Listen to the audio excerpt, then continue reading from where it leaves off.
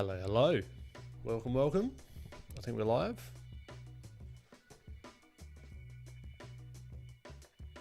I believe we are. Okay.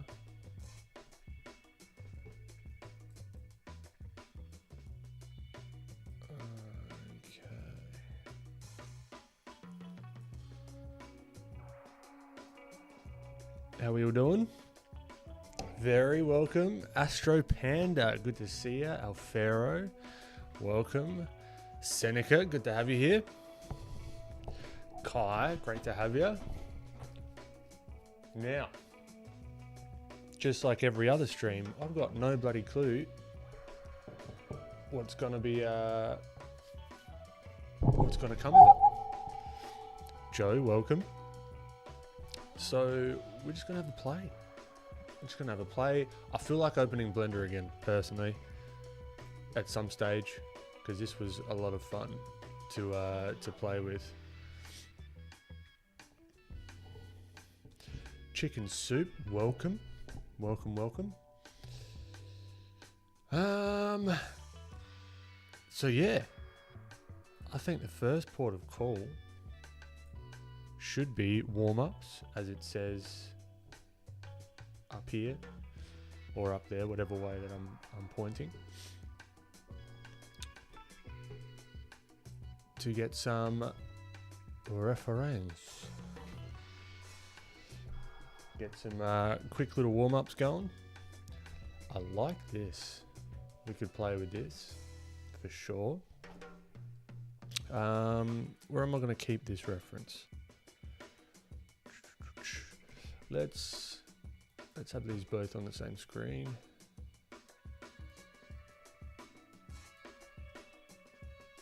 And let's start new. Now I've lost my other, hold on, so I can see chat. There we go. Sugar beets. Sparkly rainbow art time. There you go. There's the new title of these streams. I've been good, Panda. I've been well. Very. Oh, good point. Good point. I thought I did that. I'll have to do that after the stream. Very, very good point. Because so many people use PayPal. I didn't realize when I released my thing on Gumroad. So good point. Thank you, very. Let's crack open a new one and let's go to the old Pinterest. So I do need to really warm up because I'm feeling not warmed up.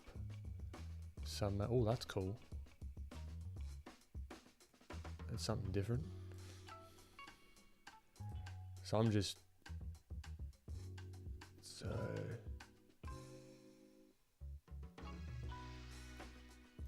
we've got Victoria Harding. This is a cool one as well. I really like that. No idea what it's from. So we're just gathering a bunch of stuff today. We're all over the place. That's a cool pose. Save that one. So we can play with that. Gisela, good to have you. Abhishek, welcome, welcome. Kai doing some cat anatomy, very cool. Some feline anatomy. So I'm just jumping straight into it, wasting no time. Let's get some style reference. So where am I looking at? So let's go into sculpture, my sculpture Pinterest. See where we can find some nice simplified shapes. Who is this by? Please tell me who this is by. Sabine.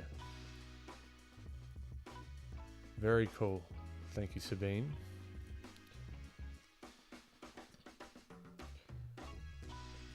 So I like to get like inspiration from all over the place. I don't just want to get it from the one the one place all the time. I love these though. I love these sculptures. These just make me want to bloody sculpt, like in real life. I want to get some monster clay. Like, I don't know if you guys have seen that. It's freaking expensive shit, but you can, like, it doesn't go mushy. It goes like hard, but you can still sculpt it and you can reuse it over and over and over again.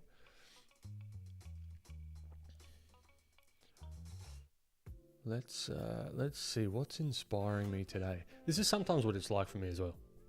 I'll just sit down and I'm like, Christ, I've got no idea what's gonna spark that inspiration, but we just got to find it. Got to get going. Very intense lighting here by McKinnon and Saunders. Very cool. And let's go do some 2D stuff. I think I might do an environment one as well, just to get that side of me, you know, ticking over. I like this. Chi NGO. Chi and Go. Beautiful work. I like that background with the glass. How's this music, hey? Oh, don't just tell me who this is. Don't make me go to bloody art station. This is very cool. I like the grain on it, actually. Well, if anyone knows this artist, I would love to shout them out.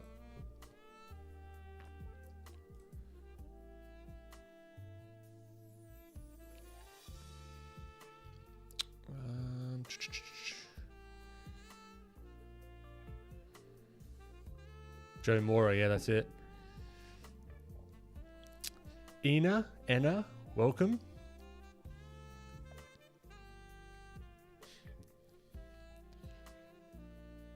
Let's get a couple more.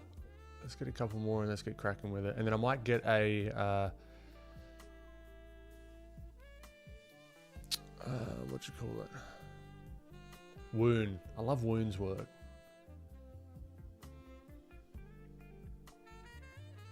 Let's grab this one.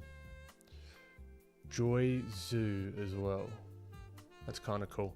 Now let's get an environment photograph to study from. So let's go to, I think I've got like an architecture. Let's go to environment design, see what it spits out. Need to pick one. I need to pick one quick. More ideas, give us something new.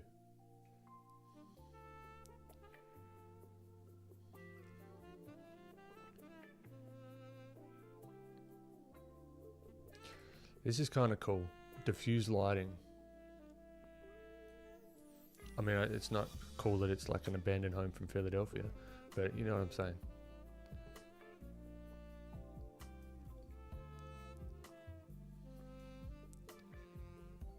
And this is kind of cool as well. Western Realty.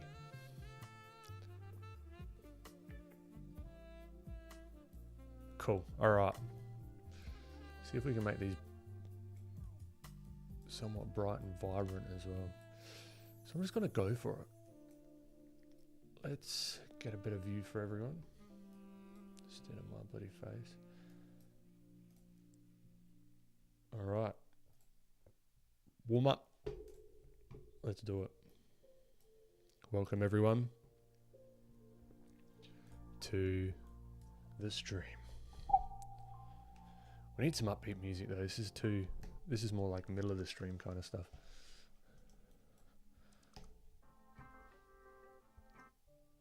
Come on, give us some. Sounds too stock music-y.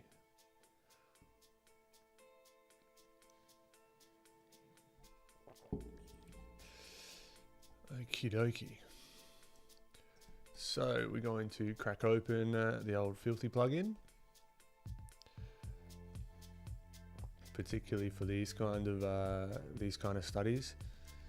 Now let's surround myself with some of these influences.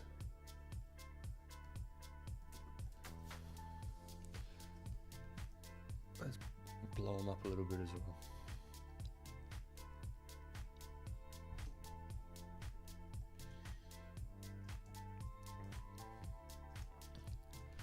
Alrighty. So, I like this one actually. Let's start with this one. We can like wonkify it up, make it a little bit more stylized, have some fun. See if we can take some of these cleaner shapes from over here, some sort of nice textures from over here. And let's go. Go, go, go, go, go.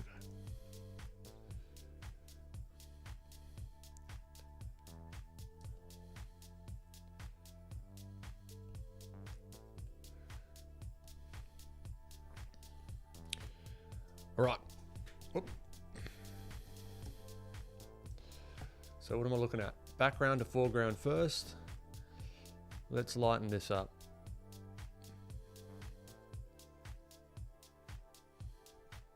Without going into our reference. Can even start with just some brushwork. Let's appreciate it, Ray. Yeah, it was good fun. Flynn and Joe are very cool. I might be doing one again in the near future as well. Let's actually. It was interesting because I was stressing because I'm not used to doing it so doing the drawing so fast. I was like, shit. Bloody time limit's on.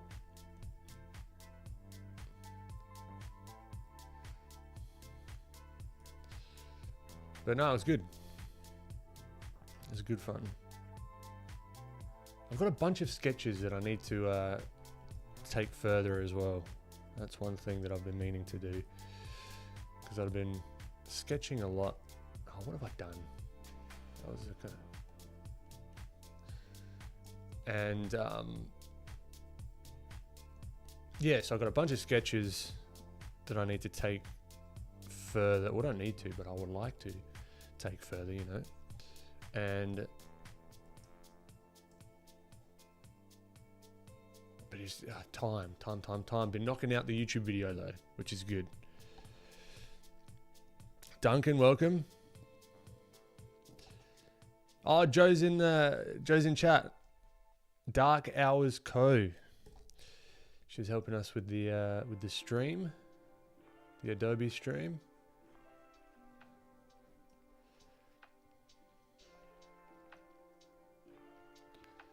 Ina, that'd be cool.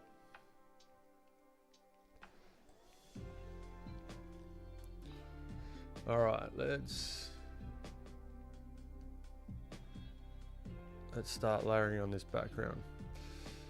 So we've got these mountains.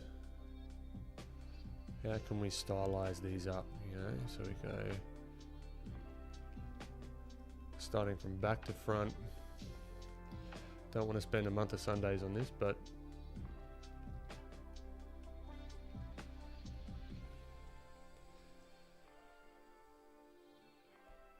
let's block that out. So we've got some room to play with, and I'll see there's slight variations on the mountain here.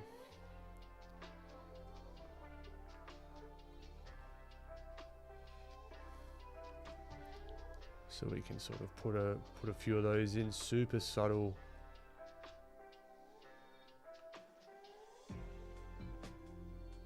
Little thingamabobs, you know what I mean?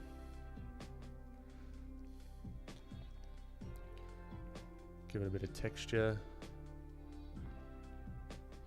Just a little bit of something.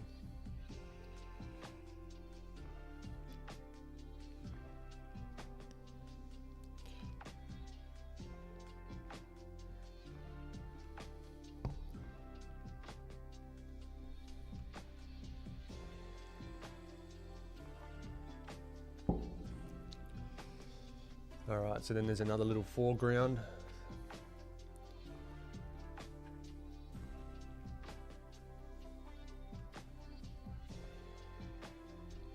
Thingo. aka a mountain. Sort of here. And then you've got even more of the, let's combine all these and throw them in here. Then you got another mountain section, but it's going to be darker. Right, so we've got this kind of thing going on. Then we've got the sandy parts. So more of the foreground for this little house, hotel thing to stand on. And you guys can't bloody see it, can you? Because I got the freaking thing in the way. Hold the phone. Let's see if we can scooch this up a bit. There we are. That might be a little bit more pleasant.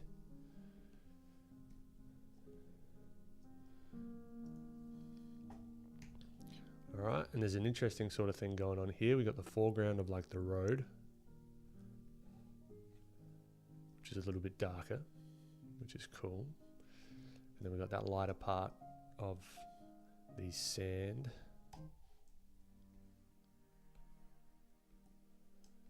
And that'll do. Now let's start blocking in some of these.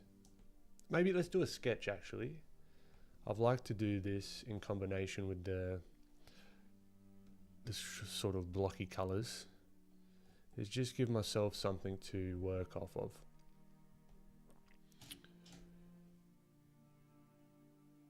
Let's shape dynamics, bada bing, bada boom. All right. So what have we got here? We've got a rectangle and we've got this squiggly bit on the top of it. So how do we make that? We can push.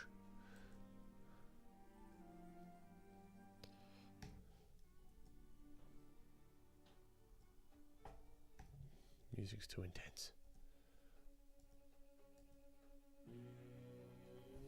Jeez, way bloody too intense. Hold on.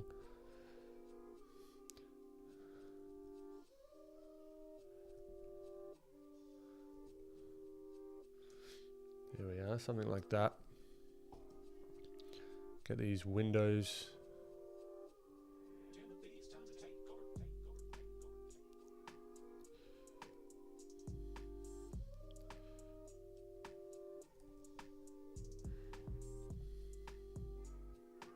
Looking very Tex Avery. Tex Avery. Tex Avery. I'm sure I know who you're talking about if I saw them. Or saw who you're talking about.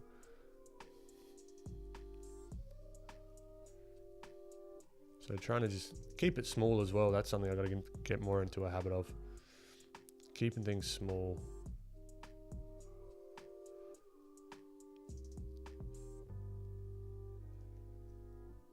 To begin with, at least.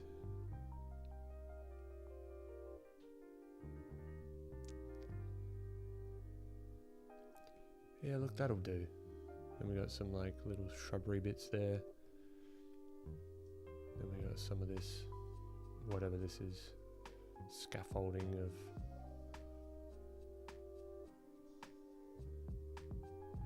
another eclectic stream coming up, going from abandoned hotels to characters to all sorts. Alright, let's get the base shape in here.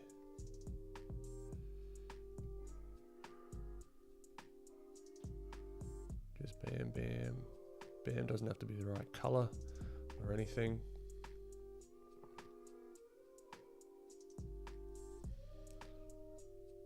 Because then we can come through and use this as a mask potentially. That could be a way to do it. And then fill in all these colors. Just using this shape as like a mask. Maybe that will work because it's not. That could be a good way to go about it. A faster way potentially as well.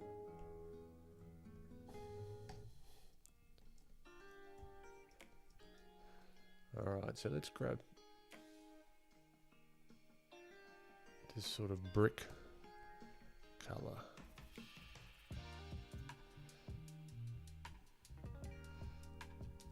A little bit more red, thank you. Cool.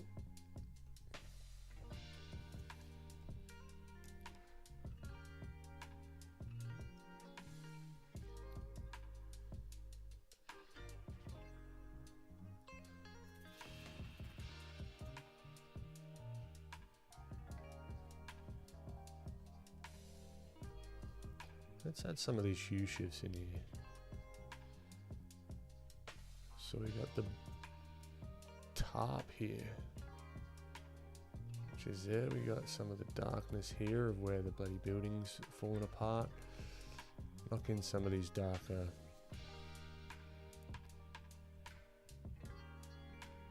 windows.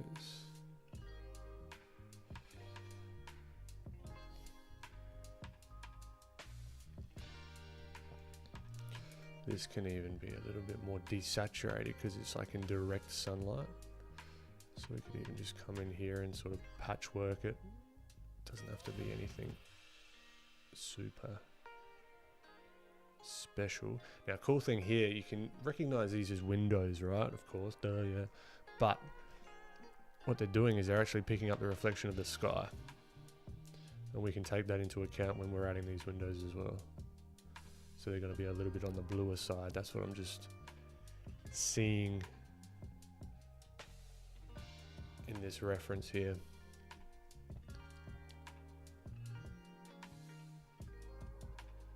So we got the tarp making some of these cool sort of shapes.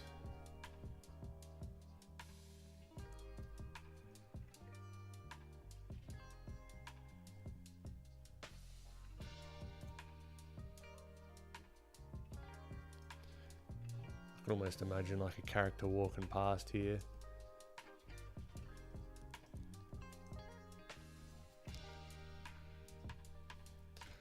Let's get some of these white or lighter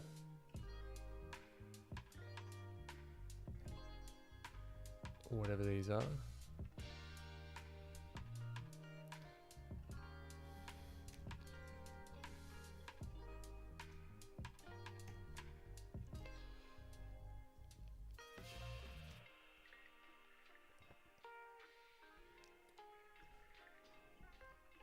Roger, good to see ya.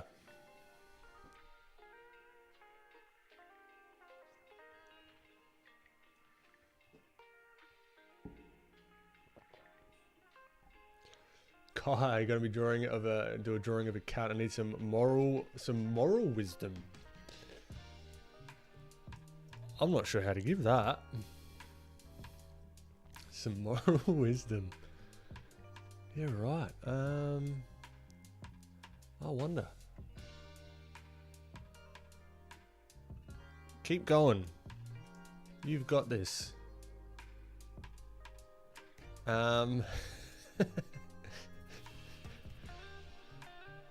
Cats aren't that hard to draw. They're just basically... I don't know. I don't know.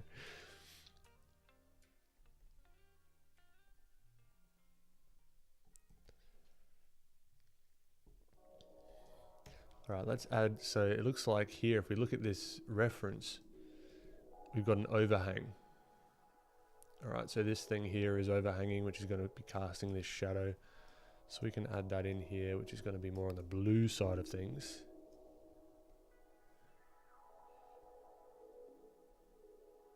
And it's going to be pretty consistent. So yeah, I've been working on, oh, this is funky. I've been working on the YouTube video. It's coming along.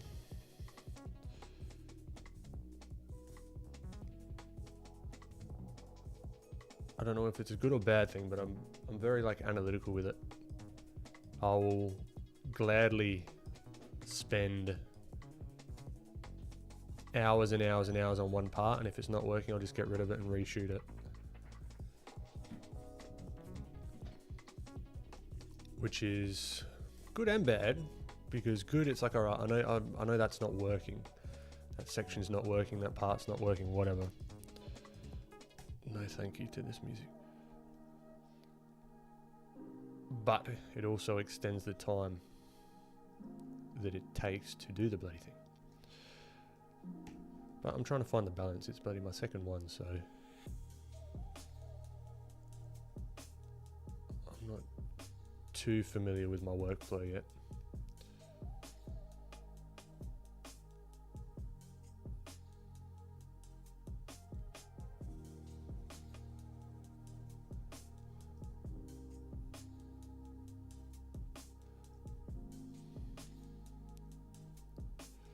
Alright, let's just start drawing on top of it. None of this masking stuff. Let's just draw.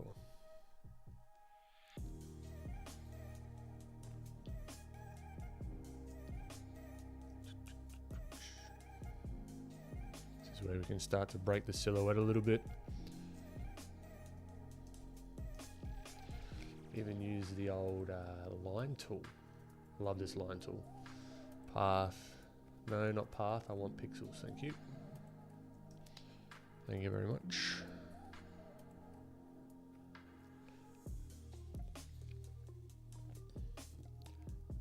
Kai. I'm glad I could have been of some help.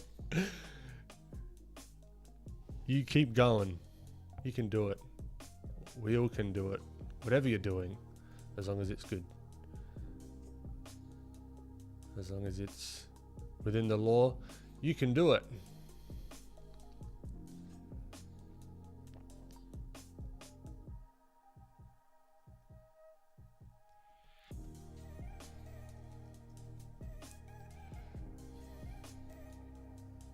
So they've got some of this sort of scaffolding thing here, and here, and here, and all sorts of stuff.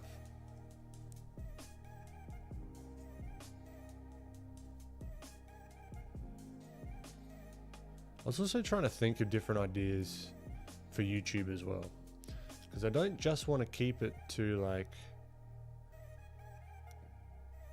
going. I want to change it up a bit, but in a way that sort of makes sense and that's still interesting. For example, like there might be a topic of someone that I'm like interested in. I don't know what that is, but like, for example, I might go like a deep dive into like, I don't know, it sounds stupid though. I don't know if it's even a good idea or not. But it's like, you know how some YouTube videos, they go deep into like a topic and like really investigate something and come to some conclusions. Maybe I do that while I'm drawing the person. Or something like, I don't know. Maybe that's for a different YouTube channel. Got no idea.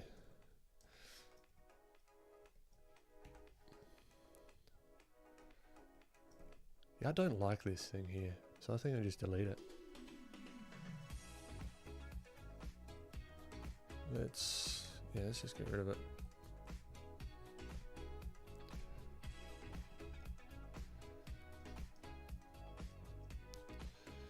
Okay. Let's look at this foreground. Actually, let's look at this bloody sign. It needs some words on it.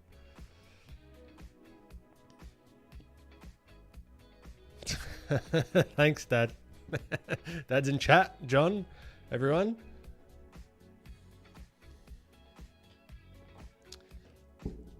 Steven's art or Stefan's art. Great to see you.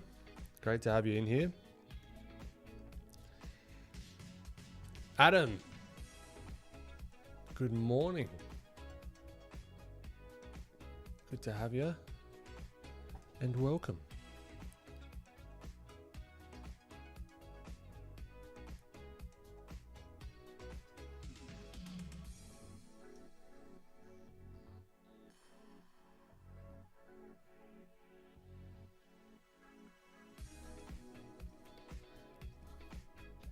Yeah, it's got a certain vibe to it. And I don't know if I like it.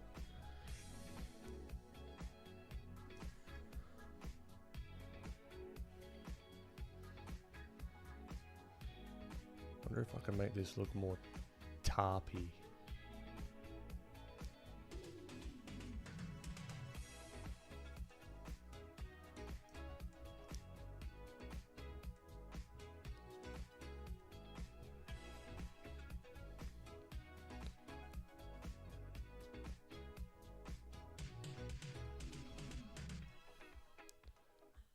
Then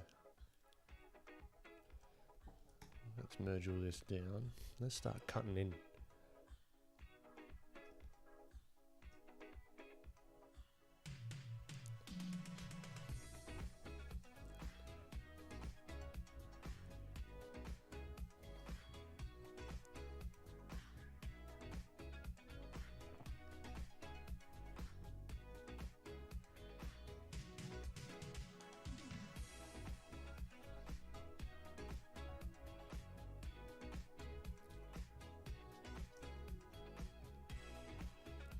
Right, let's add some of this foreground business.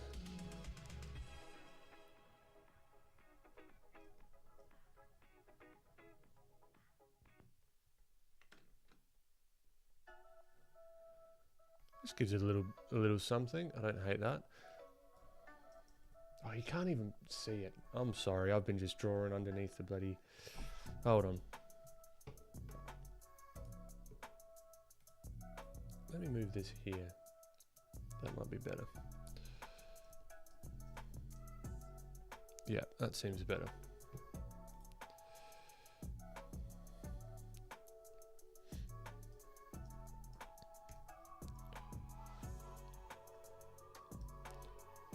Alright, some darker things over here.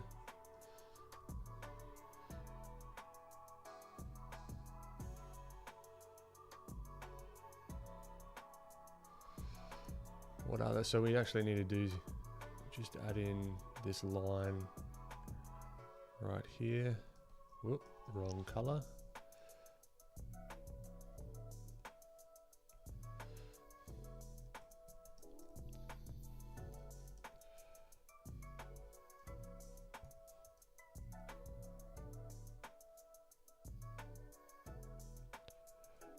Bada bing, bada boom. And then we can come through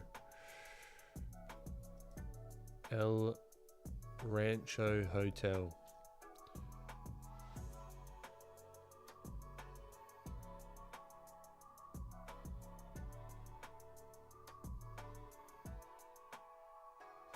Rancho. Yeah, that'll do.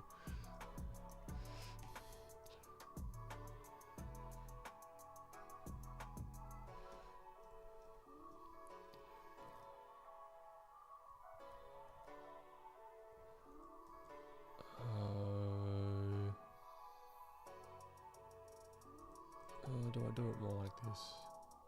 Just to get the impression of the O. Yeah, that'll do.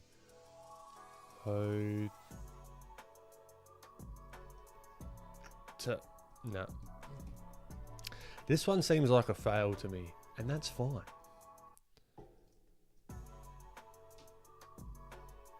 I'm just not feeling it. And that is okay.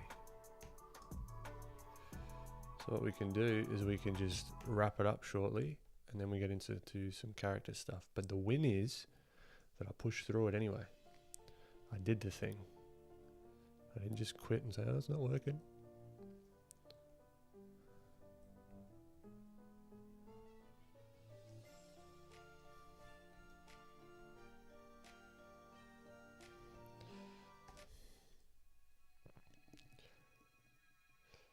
Chalkboard, I do. I've got some texture plans. I know for a fact that I can add noise. And I know for a fact that I can add like any of these filters in like the filter gallery. So I can make it look like oil paints and that kind of thing. We've just got to figure it out how that's going to sort of affect the performance as well. If it is, if it's not. So we're just doing some testing at the moment.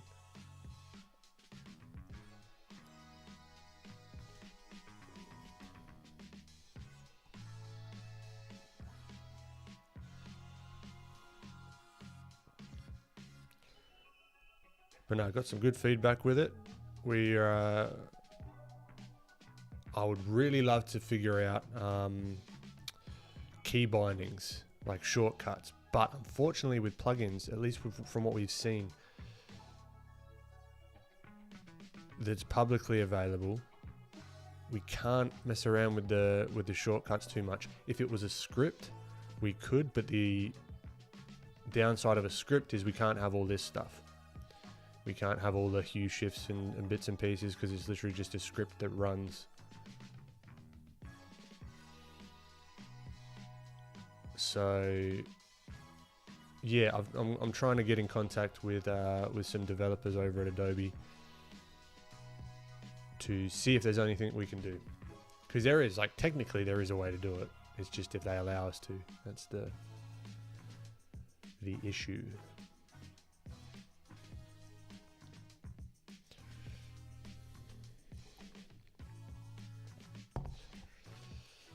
Layla Bug. This is Photoshop.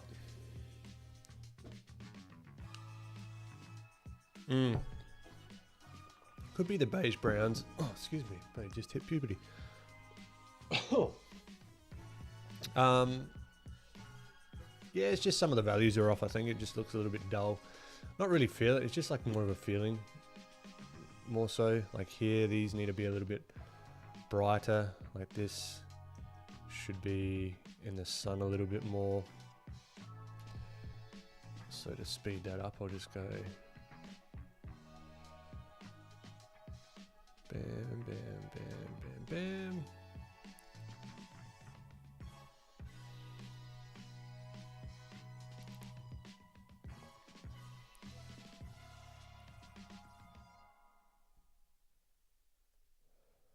Alright, so now it feels like it's more in the sun. There's a bit of a direction to it as well. And then even this thing here needs to be a bit lighter. But we can go so deep with this stuff. We can just keep noodling and noodling for forever. So I reckon I might just call it with this one. That's fine. Cool little study. I don't hate it. I don't love it. It is what it is. But we did it, team. Good job. We persevered. We didn't quit. But we also didn't spend the next 6 hours obsessing over it, which is a win in itself as well. As he continues to tweak it. I can't help it. It's an illness. Yeah, cool. All right. So let's start playing around with some line.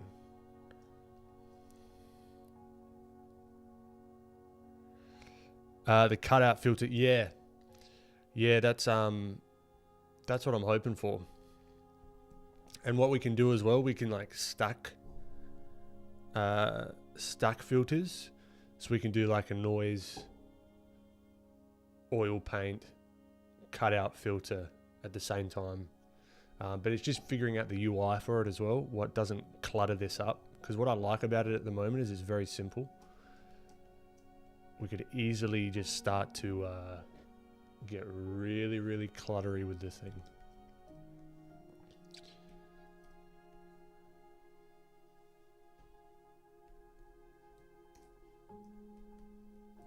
All right.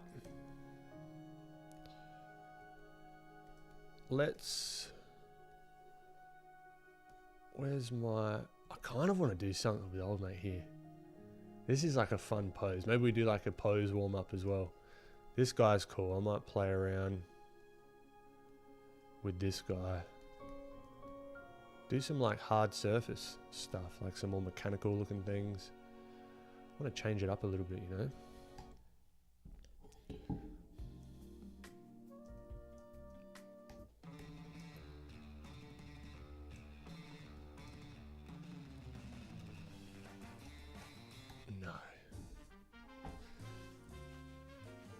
Alright, simple shapes.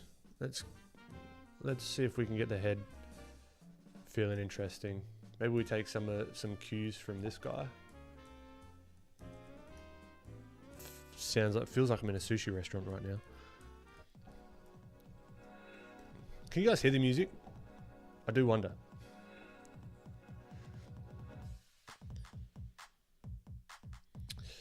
Yeah, I could create a supplementary plugin. I've thought of that.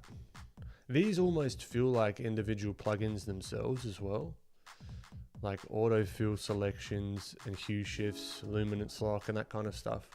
But then again, this is the issue with user experience, right? Then that becomes an education game. Then you've got to educate the user that, okay, these are separate things, that they all do work together. And yeah, it starts to get like there's trade-offs to splitting it up for sure. And like versus like having it all in the one. But then yeah, you just got to be clever with the user interface.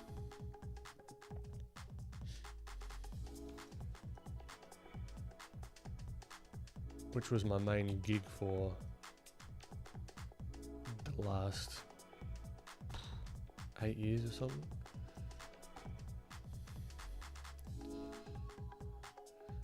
So let's take a look here.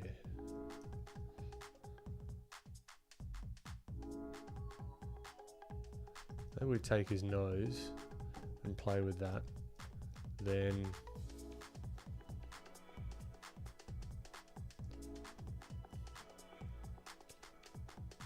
it's funny, as soon as I start to do character stuff, the concurrent viewers seem to go up.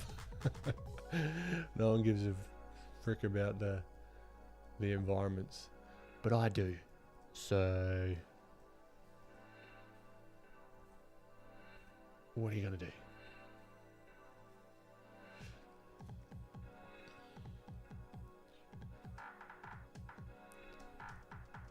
Let's play with his shapes. Maybe he has a beard. Is there a way to see the beard through this somehow? Like, is it big enough to like hold the beard? I don't know. We can play with that idea. Profile views are fun if you can remember that there's still 3D objects.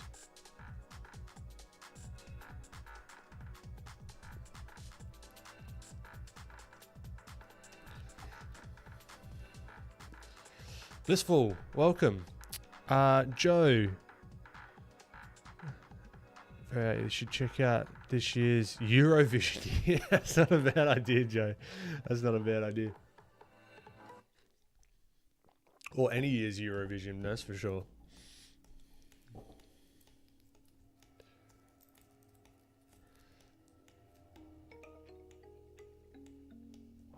Yeah, the pattern fill.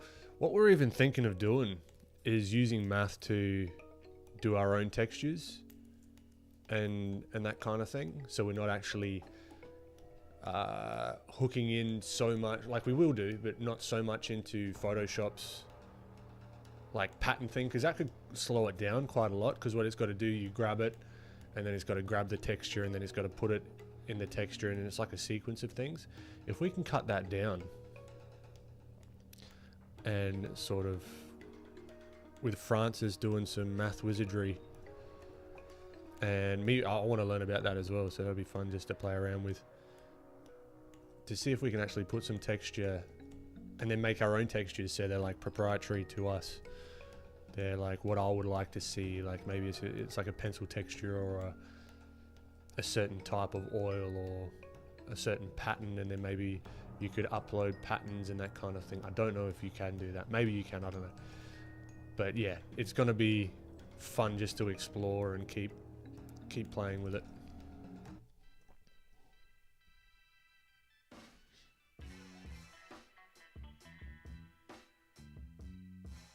Yeah, the Met. Yeah, that would be crazy. Yeah, Blissful. Great to have you.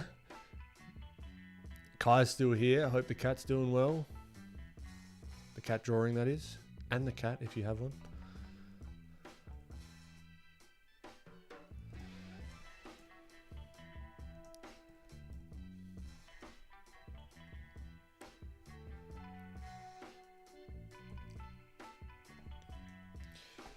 So just playing with these shapes, trying to push them. Because we're going to cover all this with this helmet. Alright, it's going to come across here potentially, so could be a fun one also to play around with in regards to like lighting eventually as well. What I did have an idea with for today is to do some head drawings. Maybe do some figure stuff, right, just for playing about. Oh, excuse me. Do some head drawings and then sculpt the basic shape of the head, and then take some photos of that sculpt and then use that as reference to like learn how to do it in like really extreme angles. That could be fun. That's going to be like challenging. That's one of those things where it's kind of like hiking with a weight vest on. It's not, it's sort of like getting out of my comfort zone.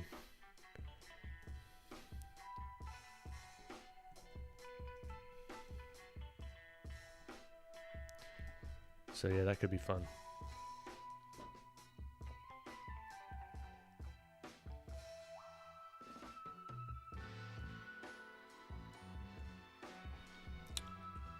Let's have a look.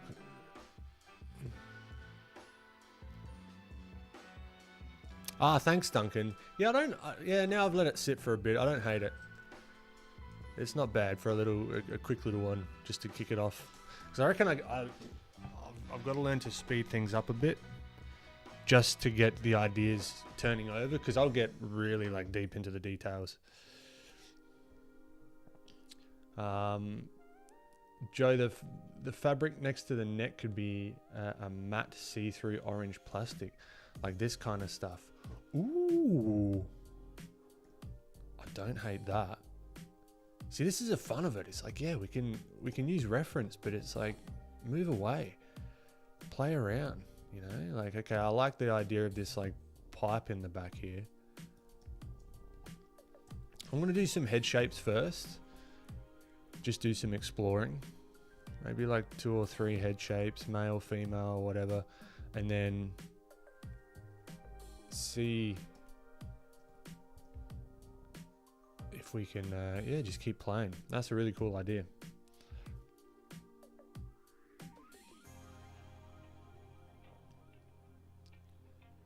The shape stealer. Wee. What's this name for? This guy.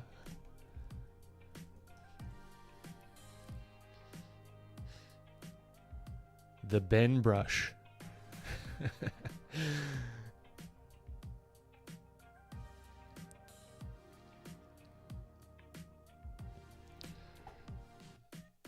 Oh, Kai, you doing the whiskers and everything? Bloody hell. You're going to have to teach me. I wonder if I've ever drawn whiskers before. I don't know if I've ever drawn whiskers before, so you can teach me something.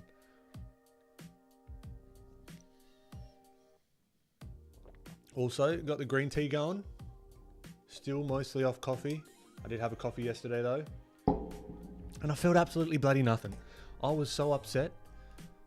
Again, I tried this the other week and I thought I was going to like see Jesus or something. Nah, nothing. It's completely useless to me now. I've lost the spark with it.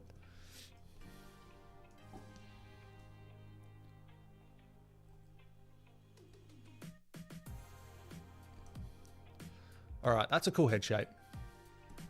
Let's try a rounder one. This guy's face kind of round. This one's a little bit more on the rounder side. So let's do a profile view of... I'm also thinking more into Prince as well. Not the singer, but like Prince, as in like art Prince. I've been talking to some people that are like way sort of deep into that space. And I'm contemplating it. Doing maybe like limited drops of certain drawings and that kind of stuff. I reckon that'd be fun to play around with. Because I've never done the physical stuff before, like printed anything out and sort of, yeah, put it up for availability. But I reckon I'd go like the limited run sort of route. So maybe like do 50 or 100, because I don't necessarily want to be a professional print, put it in the tube professional, you know.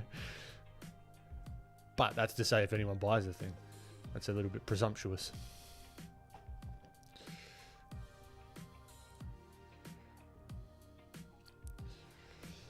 Dylan, good to see ya.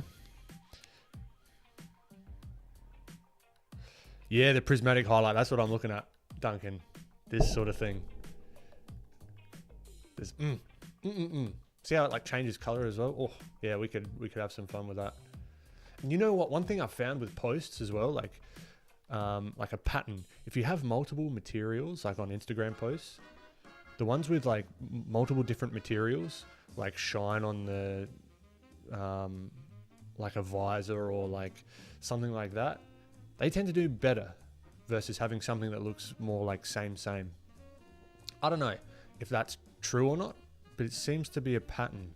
Like I could guesstimate that if I did this character, right, and I did like a full visor and I like lit him really well and I like painted him and that kind of thing, I could guesstimate that it would do a little bit better than average, I think, with if it was just like a normal post. But that's just a guess. I could be completely wrong and it just absolutely tanks.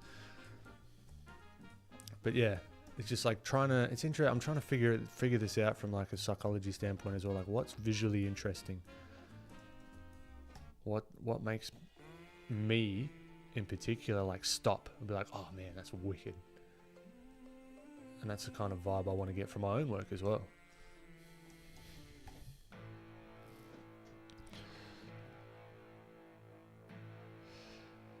Yeah, Duncan, I never drank it for like the longest time. I never drank coffee for a very long time. But yeah, then it was just slow progression into coffee land. And then yeah, I was having like 4 cups a day and then I was feeling like garbage. So yeah, I'm kind of glad, but it wasn't hard to get off of. I don't think I was like hooked on it or anything. I just stopped drinking it. But yeah, I was hoping like my tolerance would build back up and I would have some like euphoric visions or just like, I don't know. Not really. But there was a point where like when I just started to drink coffee, where it was just like the best feeling ever. It was just like, oh, everything's gonna be fine. Let's go get all this work done. Bam, bam, bam. Let's go to the gym. Bam, bam, bam. But yeah, now I've got to muster that up naturally. Ugh.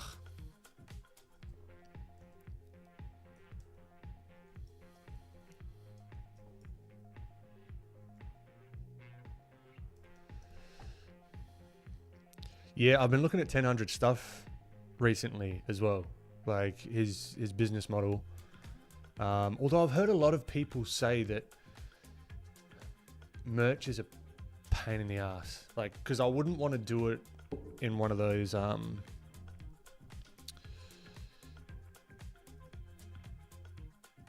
with one of those like quick, just like slap an image on something or a logo on something and then call it a day. I'd actually want to get like source really good stuff that I would actually wear, you know, like anything that I put out, I want it to be like super high quality and stuff that I would actually use, and which is then gonna be a pain in the ass shipping it and that kind of thing. So it's, yeah, figuring all that stuff. Eventually I think I will. I think it makes sense.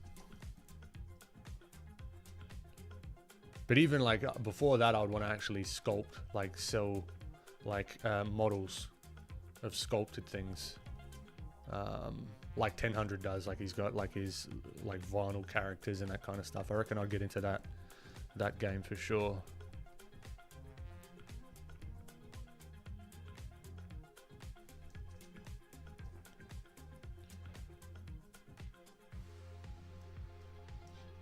Twisty, good to see ya. Duncan got a smartphone. Hell yeah. That's what I'm talking about.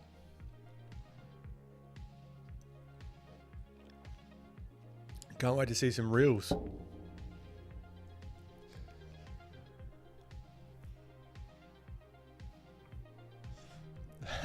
Guy, you're drawing the cat's body.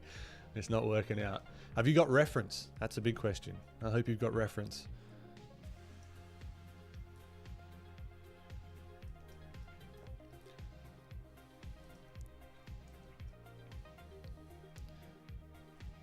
Because you can't expect yourself, if you've never drawn a cat's body before, or if you're not used to drawing a cat's body, how are you going to know how to draw a cat's body if you've never seen it or never studied it? That was a big thing with me. Like, I used to get really frustrated and like throw stuff away all the time because I just expected myself to like know how to draw this stuff. Why? I don't know. Because I was a dum-dum.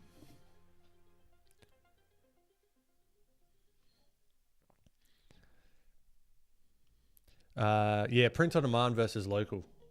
Yeah, that's right. Like for the prints themselves, like the paper prints, and for like clothing and that kind of thing. It's, I don't know. I would really want to source good quality stuff. So it's just like, yeah, everything that I put out is just like the highest quality that it can be, and stuff that I would be proud to put my name behind, because that's what I'm doing, right? Which makes it a lot more difficult, which is annoying, but it's sort of the trade-off.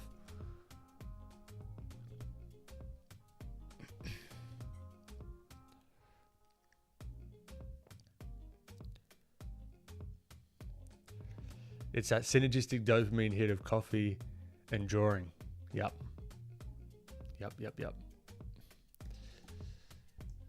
Who knows, I might give it a whirl today on stream. And we'll do an experiment to see if the stream and interacting with people and the conversation and the drawing does anything. Who knows? Because I've got green tea at the moment. And it's nice. I feel nothing though.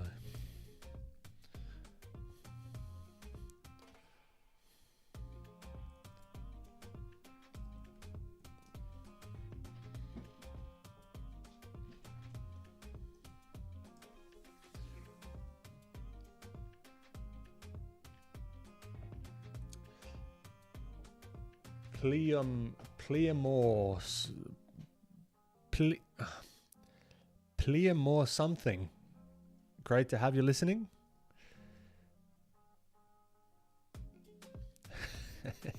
Joe.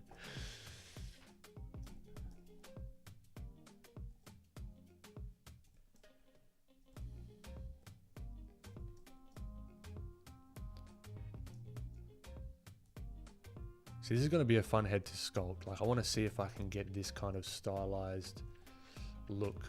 Although I've just got the profile view. We'll crack open Blender maybe. And then see. Maybe I'll do some experiments with the helmet on. So we've got old mate here, and then they kind of feel like they're in the same universe-ish. And then we can maybe... yeah, do some sculpting. That's what pushed last stream out from maybe like a 4-hour stream to like a 7-hour stream. Because I decided to get into some sculpting, and then it just was that fun.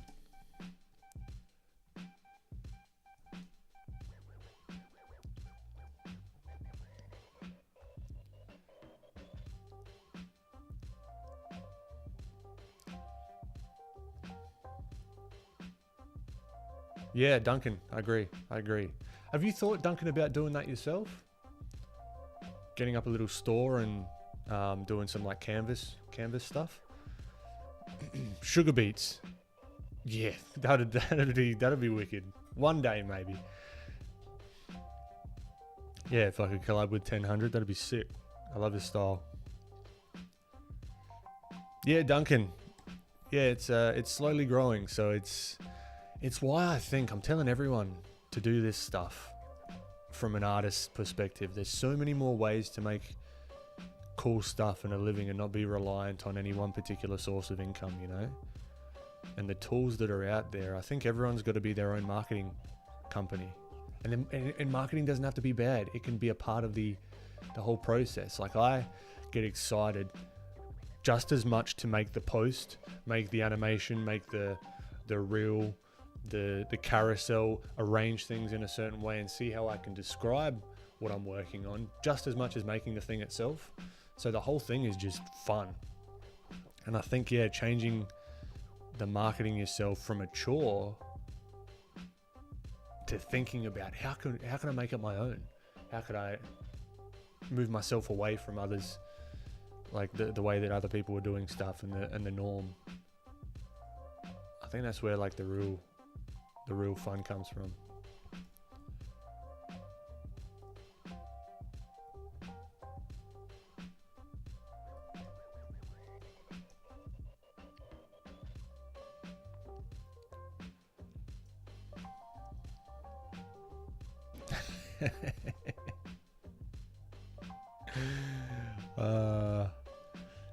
Duncan, no worries, man. Are you doing work?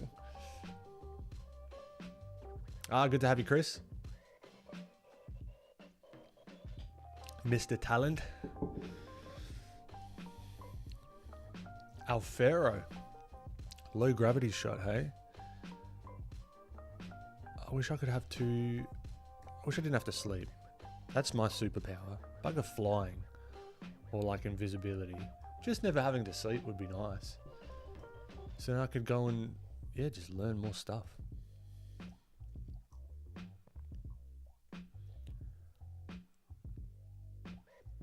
Mr. Moon Digital Design. I think you might be new around here. Welcome. You're from New York. So cool. Baffles my mind. I say it every bloody time. You've got people from all over the place popping in. It's like the bloody United Nations in here. It's wicked.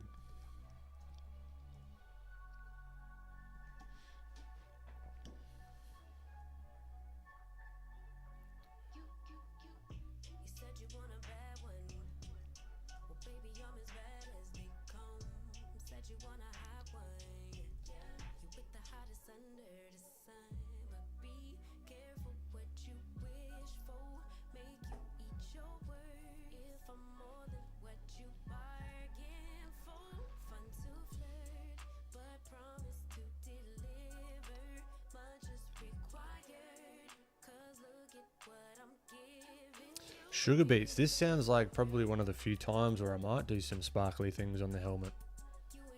Potentially. Not making any promises, but you never know.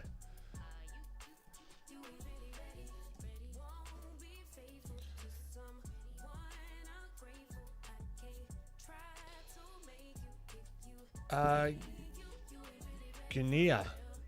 How did I go about learning Blender? One tiny little step at a time, and not trying to learn everything all at once. And I tried to do very specific things. For example, I wanted to know how to sculpt first, so then I just started sculpting, jumping into it, but not tackling a very big project. I just took a sphere and started to just like mush the clay around, and then taking it step by step by step. That's how you learn these sort of bigger programs, I think. And just being laser focused with the outcome that you want.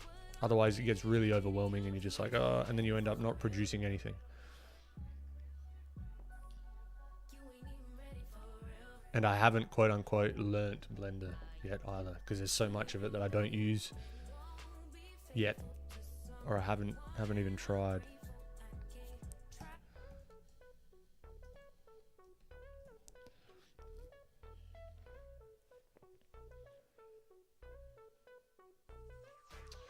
Duncan, yeah, that doesn't matter though, because if you've got it up there ready, I mean, what if one of these new posts that you're going to do, one of them pops off, and then you start getting an influx of people, and then there's no way for them to sort of get more of your stuff.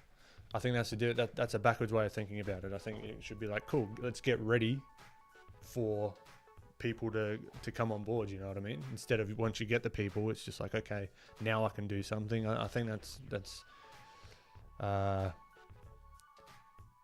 almost a form of procrastination in a way, and it's a way that I sometimes think as well, like, oh, I shouldn't do this until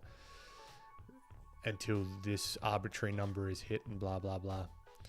There's no reason why you can't get something up there and start getting sales, you know?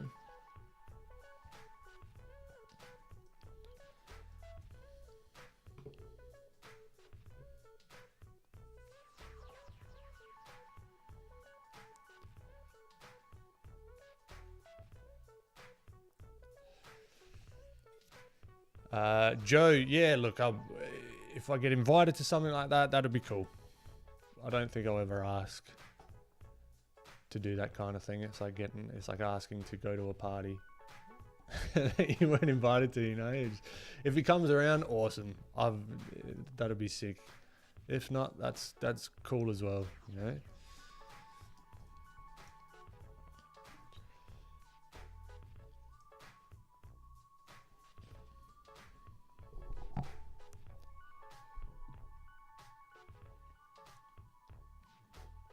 Yeah, sugar beets. Yeah, maybe one day.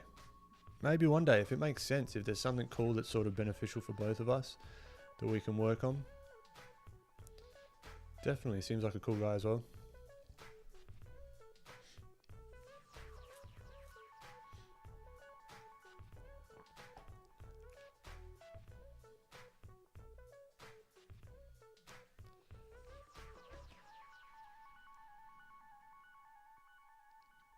Trouble. I just gotta start painting on real things to first before I think about doing a mural. But nah, definitely, man.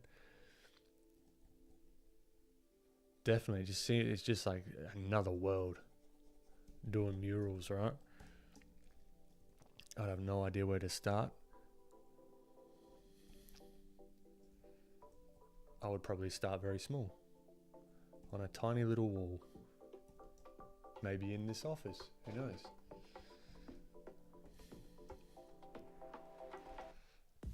All right, so we've got two head shapes here. Oh, of course, look at this. Typical on the same bloody layer every freaking time.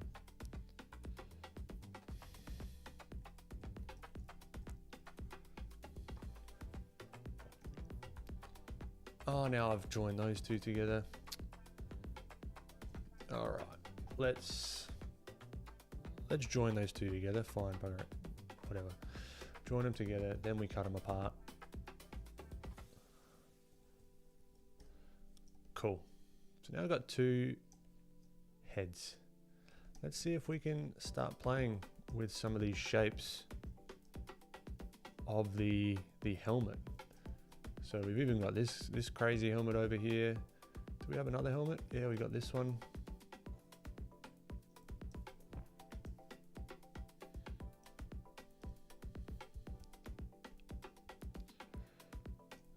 And the goal here is not to be too precious. What I might do though is I might erase some of this stuff just for clarity. I might just give them one more moustache. That's fine, that'll do.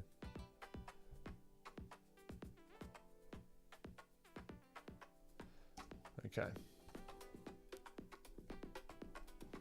This helmet. I want it to feel a little bit more angular. Rather than as so blocky. I want it to almost like hug the head a little bit more. I like the idea of this kind of thing coming off the back.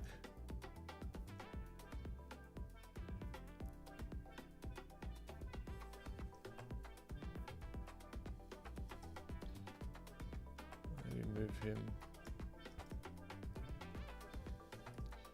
up there. And then maybe we knock this back a little bit so we can actually see the helmet a little bit more and see what's going on with some of these shapes.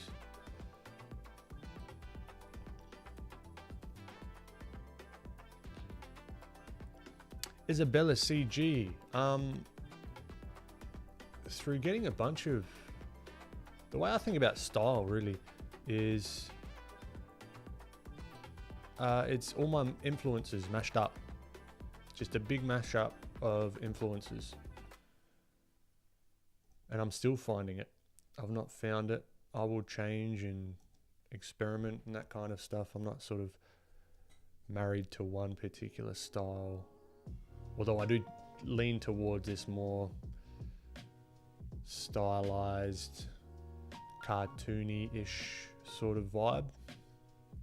That's just what I like. My taste could change tomorrow, you know. I'm really not.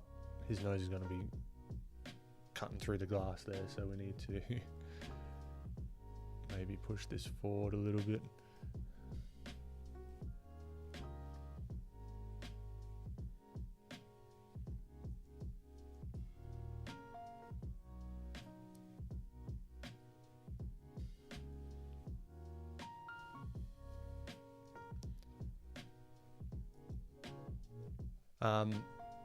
Yeah, it's just all the combination of my different styles that I really enjoy.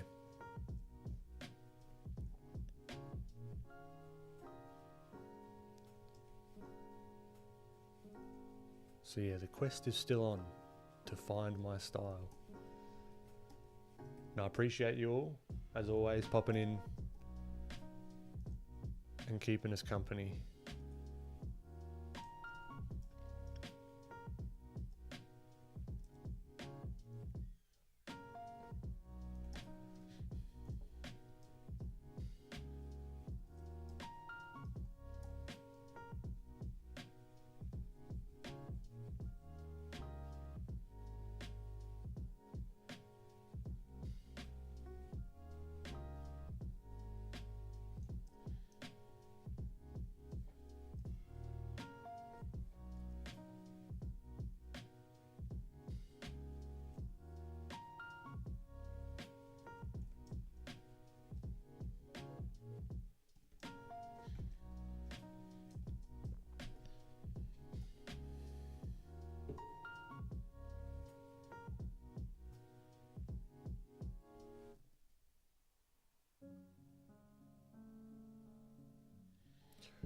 Yeah, sugar beets, that might be a way to go. That might be one way to go, is to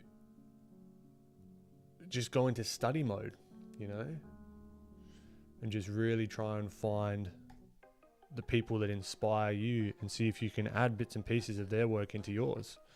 Because that's where the uniqueness comes from. It's the amalgamation of all your different influences. At least that's what I think anyway. Kai from New Zealand. Very cool.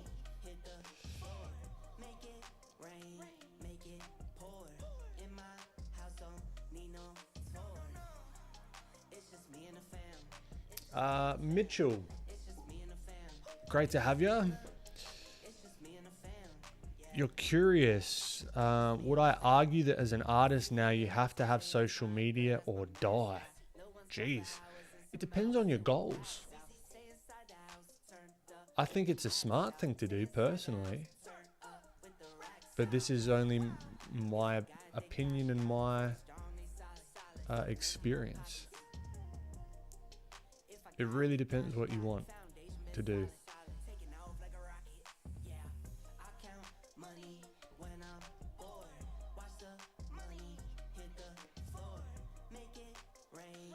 Destiny, welcome.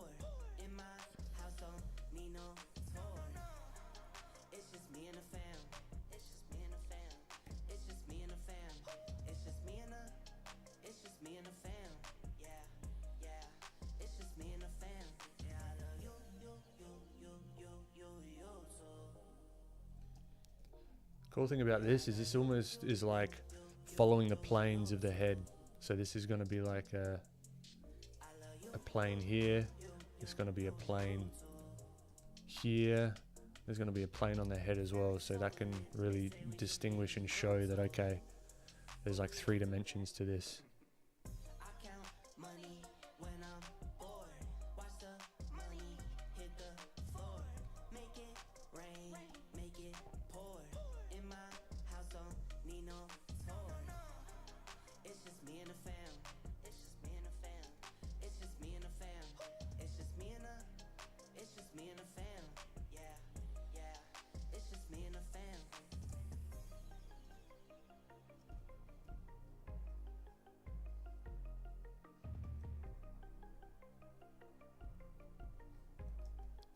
See, that's just real simple shapes as well. I'm not getting too finicky with it. So this is with the person, without the person. We can just swap her in and out as well. One size fits all. And it might be a little bit smaller because of her head's a little bit smaller.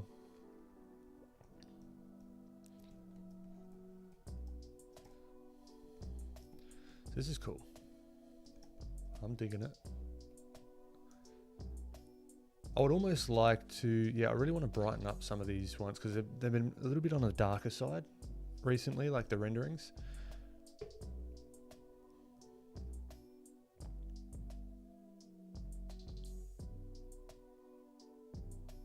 Sugar beets, that's awesome. That's a goal right there. You want to be a snobby art person, go for it. Nothing wrong with that.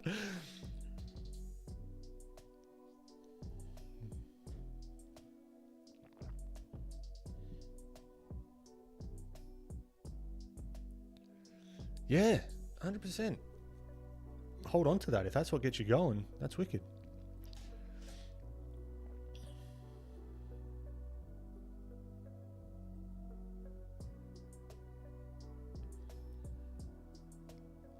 Duncan, you're the king of backwards thinking.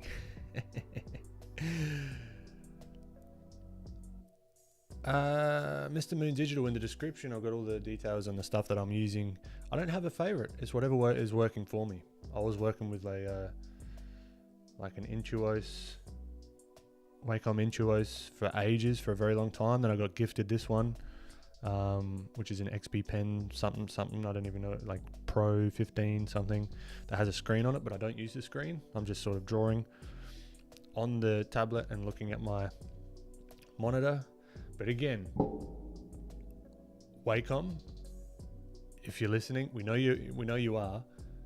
I'm available if you want to do something for that 27-inch bad boy that you've just launched. That would be lovely.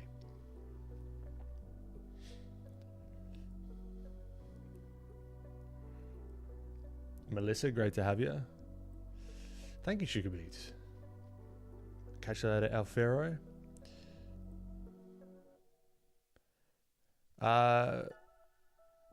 Sketching in Procreate. I do enjoy the chalk brush, actually. Give that one a go.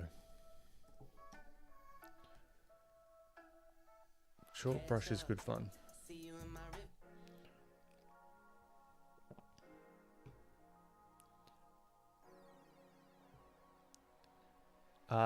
Isabella, I learned stuff from all over the place, all over the internet, bunch of different courses, videos, books, you know, and then my own study and my own way of doing things.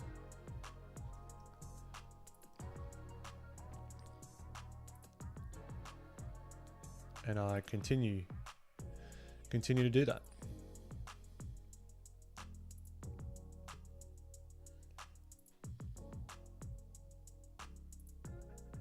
Sugar beets, you're doing it. It's a community animal segment. Yeah, I haven't seen any. That's the only thing, or else I would have mentioned. I will. It would have been a segment in today's live stream. I just haven't seen any wildlife that's of note, except for a couple of Shih Tzus and one that kept me up all night last night. Not all night. In the morning, he was very naughty, and he decided just to bark and not stop barking. And then because they got little claws, and we've got hardwood floors, it sounds like a bloody tap dancing, whatever you call, performance, going back and forth, back and forth, back and forth. So yeah, that was fun.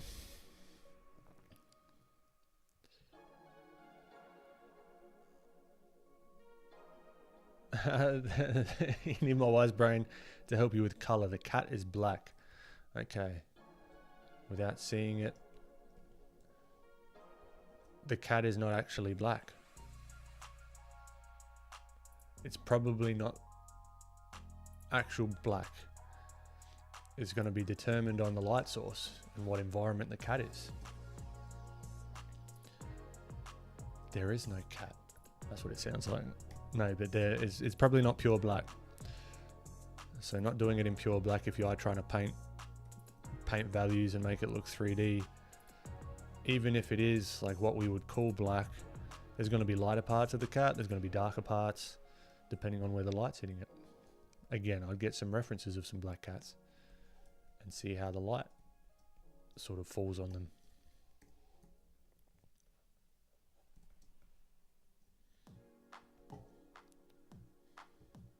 Sorry, I'm just trying to keep up with chat. You guys are going ham. You saw a pangolin. Pangolin. Oh, those are cool, those ones. Blissful, will I be doing a mermaid piece? I don't know. For mermaid. I do want to share that story. My my trauma with mermaids in Japan. I'm going to think about doing a reel before the end of the month to show maybe why I don't do mermaid. Toki, good to have you.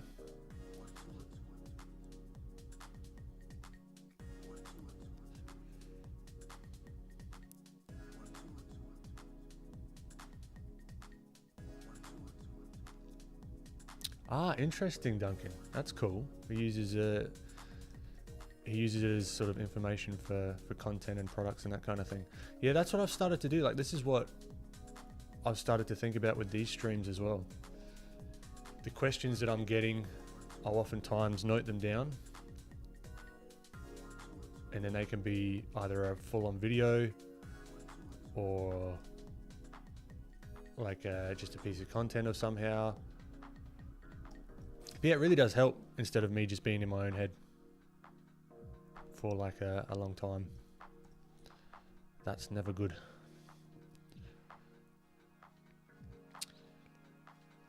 Ala, awesome. Great to have you.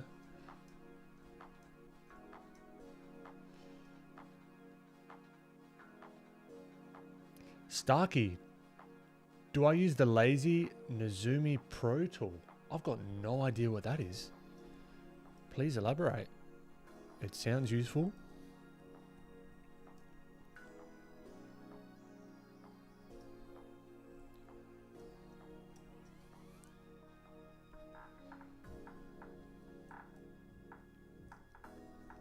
And it's things like this as well. Like, I like to understand what's going on underneath. A lot of people might have just started and just drawn the helmet and then sort of fit the face in. I like to understand that, okay, the neck is actually going to fit, and the ears and everything in the back of the head is actually going to fit into this helmet.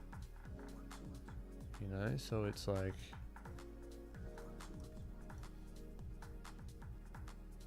now I'm definitely not going to sculpt the helmet because I'm not good at hard surface stuff yet.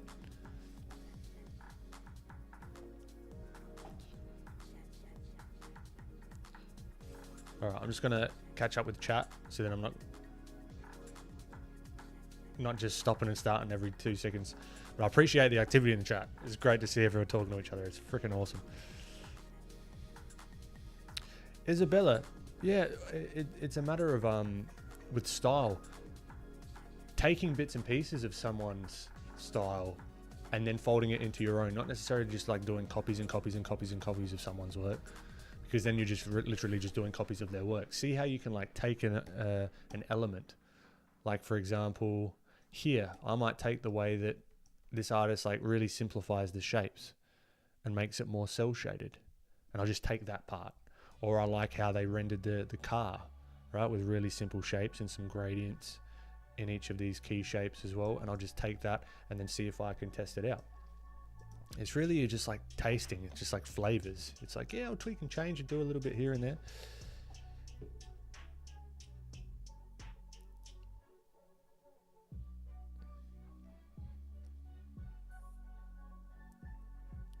Yeah, that's what I liked about this helmet, which I might use here. That could be fun.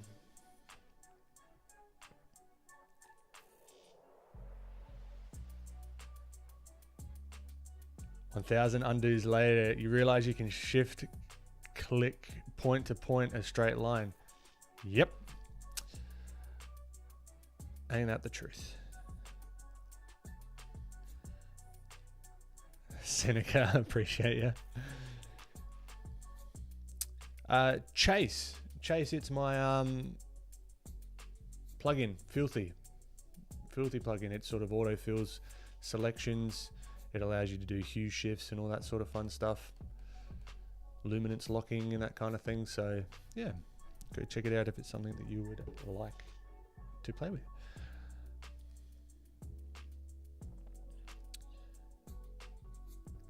Math. Stan, what you don't understand English? Okay. Wait for the live to end so I can activate the automatic subtitles. Yeah, right. Very great to have you, Math.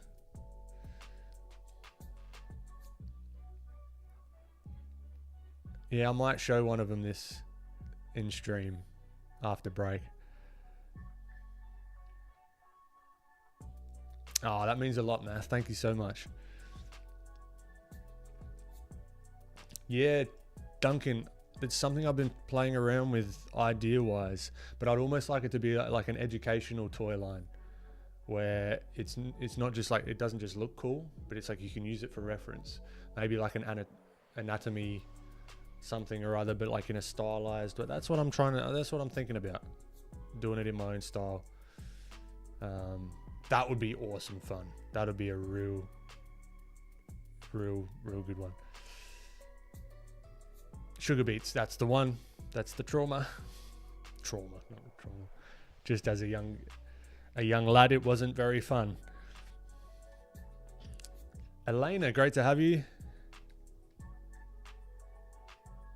Yeah, sugar beets. Yeah, as I said, just as a young lad, it wasn't wasn't fun, particularly with a whole team, a baseball team, making fun of you. So, but it's okay. I exaggerate. It wasn't that bad.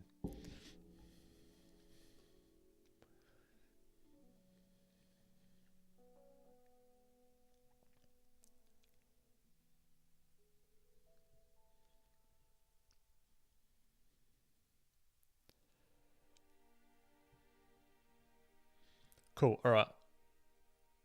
I'm caught up in chat. Let's speed run.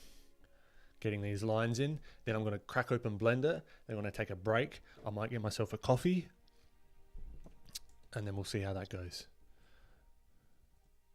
Speed run. Getting these lines.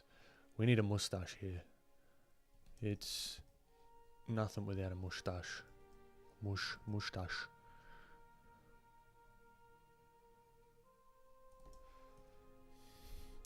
So he looks like maybe the captain or the one that knows. He's been around the block.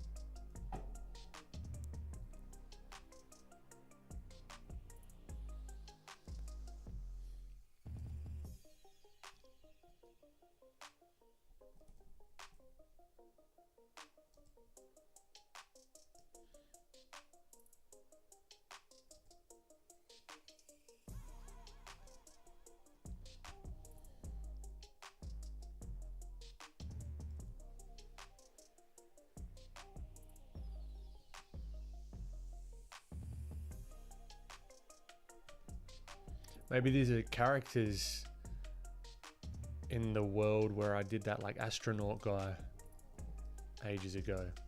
That could be something. So they sort of, I don't know, maybe that guy is kind of like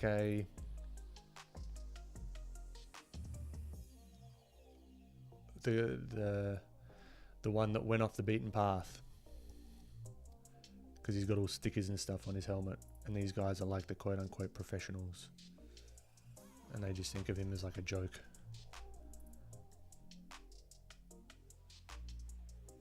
Who knows?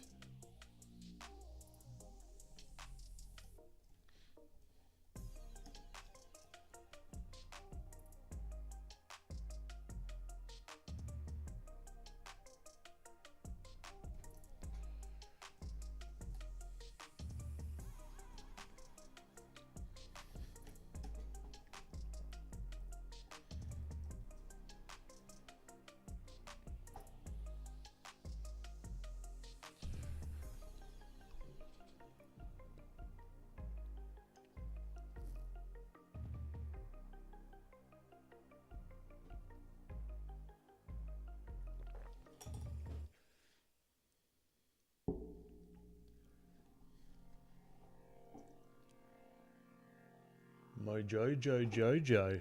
Yeah, right. I got no idea who that is. Artistic Spartan. You've seen comments from what?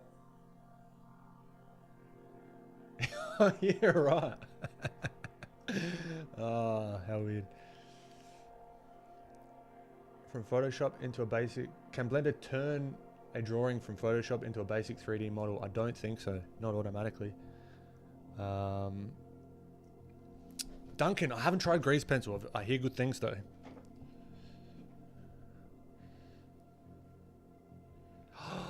Joe, the Pixar space version of Nigel Thornberry. Fuck yeah. That's a good point. I like that. He's got his buck teeth. He's like, oh, thank you. I can't remember his accent. He was English, wasn't he? He's like, oh, thank you.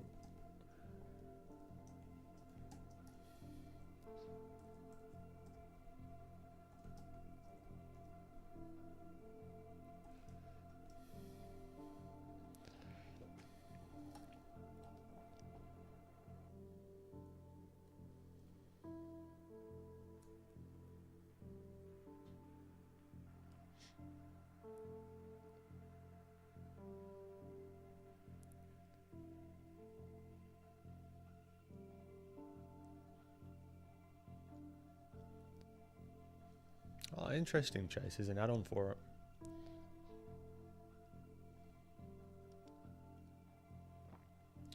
it. Joe, no, not in Blender. I haven't tried grease pencil. I have to. I've got to set some time aside to play with that.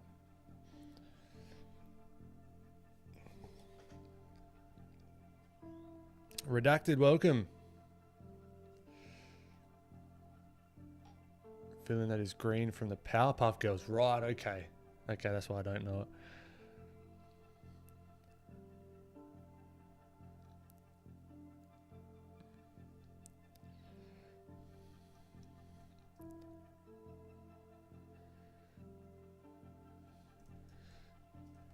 Hey, that could be fun. It could be like a father-daughter sort of thing. I like that.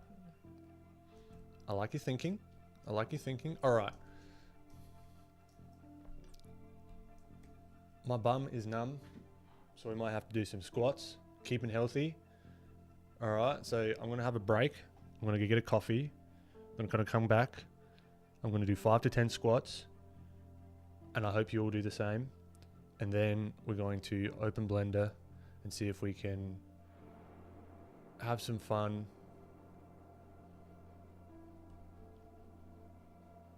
Doing a bit of sculpting.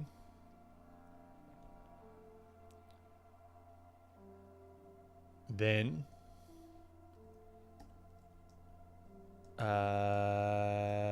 yeah, then we might sort of try and throw some color on this guy. And we'll see how we go.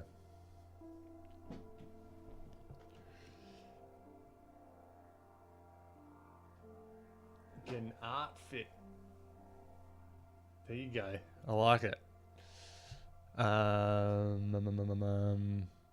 don't have a human anatomy course yet.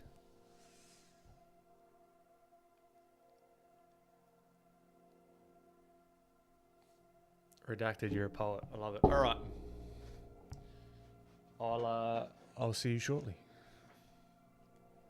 Let's turn some better music on, hey? Not bad.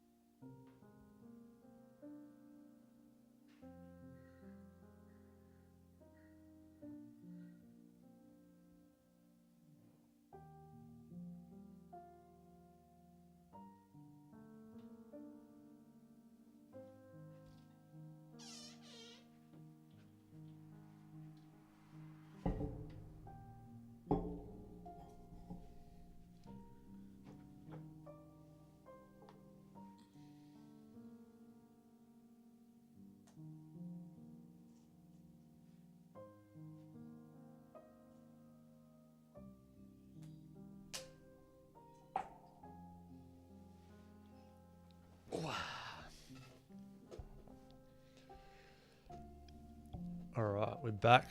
So, I wanted to try something.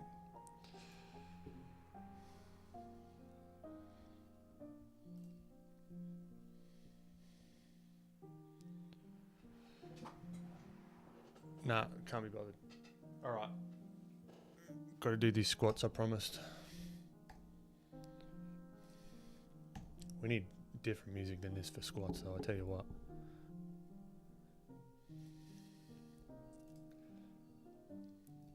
We need moods.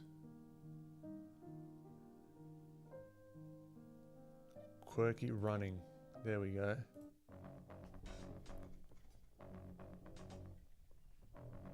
Alright. It's bloody game time.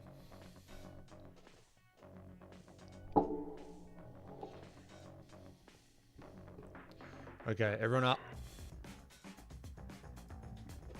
We need to be freaking healthy.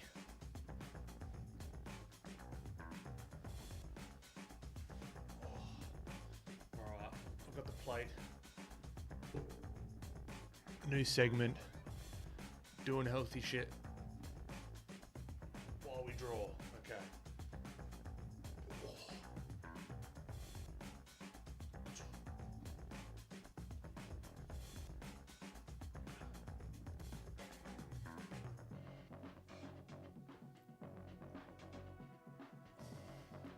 Eight.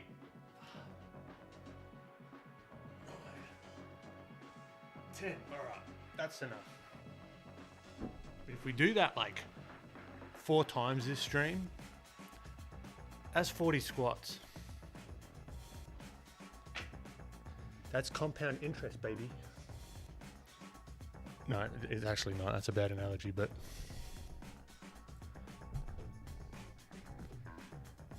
all right.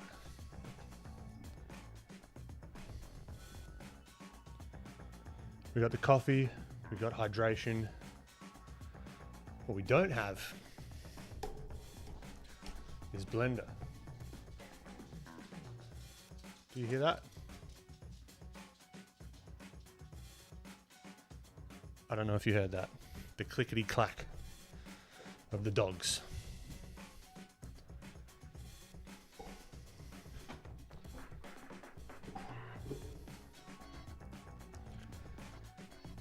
All right, so let's go back to the other view.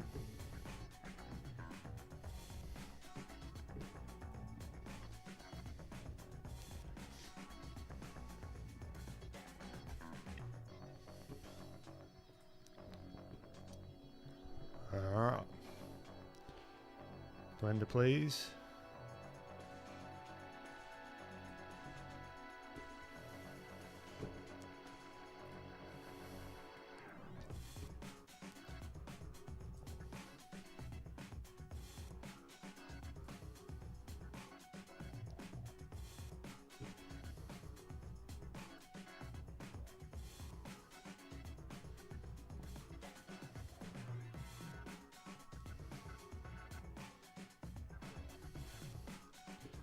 Alright, that'll do, I reckon. Maybe. Yeah, that'll do.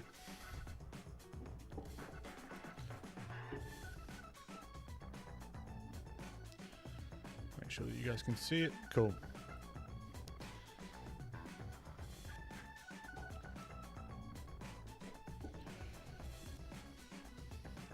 Let's catch up with chat.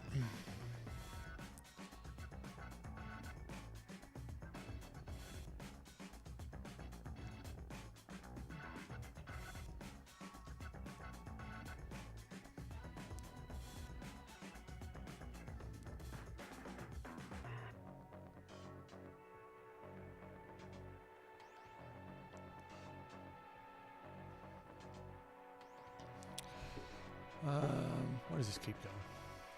Okay.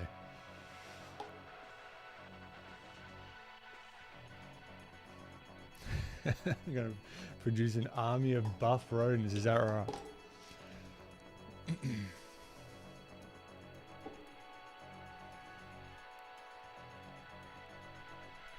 Sorry to hear it, Sugar Beats. I hope you're feeling better soon. Ben's buns are better now. That's right. How's that for a t-shirt? Okay. So let's play. This is no longer a warm-up. That's a lie. Let's get this lie out of here.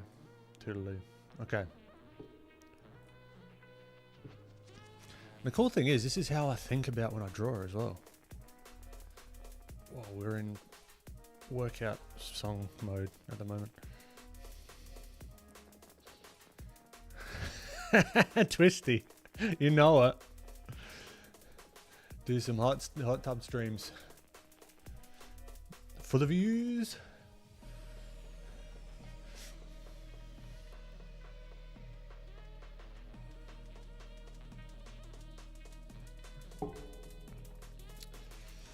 CMG. It'll happen. It just takes some practice. All right. So I would love to like make some blender brushes as well. There's things that I would want it to do. Fucking hell, we need to relax with this stuff. With this music. That's fine. Alright, let's... Now I'm just going to do a bunch of things that aren't going to make any sense to people that haven't played with Blender. So forgiveness. Please. Alright.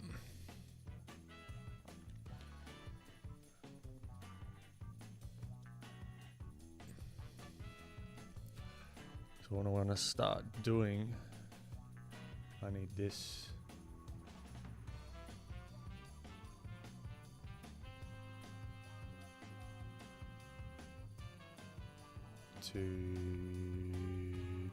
No. Well, not on the x-axis. There we are. Now we got symmetry. Now we can start playing, molding, sculpting. If you guys have an iPad, highly recommend getting Nomad Sculpt just to play around with. It is paid, right? But it's like it's a one-time thing, I believe. If Blender's too intimidating for you, Nomad Sculpt is literally like just a sculpting tool.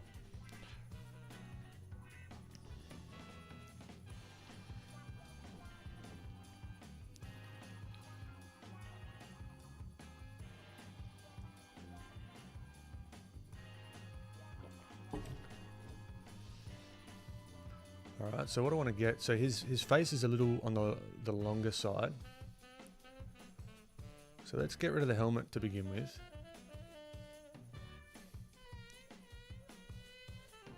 And let's take a look at the profile. We've got the profile here, might as well use it. He's got that big old head in the back. I've also got a parcel coming between 1 and 3 p.m. It's 12:25 as well, so if I have to just nick off really quickly, that's what happens. The door's open, the fly screen is locked, the good dogs are gonna go nuts. So that's the doorbell's broken at the moment, so that's gonna be my indication that someone's at the bloody door. So that's gonna be fun.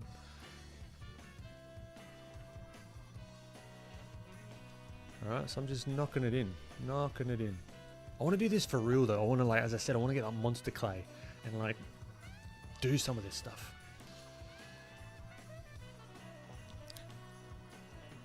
Let's add some ears to him as well.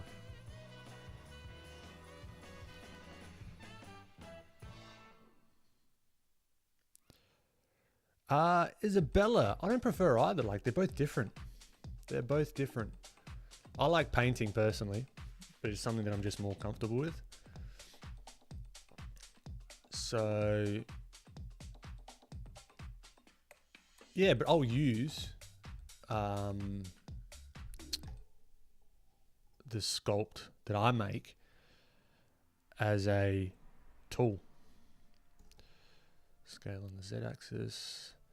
Do the old flip around on the Y. And then we have,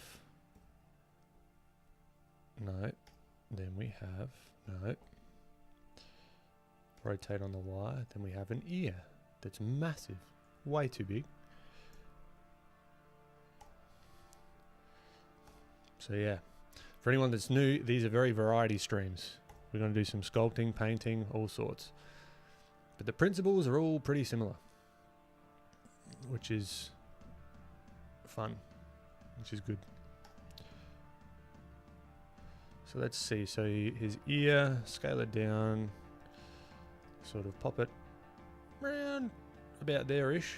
Let's change the view as well. A good tip, if you are in Blender and you're doing any of this stuff, changing the focal length to more of like a portrait, like 85mm camera, so it doesn't distort the view too much. Because if we went down to like a 13mm, as you get closer, look how like distorted this gets.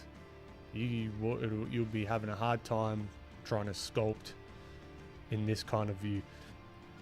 So crack it open to like a 85mm, and that gives you like a nice, more realistic interpretation of what this is going to be.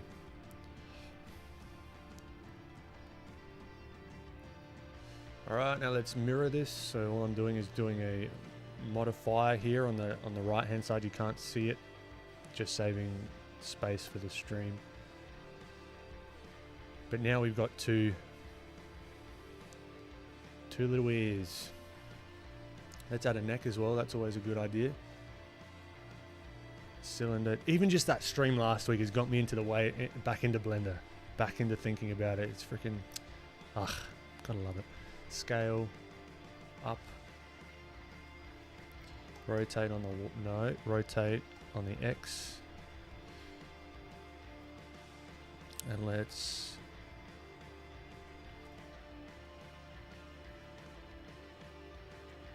something like that. Doesn't have to be perfect. Okay, so now we got the base. Okay, so we could even just use this. I'm not going to. I'm going to go a little bit further. I'm not going to go full detail with this because I want to use this as a tool to then do some drawing. But we could even just use this to say, okay, if we wanted the back of the head, right, and we wanted his helmet off, then we could say, okay, his ears, we might actually see at the back of his head and actually see the back of his ear there as well, right? And then if we do like a little blocked in like mustache, we could like do it from the top, and we can say, see how far his nose comes out from below. So this is just like a wicked like learning tool that's free. Like you just go download it right now, depending on how your computer will handle it. Most computers should handle this level of stuff. Most computers, like if you've got like a Mac or whatever, it should be okay.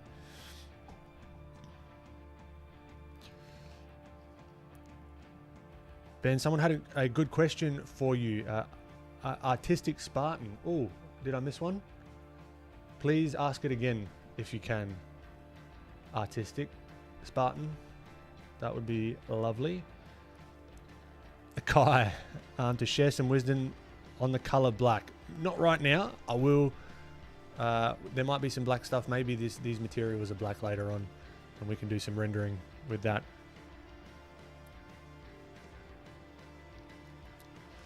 Gary, you have such a horrible habit of not realizing that you're working way too small for the detail that you're expecting, and then getting frustrated with the results.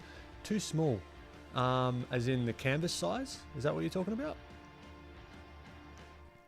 Could you do a more in decision making when breaking down references into simple shapes, maybe sometime on stream or in a future video? 100%. Definitely. That's a really good idea. I'm thinking about doing more structured streams as well. Maybe just keeping Mondays to like start the week. Like it's Monday for me at the moment. Start the week off and just have some fun and just get it going. But then maybe doing like a Wednesday, like a short stream, but it's very focused. It's very focused on a particular question that might have come out of this, out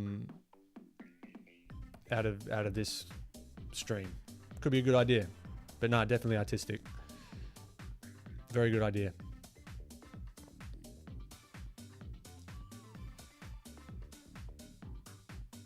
Catch that, Akai.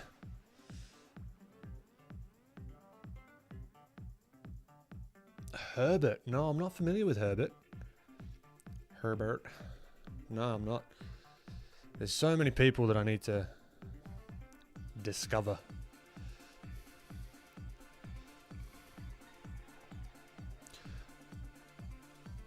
I can just playing around, just knowing, just dipping my toes into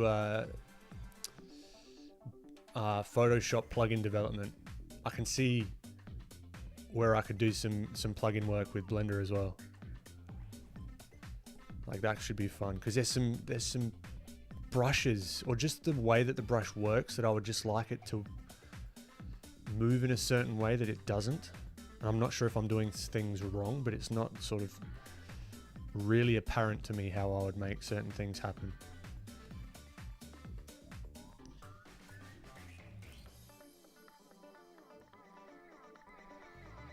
Appreciate it, Twisty. Otis, no, it's not currently, but it's a good idea.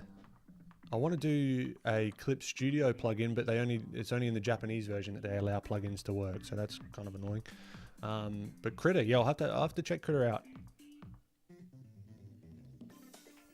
Just see if that'll be a possibility. Monday should be sparkly stuff and pretty colors.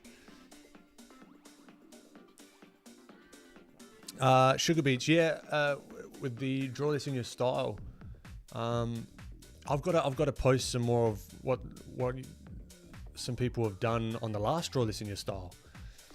I've been falling behind on that, so I've got to post some awesome, like absolutely nuts artwork that some of you guys have done. I have not forgotten. I've just been swamped lately. But yeah, throw it in my stories, share it on stream, you know. Might even pop into the hashtag later on today just to shout out some of these awesome artworks, you know. Because I really appreciate you guys taking the time. It's just, yeah, I'm getting used to the schedule. My schedule is ever evolving, ever changing. Cool. So now I'm just starting to block in some of this stuff. And you know what? The conversation, the change into Blender, and a bit of coffee, I'm feeling something. And it's good. It could just be Blender though. Maybe I just need to crack open Blender to get a buzz.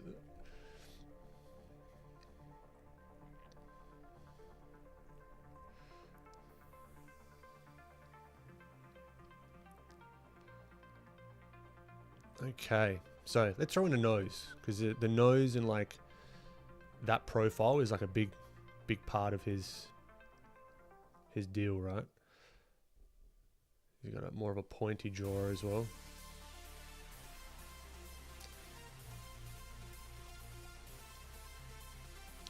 And one of these days I'm going to take these to like a full render and maybe even animation. And the cool thing is with creating these characters, they can show up in YouTube videos and all sorts. So it's like a cool little, I don't know, just good fun, guys. Seriously. Oh, this isn't good fun. I need to figure out how to stop doing that. But let's see if we can mold and shape this ear a little bit to match the wonky ear shape that I've got with this guy. I think there's a better way to do the ears as well. Cylinders are fine to start with, but I think there might be a better way with using just a plane, just like a flat plane to start with.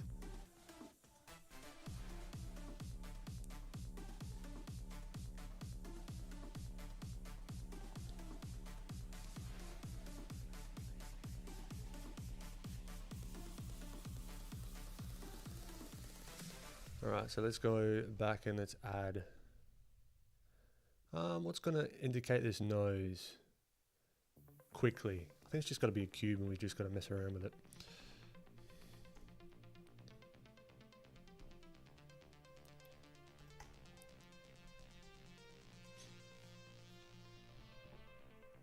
I'm getting that dopamine, baby. You know it.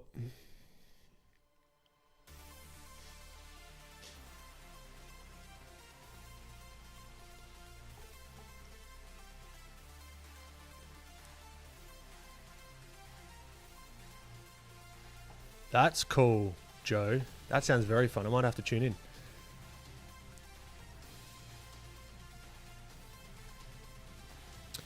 Grizzly, welcome. Good to have you. Artistic, yeah. No, I feel you. I tend to go into the details a little bit too much. Too early on, I think. Whoa. Jeez, it feels like I'm in the gym right now. This is the sort of music that just is hammered in the gym that I go to. Not a huge fan of it personally. I usually have my headphones on, but it's just like doof, doof, doof, doof. Let's do some modeling quickly instead of sculpting. This is what I like, going back and forth, because you can actually model a lot of this stuff to help you out with the sculpting. So we can see that the nose kind of goes here. We can knock the nose in here. If we can use, so this thing is called an edge loop as well. So that cuts. That's one of like the key things that you learn with 3D modeling, is like there's a thing called a loop, an edge loop. It doesn't look like a loop at all. It kind of, what it does is it loops around continuously in like around the object. So it's like it adds a loop around. So I guess it does make sense.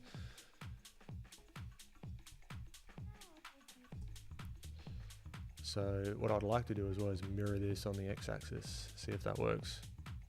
Yeah, baby.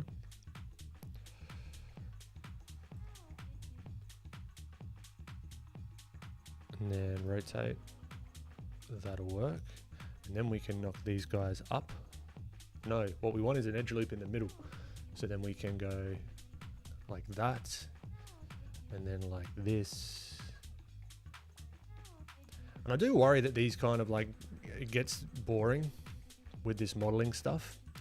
But it's one of those trade-offs. It's like, yeah, I'm gonna lose some people, but I find it so fascinating and so fun. So it's like, I wonder if I can inspire some interest in this kind of stuff as well. Because it was a point where it was like a big turning point for me with my learning, is actually learning some of this 3D and bringing it into my 2D work.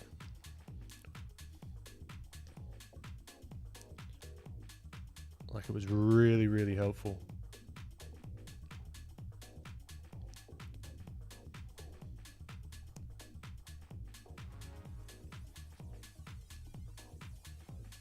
Let's have a look at his profile.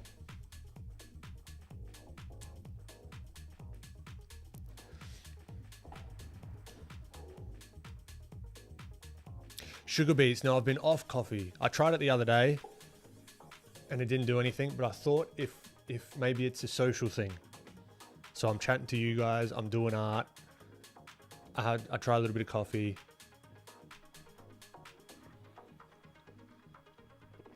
I just wanted to see. And it's working.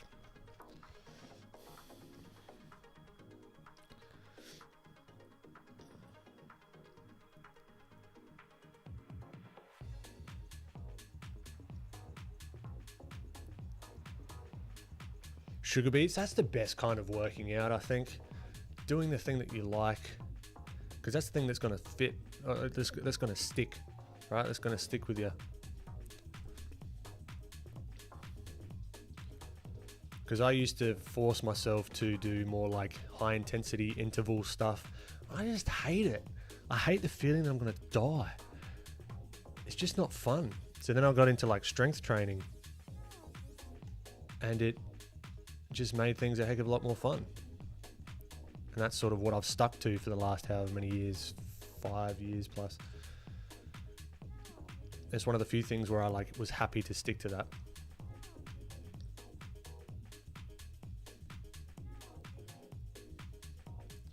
All right, now we've got this nose. So this whole part of his mouth and his eyes have to be pushed back. So what we can do is go here, and let's go back here, push this eye and the skull sort of back pretty far, so it's gonna look a bit funky with the nose at the moment, but that's fine.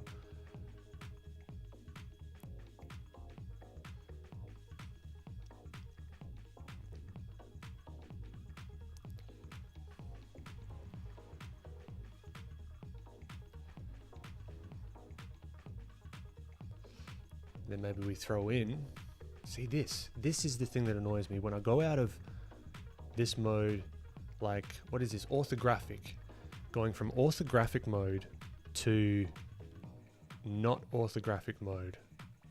It just throws me into no man's land. And then I've got to zoom out and then recenter my thing. I wonder, I'm doing something wrong. I know I am. I know I am.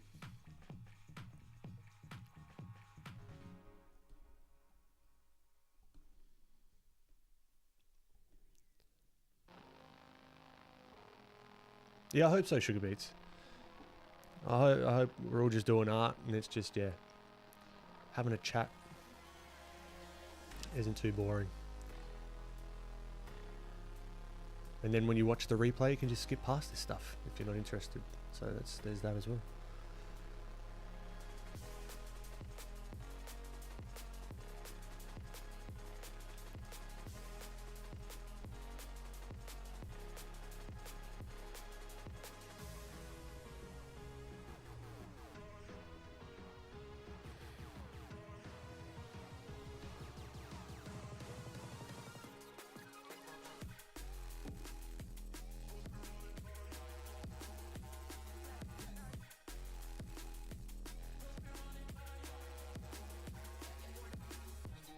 Alright. Now, just like with drawing, I'm getting too finicky with the details right now. So I just need to start sculpting, start throwing shapes in. Object, add, let's go.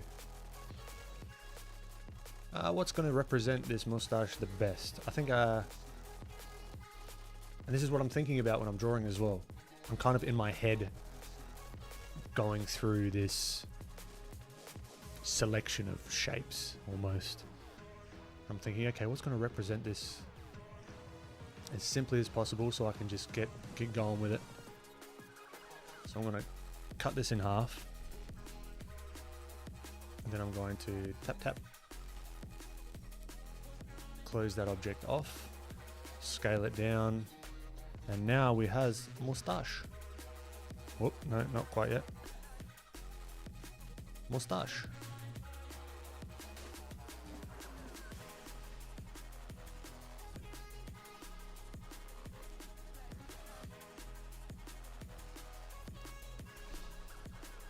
See, so now it's starting to feel like the guy.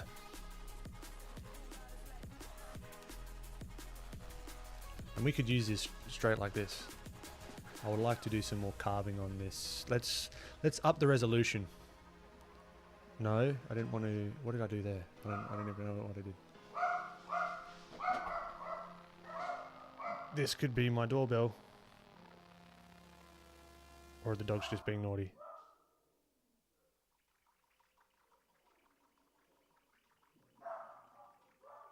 All right, give me a moment. I think that's my cue. Give me a sec.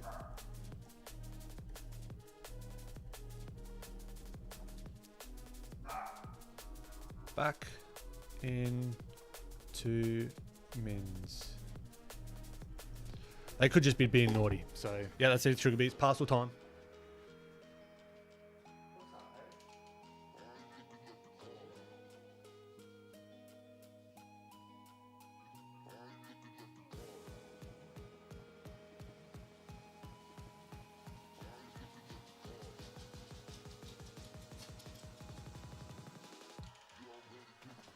No, they're just being naughty.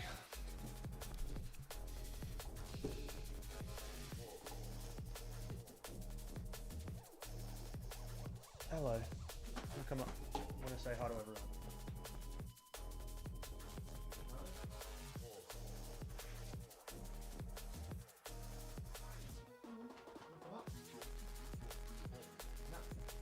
That's all right.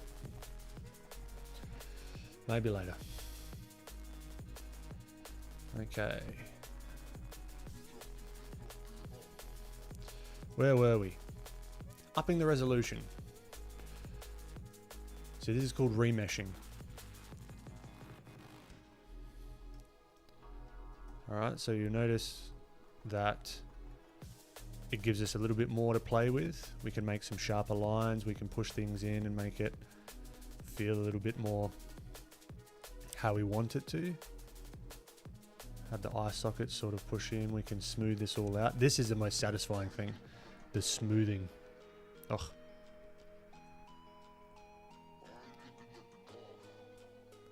And then even doing this kind of stuff so we can start to get some of that side plane, that side profile.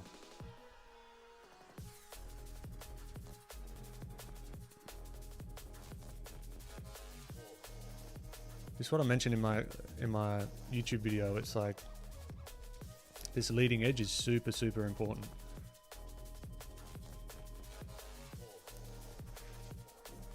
Maybe I need to update Blender. That could fix it. That'd take too long to do now, but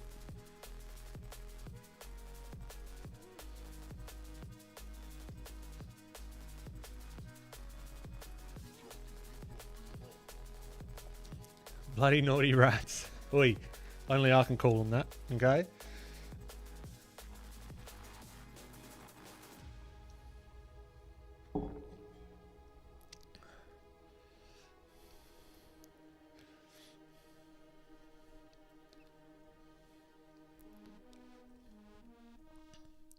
They may be naughty rats, but they're my naughty rats. Or kind of mine. They're really my partners, but I've known them since they've been born, so...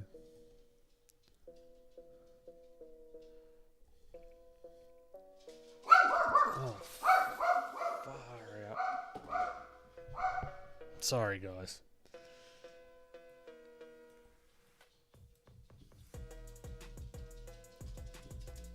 Maybe I need to... This is throwing a spanner in the stream. Be back in 2.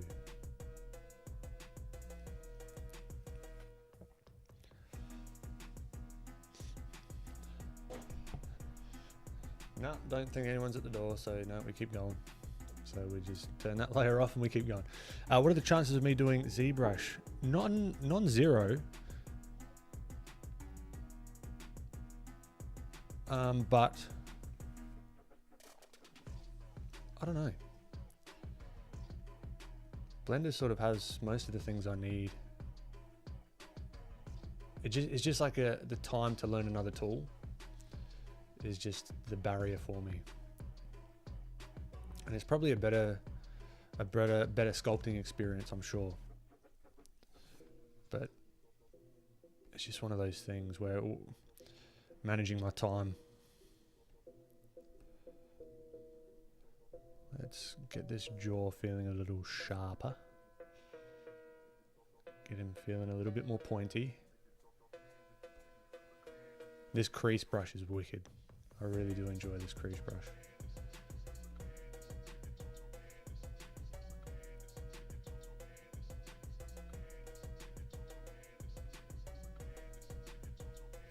And then coupled with a smooth brush, oof. Baby, baby.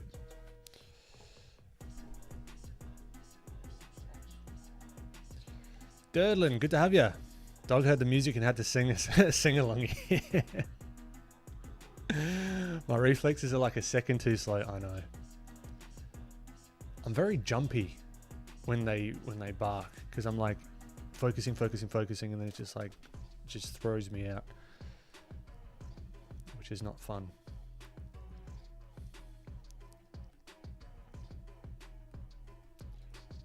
See how this is kind of just like simplified all these shapes down from where we were at.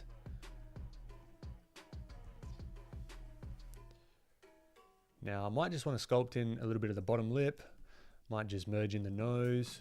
Yeah, let's merge the nose in, why not? Let's take this, let's sculpt up the resolution. Oh no, see?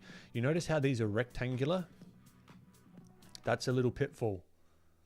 A little pitfall that got me into a lot of trouble. So what I want to do, so basically I've stretched, I don't know how to explain it, but you do this. You go Shift A, no, you go Shift S, no. What do I do? Control Shift S, no, that's safe. I can't remember. Oh, frick, I can't remember. Apply, Command A, Control A, thank you. Super Trooper, legend. So we want to apply it, rotation, or just like all transforms. So now this sort of sets it in space, right? I can't even explain what happens, but just do this and it will save you a lot of headache. Now everything's square and that's what you want. And then we remesh. And then we can start. See, this is the annoying thing. This is why I haven't done too many things around Blender, because I can't explain it yet. I don't have the tools in my brain to explain a lot of the stuff. Oh, Mixter, you absolute legend. Thank you so much.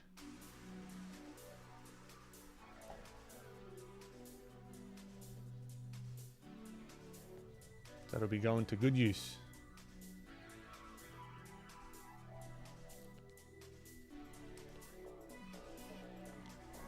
Let's use the scrape brush. Scrape that nose. Get that plane going. This is, yeah, the scrape brush is one of those tools that I would like to. Oh, my Lanta.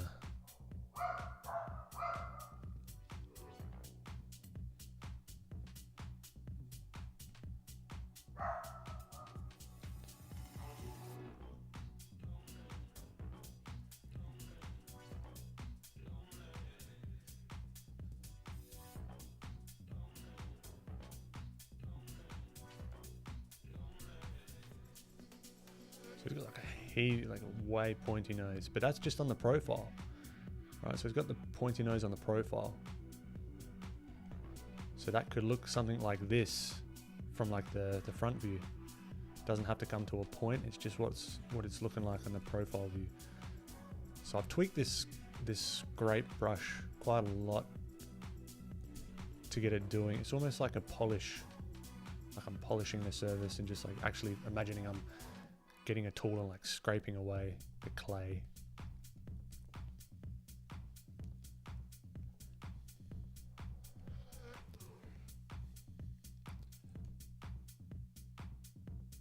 All right, so that's cool.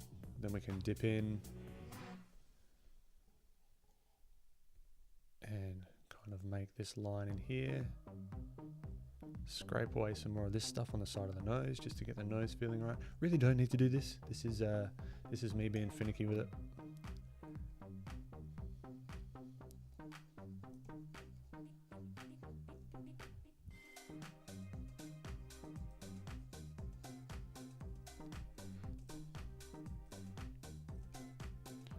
Right, yep, I think I will merge these two. So mode tier, you're correct. So what I do is Command J, join them. So now they're joined. Then I'll go back into sculpt mode and then remesh.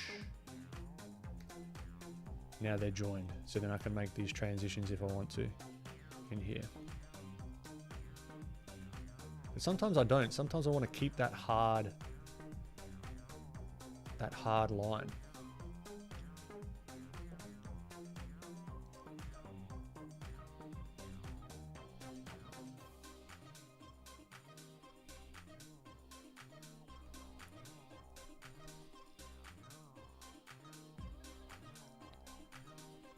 Maybe this here, so there's like transitions, it goes in and out of soft, smooth transitions into like harder cut-ins, maybe where the wings of the nose are. And this is where you can learn about edges. You can learn about edges from sculpting, like a lot of the old masters sculpted as well. is such a good way to learn.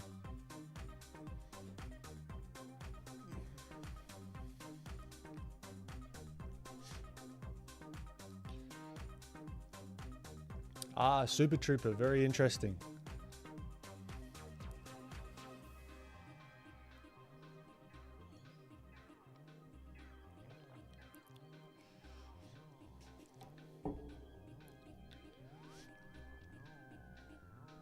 Sugar beans.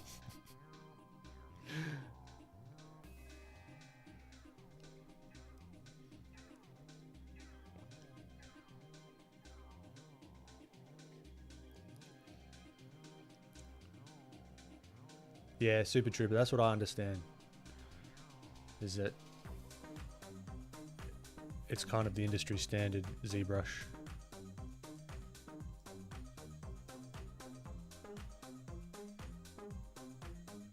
But I'm hoping if I do ever transition to ZBrush or whatever, the stuff I'm learning here is similar enough to sort of go over and do that in ZBrush.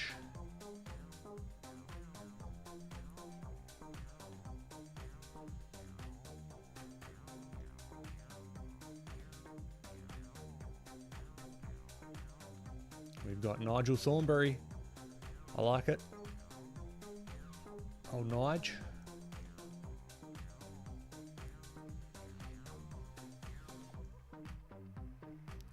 See, the stream went from a kind of an environment study that I wasn't happy to sculpting Nigel Thornberry.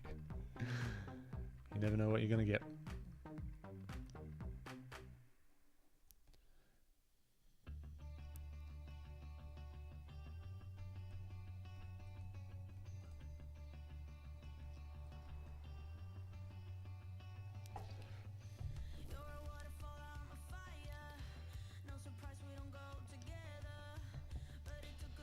Durdlin.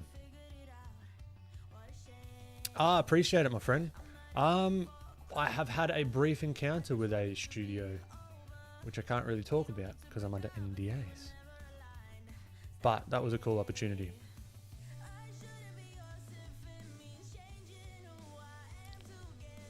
That all just came through Instagram. Again, why I recommend everyone start sharing yourself, your thinking, your art, your progress online. There's nothing stopping you. It's just, yeah, it's kind of like changed everything for me. So that's why I'm shouting it from the rooftops. But it's not for everyone as well. I recognize that at the same time.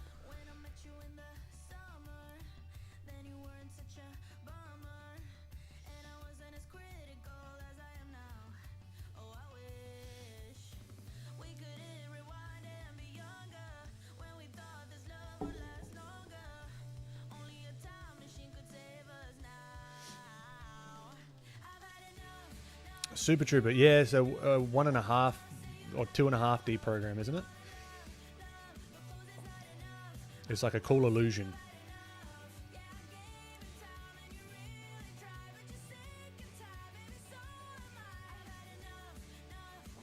Duncan, okay, Instagram. Those are kind of the not the wrong questions to ask, but it wouldn't be the questions that I'd be asking, from what I understand now. Basically, yes, do reels.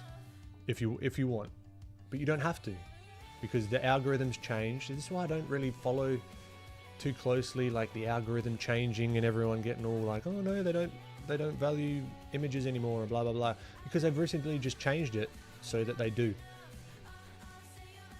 My recent like post that was an image or like a carousel that was just a drawing did way better than anything that I'd done on reels recently. So they're changing the algorithm all the time. The question you should be asking is what's going to be interesting to the audience? What's going to give the audience, like if you were scrolling, would you stop basically at the highest level? Yes, there are all these little finicky things of what you can do with like retention tools and this and that, and just trying to figure out and build it into sort of your business workflow and whatever. But just to get started, what's just cool? Make some cool stuff and share it. And that just takes the whole pressure off of it. And at the very least, you're going to be proud of what you share. And then you can start to see patterns. What does well? What doesn't do well? And then does that coincide with what I actually enjoy, like what I enjoy doing? If yes, do more of that. If no, change it up. Again, just my experience. Let's have a look. Yeah, let's not worry about doing a primitive. Let's just sculpt in this lip. I've been playing more and more with masks as well in here, which has been really helpful.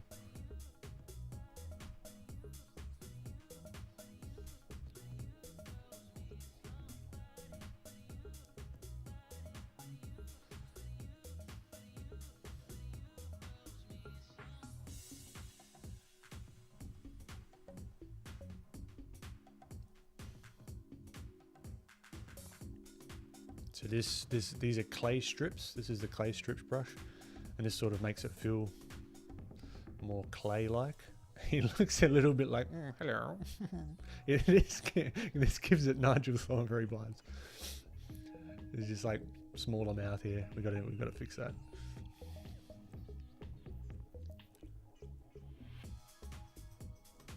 So he's a little bit more stern. So his mouth might come down here.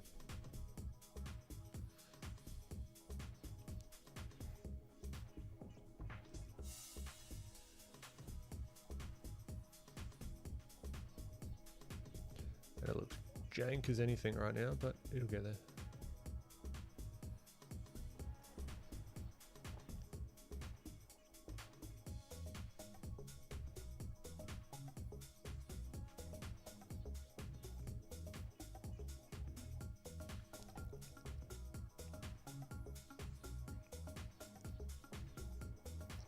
Do I have a name in mind? Not off the top of my head. What do we reckon? Captain Nige?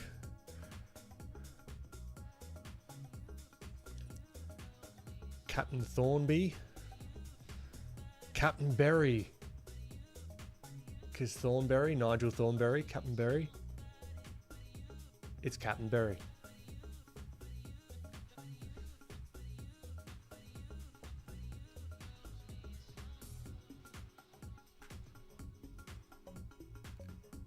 This guy's thereby declared Captain Berry. Durdlin, doesn't it? It is Freddie Mercury. Just the way the teeth. Oh, you know what? Speaking of Freddie Mercury, I wonder if I've still got them. Hold on.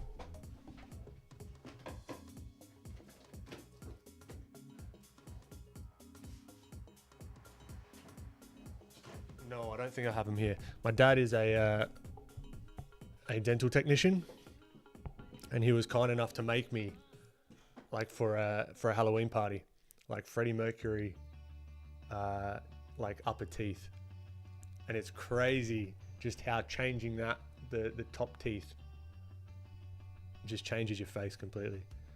It's very cool. I might have to whip them out. We might do a Freddie Mercury drawing one day, and I'll have them in. And it was a Queen. Oh, it wasn't Halloween. It was like a Queen dress up thing, and they were like, maybe, yeah, there was a lot of Freddies.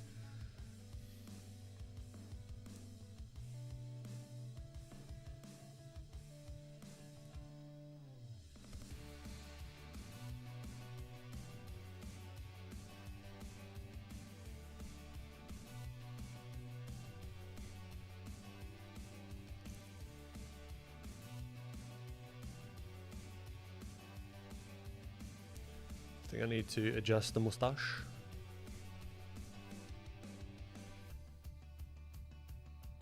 So it's a little less Freddy.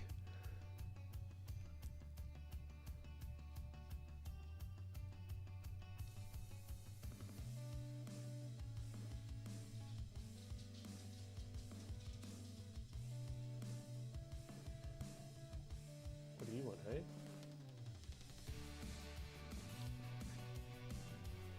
funny. Sometimes I'm just working, and Ollie, he just comes past and he just stares at me, and then he just keeps moving.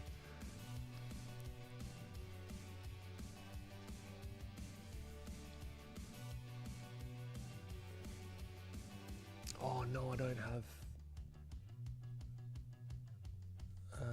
whatever it's called, mirror on.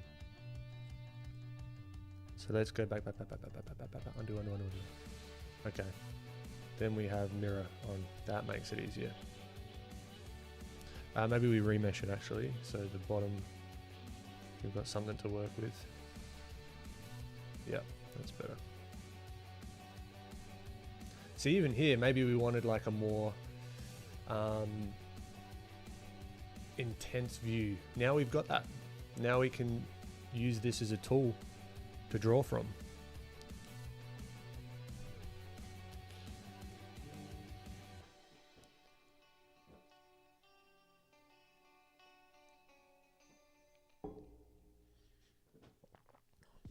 Hope you're feeling better, Sugar Beats.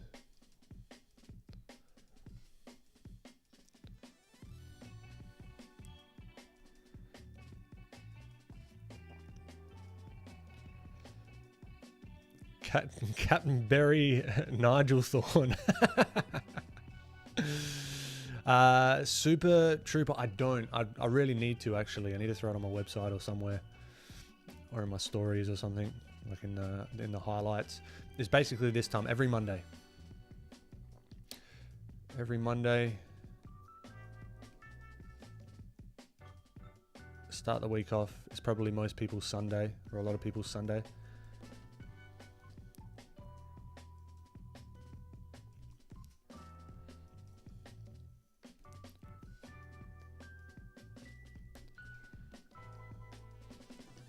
And after this, I'm going to be doing a lot of work on the YouTube video. I want to get that out either this week or early next week. That's the plan. I'm just trying to mold the story, make sure it's feeling right, send it off to a bunch of people to see if it's feeling good, if it's not boring, etc., etc. And one thing I've learned about YouTubers in particular that are like pretty successful is they're not afraid to just like go over and over and over and over the video itself and really tweak it and make it like the best it can be.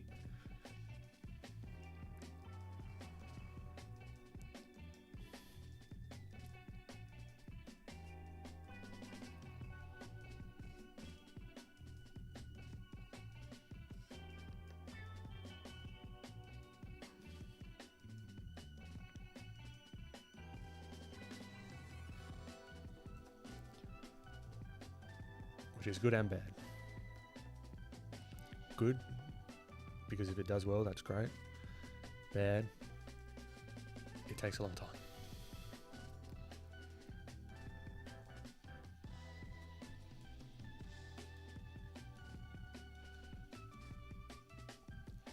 All right, maybe we just take some screenshots. That could work. Actually, I'm gonna quickly do the neck.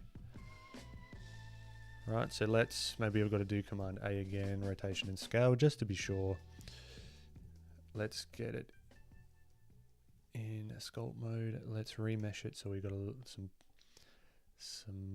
what are they called? Polygons to play with. Make sure that, how can I automatically have this mirror? I wonder if there's a way to do that.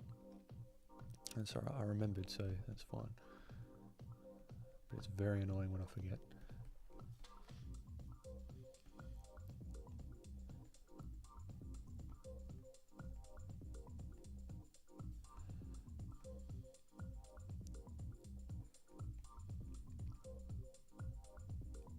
Feels like I'm underwater.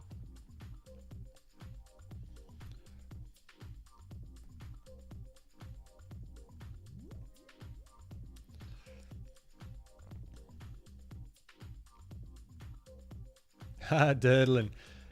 It was very effective. I had the white tank top. I grew out the mustache. I dyed the mustache darker. Well, not dye, I would just like put whatever mascara or whatever in the mustache. It was good fun. It was really, really fun.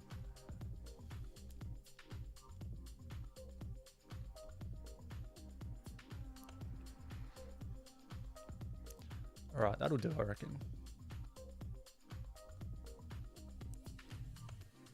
That's cool. That gives us something to play with. We don't need to mess around with the ears. I mean, I would like to. Maybe I will later. Let's save this. What do we want to save it as? We'll save it to my Blender file, and we'll say, what's his name? Captain Nigel. No, Captain Berry. Captain Berry Nigel Thorne. Like. Alright, so let's take some screenshots and let's experiment. So let's get rid of all this stuff. We've got clean shot open.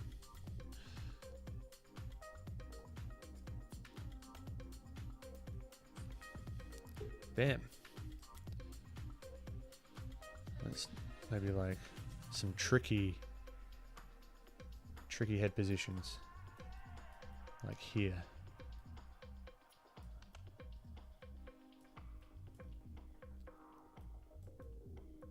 Still want it to be recognizable though, so yeah, maybe like here could be something.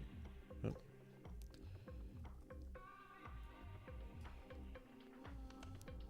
Let's do like a behind so you can see just a part of his nose. Alright, now we can just play. Another bit of study.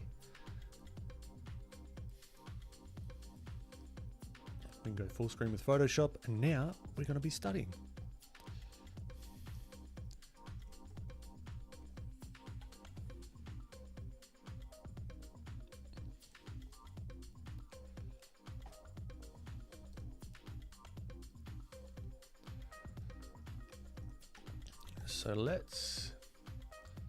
So what have we done so far with these guys? So we've, be back, blah, blah, blah.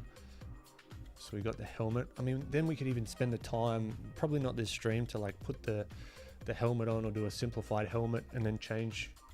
So we're making our own reference, which is wicked. So helpful. All right, so let's just do like profile heads, just so I know. And let's change the label of this one to yellow. And then knock them off. Come here, scale them down.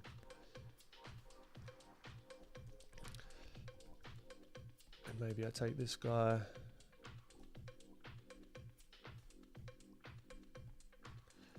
Copy, paste.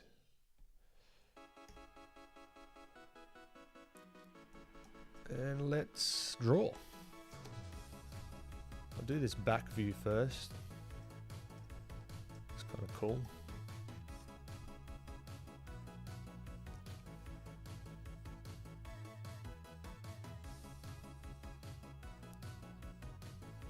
See, I might not have known that ear, we would see a little bit of that ear back there, right?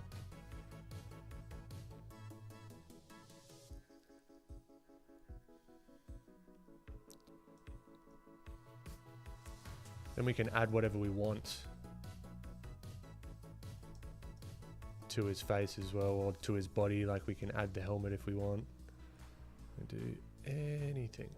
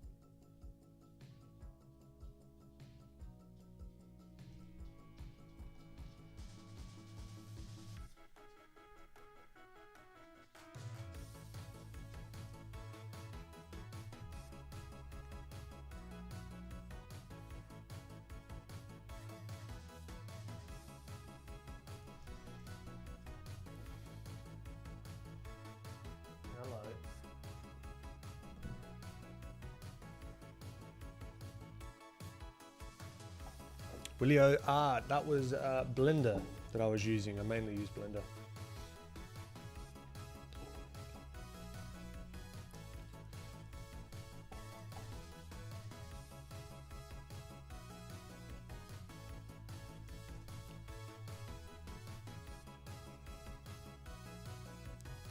So maybe we have the helmet is off. Like if there's a way for it to, I don't know, or maybe he just has the helmet off completely.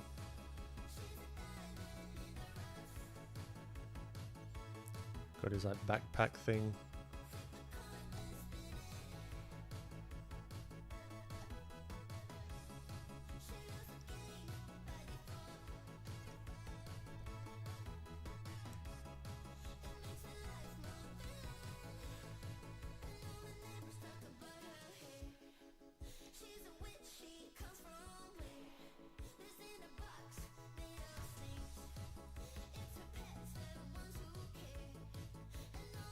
See, if we start, this is how I'd learn, right? Be like, okay, why do we see the bottom of this chin?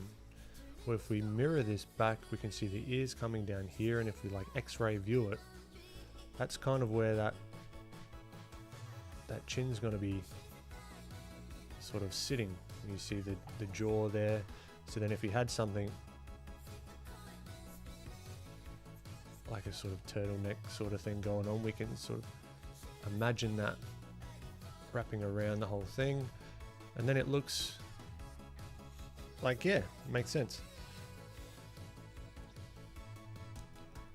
Let's make that a little bit lower though.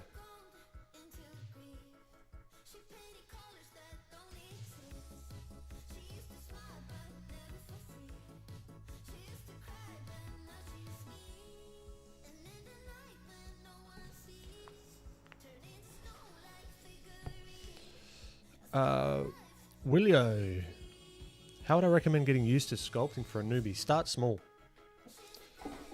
Start really small with primitive shapes. So just get like figure out how to get a sphere on the page. Then play with different brushes. See what they do. And then as you get used to it, start sculpting in maybe like a face or like a nose or an eye or just something really simple. One big tip for me was using the move brush more so. So instead of like drawing and sculpting and cutting into everything, actually moving this thing called this thing called the move brush a lot. So I'll like move things around like this, where it doesn't actually subtract or add any geometry. It's just moving things around. And I use that for quite a lot of the time, if that makes sense. Have I drawn different angles without the sculpting? Yeah, definitely. I have, yeah. This just helps get accuracy and helps me learn as well.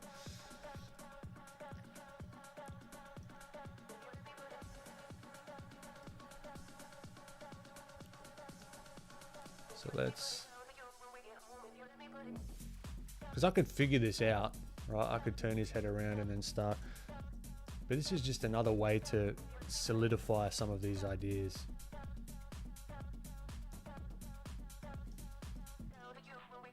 And I'm not just copying it one to one, I'm trying to understand as well. Like there's a plane here. This is in 3 dimensions. There's going to be a plane here. His eyebrow will probably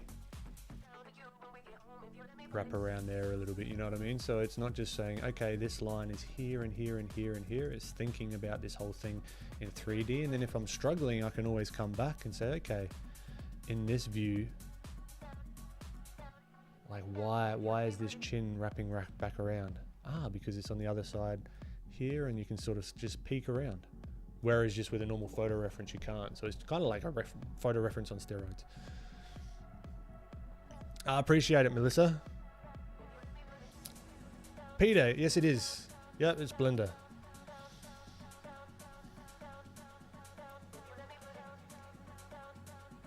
Draw my male characters up and I get told they look a little bit like me or my dad. Yeah, I don't know. Sometimes I think it kind of makes sense is if they do look like you, because I mean you're looking at yourself in the mirror oftentimes most days, and that can kind of influence your style as well.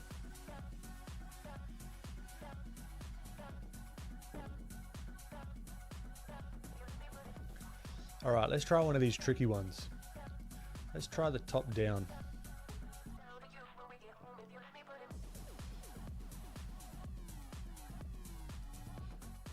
Even just thinking about this as a cylinder to begin with. All right, and start to think, okay, the nose is here. Oh, sorry, the brow. Brow is here. The nose actually cuts back in, so even having like a center line on here could be really helpful. Oh, I'm drawing on the wrong layer. Drawing on the wrong bloody layer. Of course. Okay.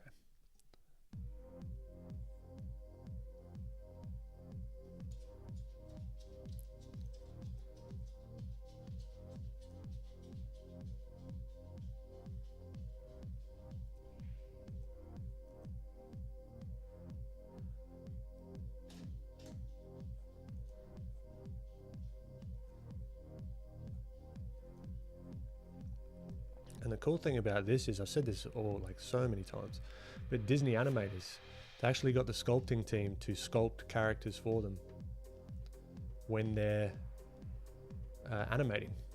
So they can actually move them in 3D space and have them sort of staying on model. So this is like another version of doing that.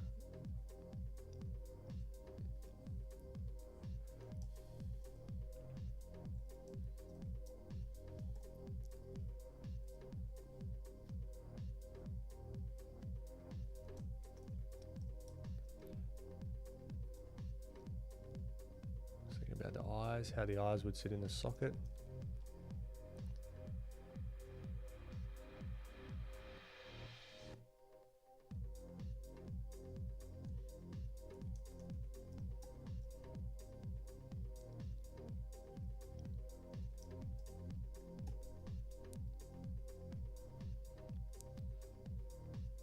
See a tiny bit of that ear in the back there.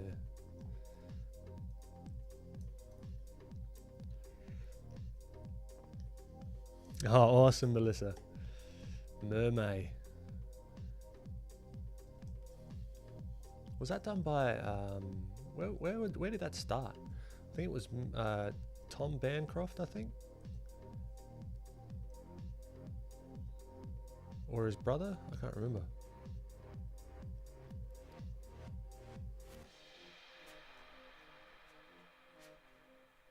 You notice here the inclination might be to like add a neck in here, right? But you look, you don't see any of the neck. You're looking like directly down, so you're not going to see any of that.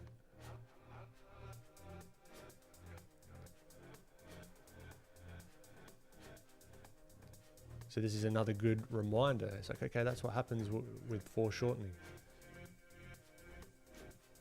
Even the top of the ear, we'll see more of the top than the sides. And then we can start to add some of these details. Now we've got this base in and not even use the reference.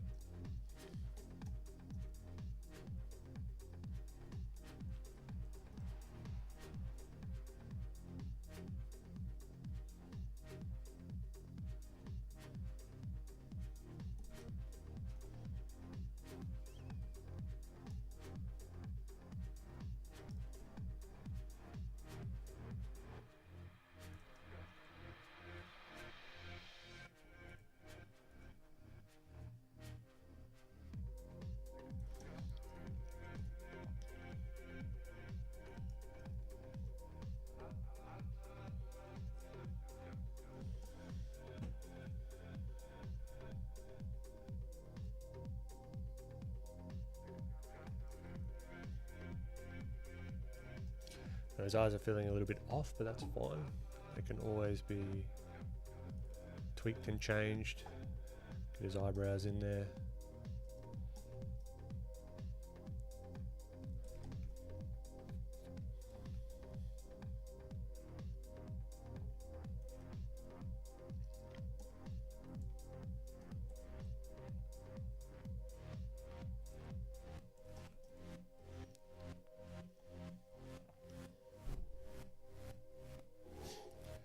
Vigor.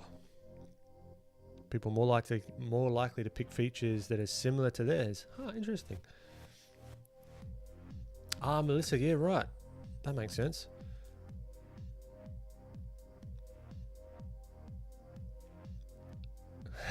Super Trooper. Durdlin, yeah, PayPal is. On the tutorial it is. By the end of this, by the end of today, PayPal will also be available for the Filthy plugin, which I haven't activated. Naughty me. Snuffles, thank you so much. Thank you. Glad to have you.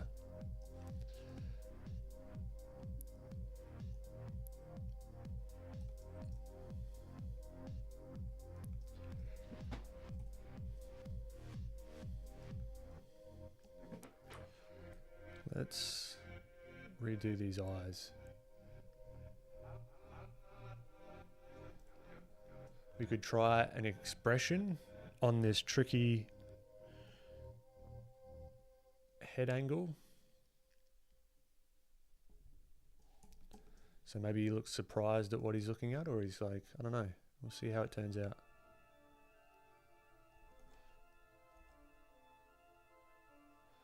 So let's get those eyeballs in. That always helps me, doing the spheres first. Spheres first in the eyes.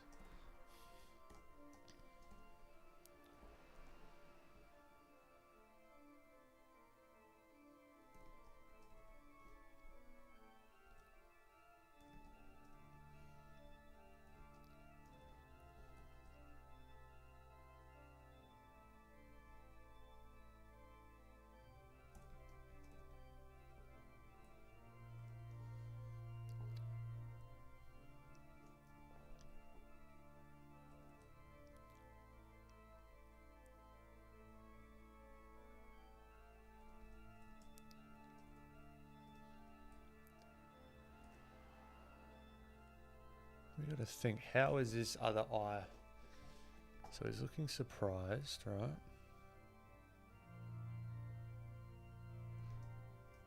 Or just like his eyes are a little bit open. He's not like, oh my God, but he's just like a little bit of something going on. Now, if we think about this as a sphere and this top lid wrapping around, if we sort of take this over here, this is wrapping around here. So then we've got to think about, okay, this inner part is going to be there. And maybe it's more...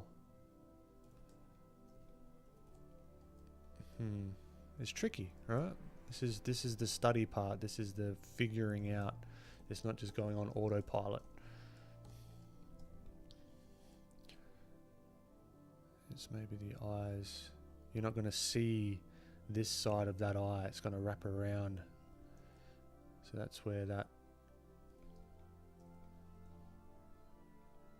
might make more sense, to not see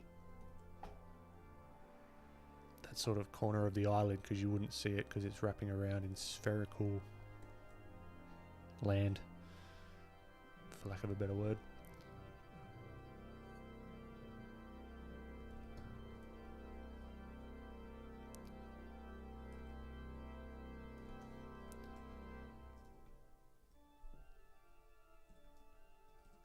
Maybe he has like a toothpick. He's just like too cool for school.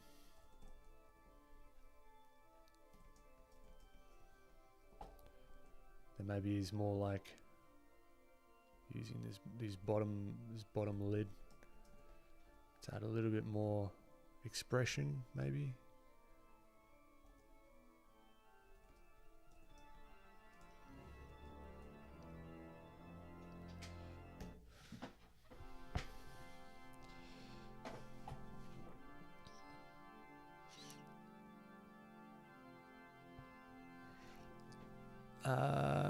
Alyssa. Ah, appreciate it, Alyssa. Appreciate it. Glad to have you pop in. Faded. I don't understand the arcane style pokey head choice. Me neither. These are just shapes that sort of happened, and I'm just rolling with it. It's just exaggeration of what a standard head would be. All this translates to any other sort of more representational style as well. If we wanted to draw the head more realistically, we could do that. It's just, yeah, just playing.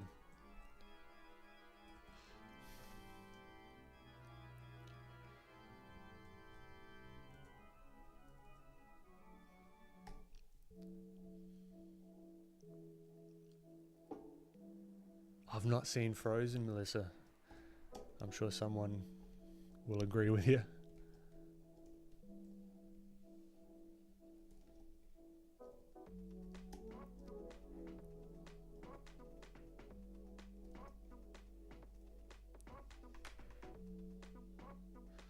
Now, one thing that would always trip me up is this dip. This dip in the corner of the face, right? I'd either do it too much or too little. But if one thing that really helped me when I was studying 3D is understanding in exactly what circumstance is it going to dip in, right? Or is it going to sort of stay the same? So it's all to do with mirroring our thinking on this side of the cheekbone and wrapping it back around. See, at this angle, the inclination might be to like dip it in, but it really doesn't. It's just this shape going back into perspective. And that's going to be the reason why you get like the dip in or even more of an angle out when you're looking more sort of front on, if that makes sense. So that was like a key thing that I was like, oh, okay. That makes sense. And then that all of a sudden just bam, makes the head feel more dimensional.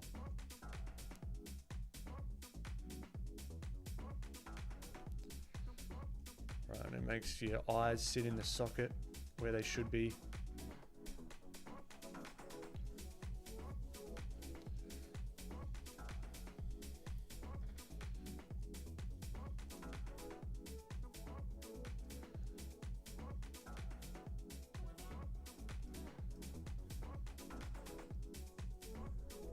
Here, maybe he's got his tank top on. Maybe he's like in the spaceship. He's like got his time off, so he's just hanging out, doing whatever.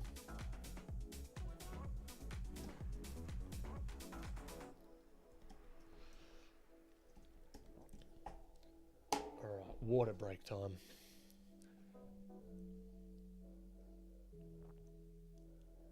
All right, let's have a quick look, Melissa. So what is it? Frozen? Let's... Ugh. Hold the phone.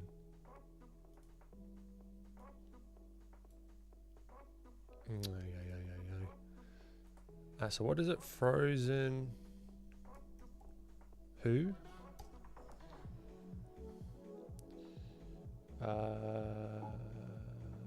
Wesselton. Haha. That's cool. But you see, like, he's got some of the same characteristics, right? But this guy's face is like quite round, where mine's like very long in comparison. But that nose, yeah, and the mustache, definitely. Maybe it's like his cousin or something. Maybe we add some like futuristic glasses to him. Whoop.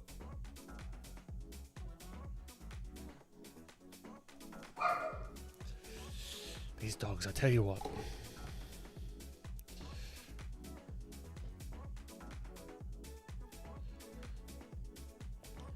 Ouroboros from California. Great to have you. Faded, yeah. No, I did the initial idea first. So I did this guy first, Then I hopped into Blender, which it's not playing nice to just have them on the same screen. And then I hopped into Blender, and then I'm sort of exploring the character a little bit more. Orenji, good to see you again. Ah, that's fantastic, my friend. Good stuff. How have you been finding it on TikTok?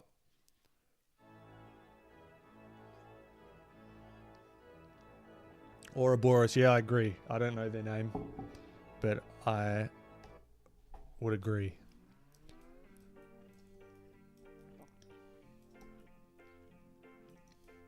All right, maybe. Okay, my bum is going numb again. We'll take a quick break because we've done some heavy lifting. We've sculpted. We've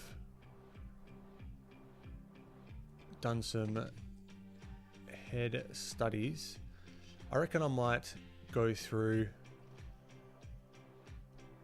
Let's take these, move them over here. We don't need this guy because we've got him on the other layer, so we can just go toodaloo, my friend.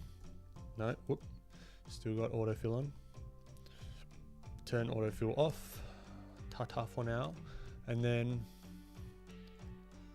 yeah, get rid of this, wherever this was.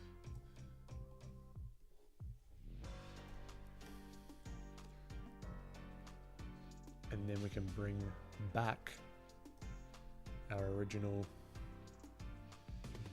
what was it? Maybe the helmet. This guy, helmet, and no, not that one, and this one. So we go that.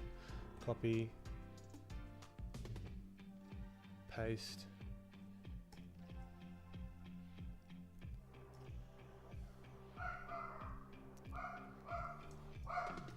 And then maybe we do some painting.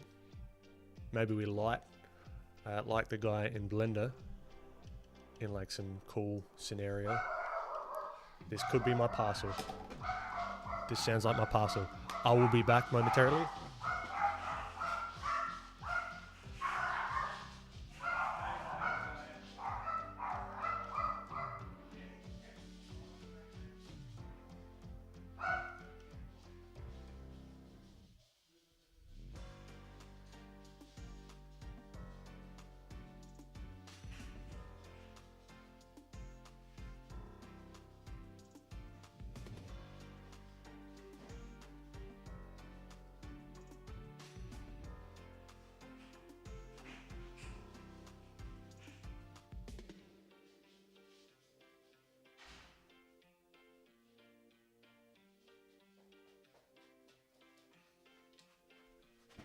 Package secured. All right, so what was I going to say? Okay, we'll take a little break.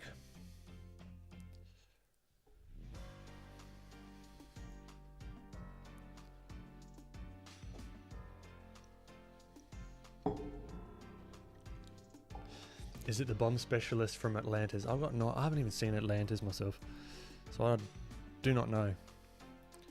Could be. Yeah, be back in 5 minutes, and we're going to do our squats, because every break we're going to do squats, because my tuchus has no feeling.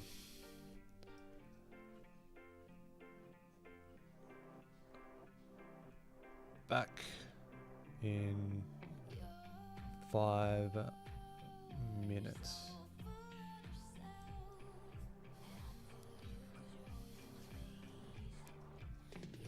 All right. Catch you in a little bit.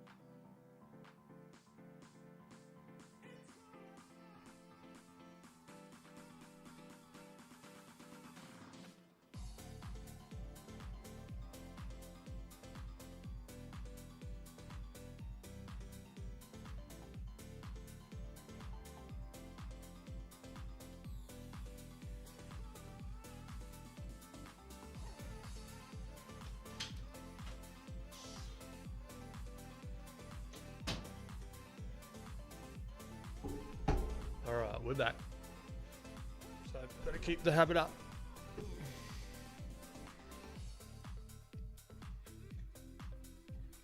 Okay.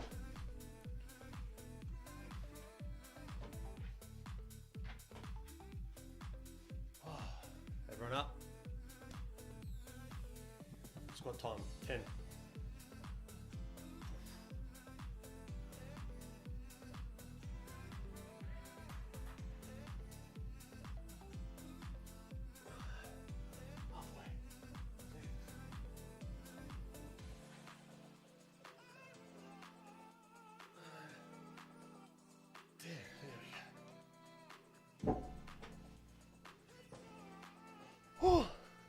We'll get 20 more before the end of the stream. Just going to have 2 more breaks.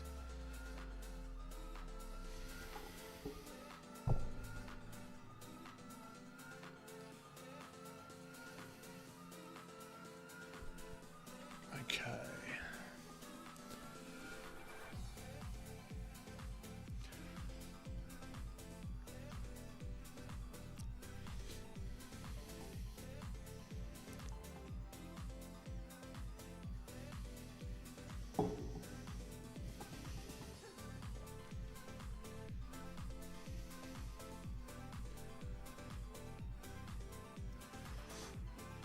Orangey, self-promo away, my friend.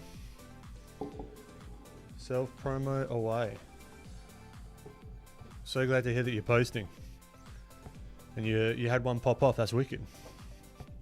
I don't know about adding links in chat, only because it doesn't let you, which is annoying.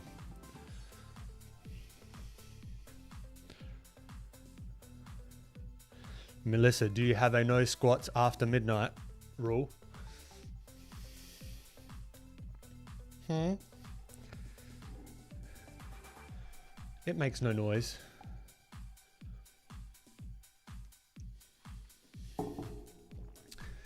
Stylus of Wonders. It is a Canon EOS 80D. The camera that I'm using. Need to hydrate. I really shouldn't be puffed after that. My cardio is terrible.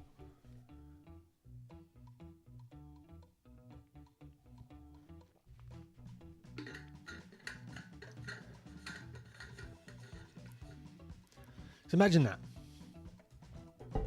I mean, it's not a whole lot of weight, but say just volume wise, if I did 40 a day for a whole week, 280 squats a week. Not bad.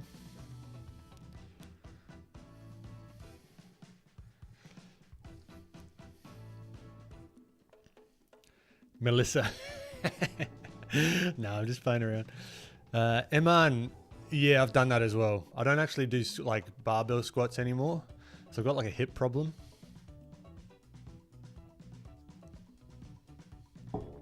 But yeah, no, I used to do that with almost with deadlifts. Oh, that got dicey there a couple of times.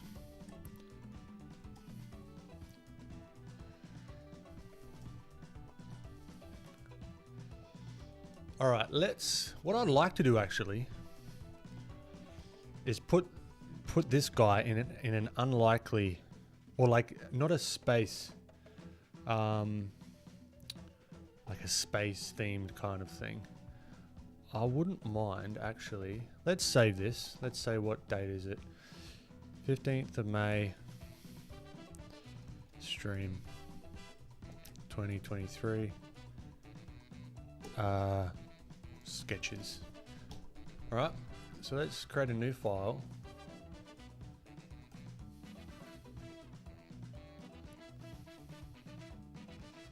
So that was your last streams.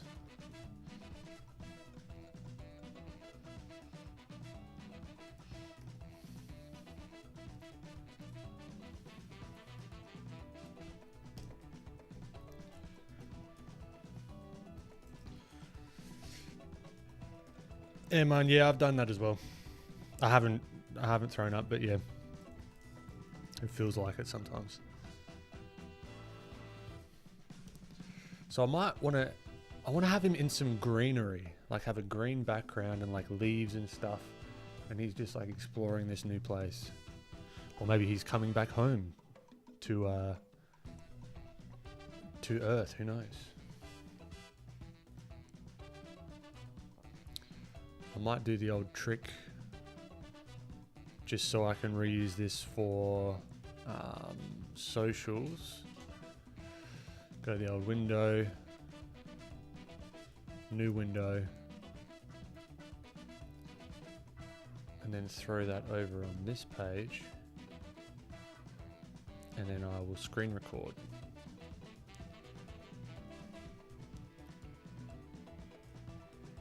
So just bear with me while I spaz out all my bloody windows. Cool.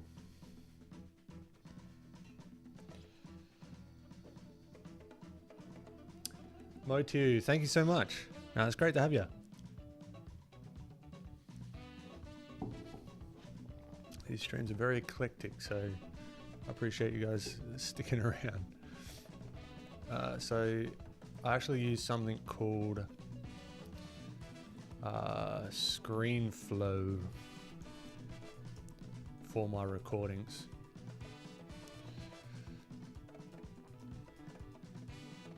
So I would like to record that.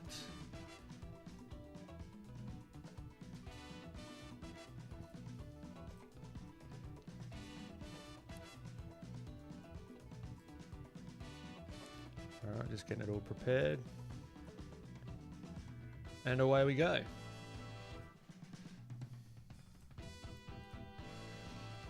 So let's think. Let's get some of these. I like the idea of this. Like greenery in the background. So I'm going to move him over here as just like a little bit of reference. What sort of background though? I wonder.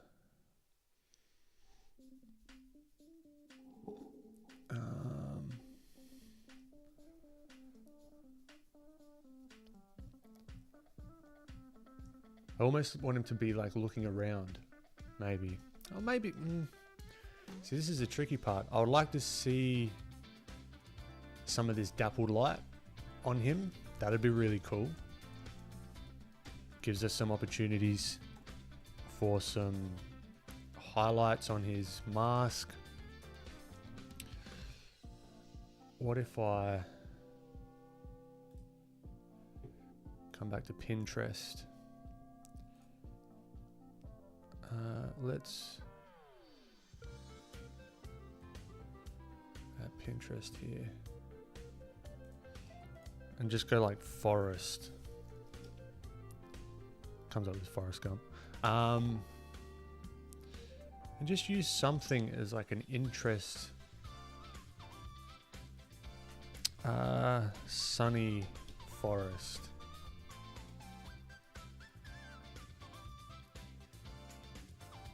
This is more woodsy. I'd like a more tropical. Tropical, sunny, tropical. I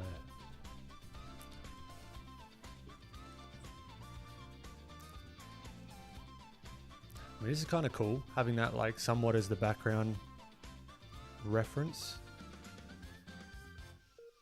I like this though, with all the leaves and stuff in the background. And I might actually do the background first, so as the influence of the background is going to help dictate the drawing itself and like the lighting on the drawing.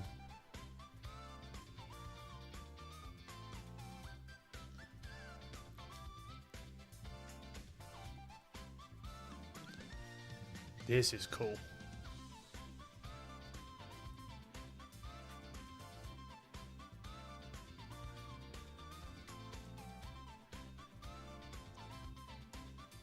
Might have some foreground elements like this. I like this.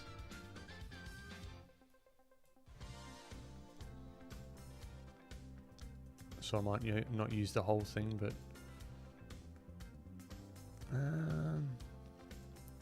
that's nice. It doesn't really make sense.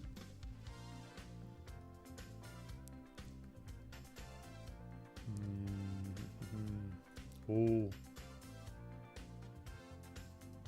I really like that.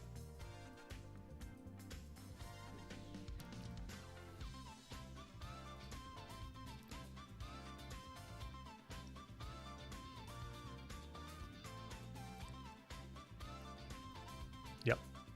I really like that as well. It's a little bit muted, so I might bump up the saturation in my actual drawing.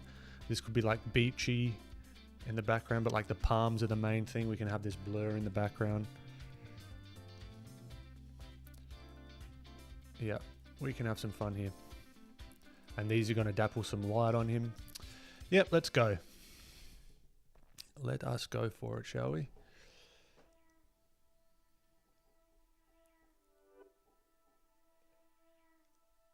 How do I go about uploading shorts to YouTube? Do I have to change the music to avoid? Yeah, I don't put the music on the main video that I upload. I just use shorts music. Or I use something like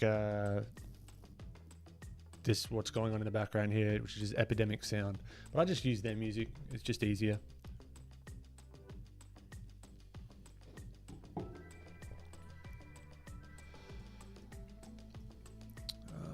Okay, maybe we make him a little bit smaller. Oh no. Is this a time for pure ref? Maybe it's a time for pure ref. There is a time and place for pure ref. And maybe now it's that time.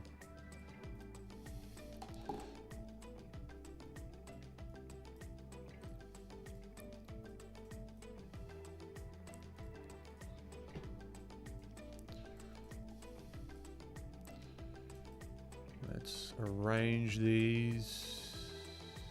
Optimal. Yep. Could go deeper with this reference, but that's fine. All right, now we've got a clean slate. Let's knock the background down a tad.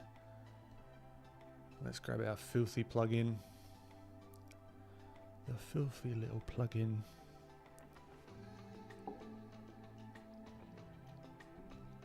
Ah, good call, Joe. Good call. I might have to pop in there.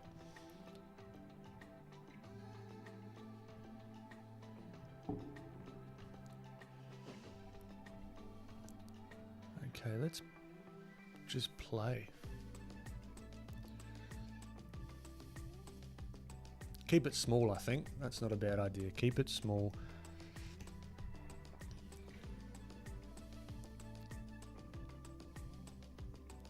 And go back, move back to front.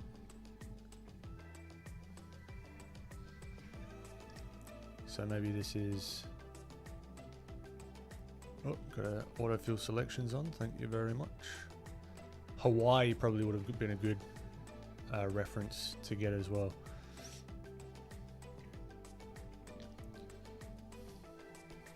Hawaii. Never been. Would love to go.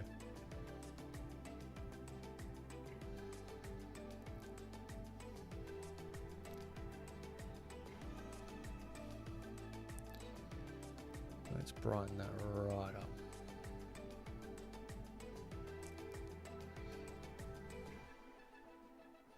We could make it otherworldly, so it's kind of like a beach on another planet, maybe? I don't know. Oh, I've got hue shifts on, that's why it's not selecting what I want.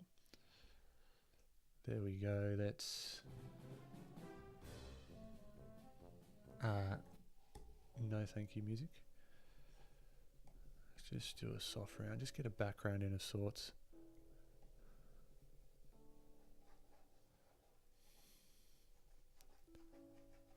All right, now we've got to think, where is the sunlight coming from? Where is this?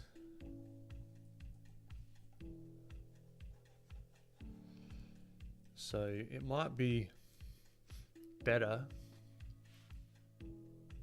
to have it coming off camera, like it's like this way, pointing down, so it's not coming behind him because we would lose some of the detail potentially.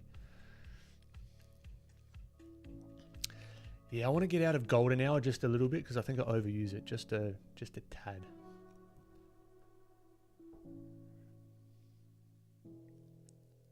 A wrecked spaceship on a jungle planet, potentially.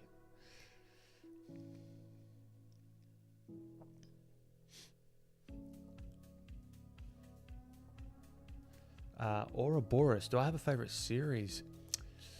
Favorite series? I don't.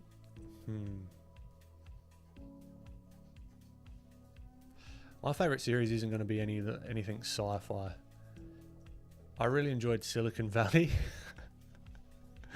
It's kind of not in the same realm at all, but it yeah, Silicon Valley was good. I really enjoy Mythic Quest. Mythic Quest is fantastic.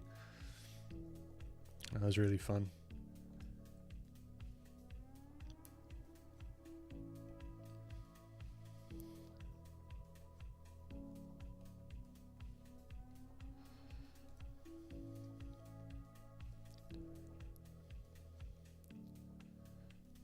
And see, we can use some of our learnings from our environment stuff before. Like this is similar to the mountains in the background that we had. Right, so I'm just adding color variation just to sort of just add something. Now I just want to quickly block in. I don't want to get too caught up in the details to begin with. But let's say we've got like a foreground, like leaf or something.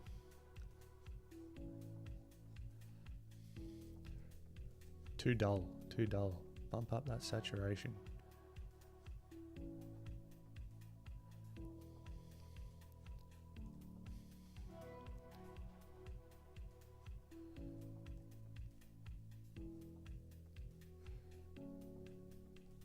So that could be our foreground little thingamabob.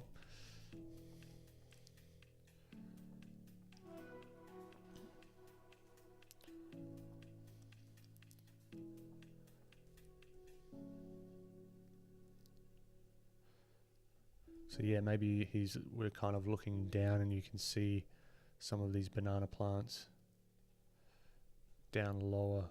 So I'm going to use these main big shapes as like reference and like a clipping mask probably.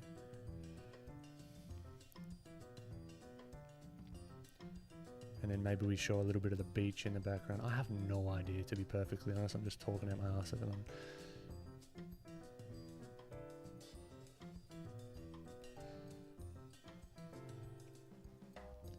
Let's actually add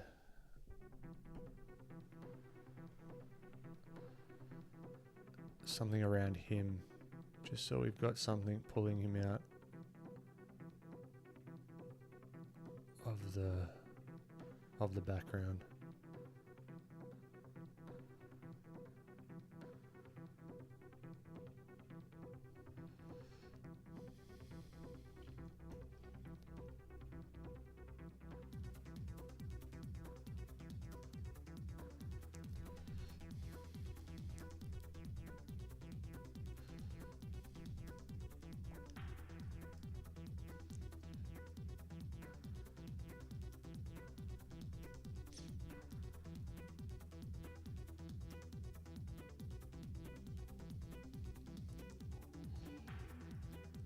Twilight. It's coming from the sun. Very good, Sugar Beats. You've been paying attention.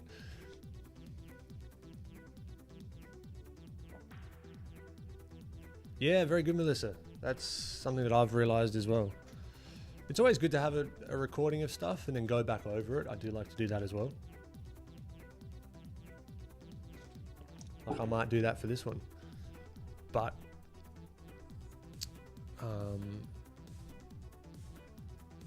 But yeah, you can just talk through your process in isolation as well. It doesn't have to be the only way to do it is just record time lapses.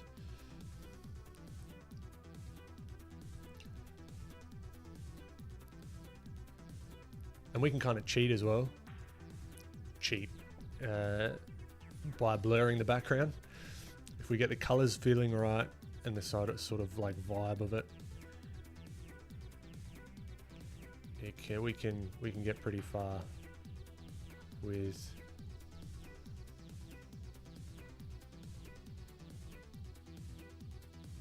some of this stuff. So I'm just squinting down, trying to find. I'm mainly looking at this one here.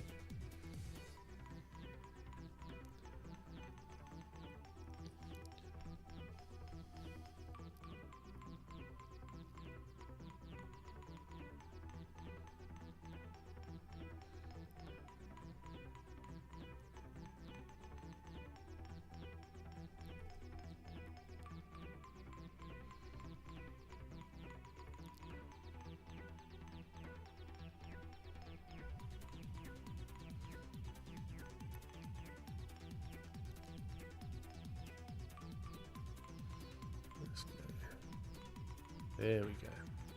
Now we're cutting in some of these shapes.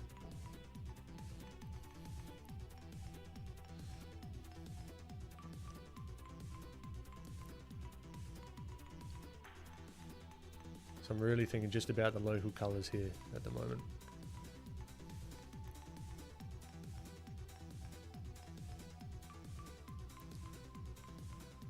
Now we can sort of make it interesting.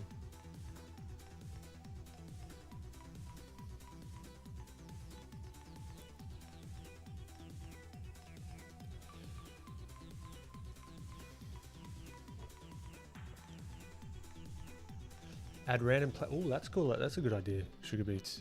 That's a very good idea. Maybe because we're kind of looking down-ish, maybe we have like, we can actually see the horizon in the background. That could be something cool. So maybe there's like a delineation between the water and the sky.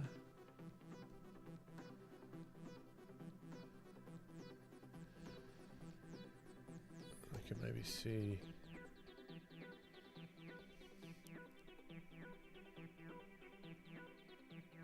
like in the background, like a little bit of that beach.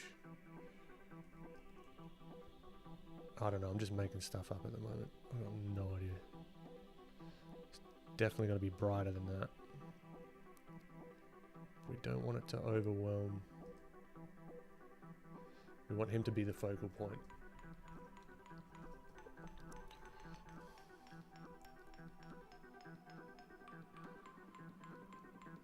So just brightening that sky up does wonders.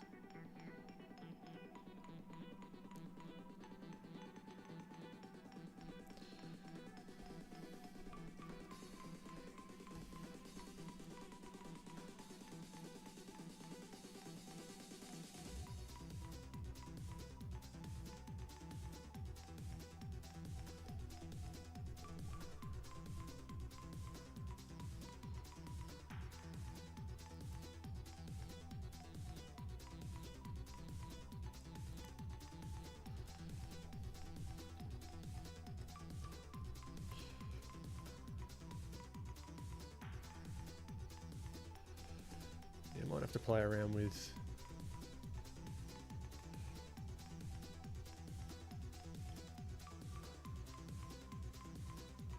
sort of different. He looks a little bit too neutral, like his expression, so we need to play around with that, I think.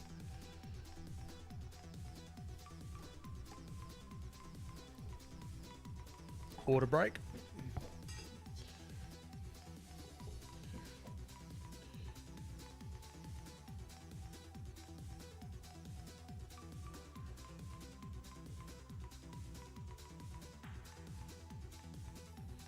Yeah, it could give me Avatar vibes, Joe. Definitely. We could go Avatar-y kind of vibes. Ouroboros, didn't they? The Silicon Valley, it was so good. And I was in the middle of like my startup as well. It was fantastic.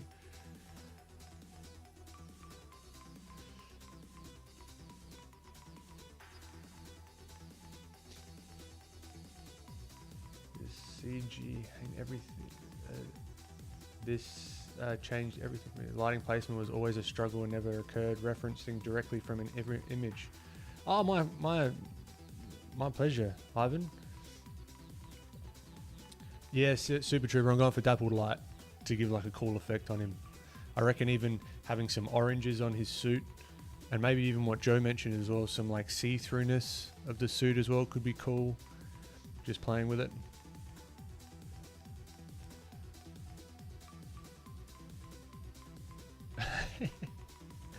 Yeah, it could be squinting. I think I want his eyes like looking up, or maybe his head looking up.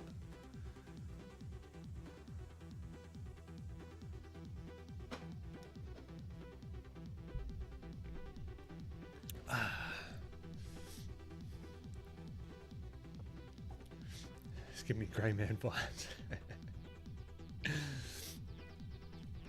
Okay, so let's think here. Some of these leaves, let's add a little bit of color variation into some of these leaves because they're not just all green. So I want to come in here and add some of the little bits and pieces to the, maybe some dead parts and whatever.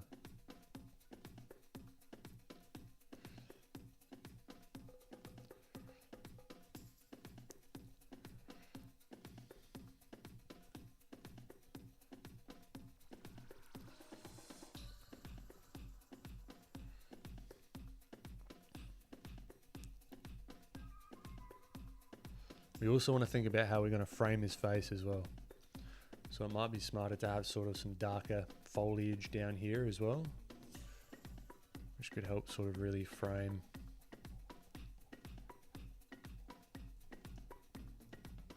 what's going on. And then maybe how I've got here some of this randomness,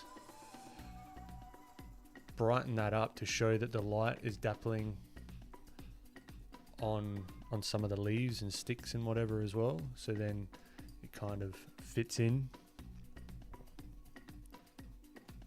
to what's going to be happening on him. Maybe, I don't know, like there might be some light catching on some of these trees.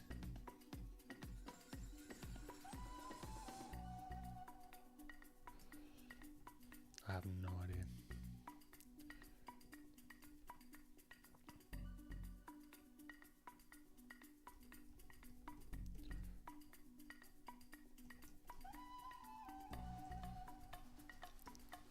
All right, maybe I do like a hybrid. So I did the background like this. Maybe I will start this guy off in black and white first.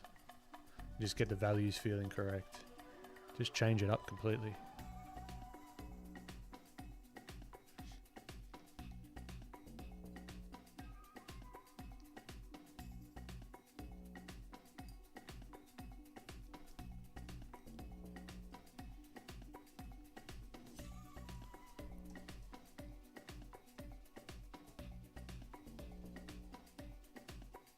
He should also have a patch on his shoulder. What should the patch say? When humans can't breathe. Oh, I have not seen the Lorax. Concerning expression is about he's decided to be on the planet, or is this a tedious work hassle? I think it's almost like a what have I stumbled onto here kind of expression. So maybe.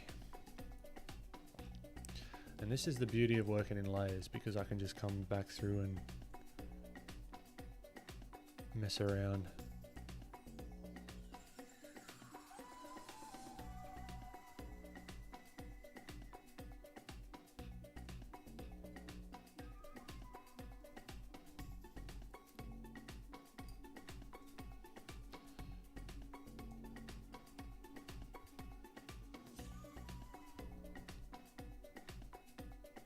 Have like the eyebrows up a little bit, and then his lower lids, like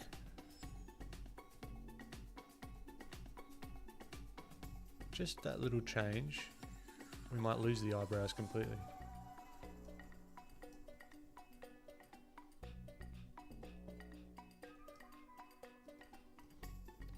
Still looks a little bit neutral. Could be something to do with his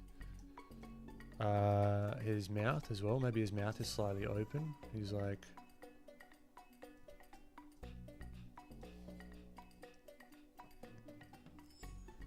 something like that.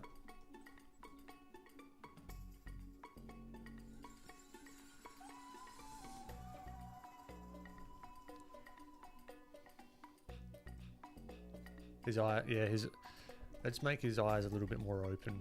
He looks too tired or bored. So let's come here and go.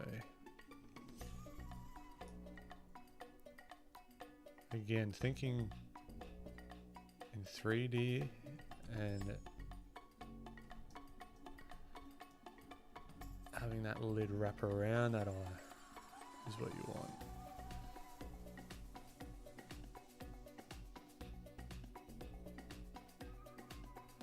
He's not like shocked out of his mind, but he's just like, what?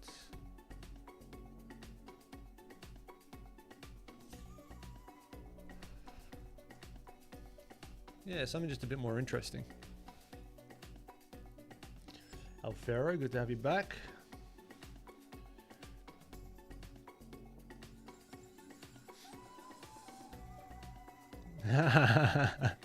Mark, you did. We've done 2 rounds of it. We'll do another round, don't you worry.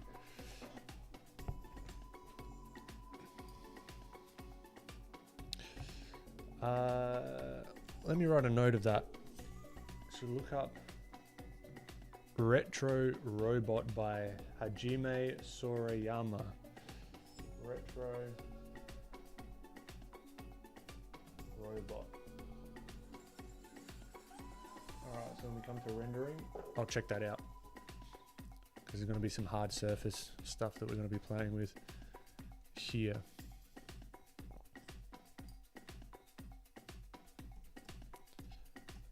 Cool. All right, so that's on the sketch layer. Nice. Let's make sure we get this a little bit, just save us a bit of time.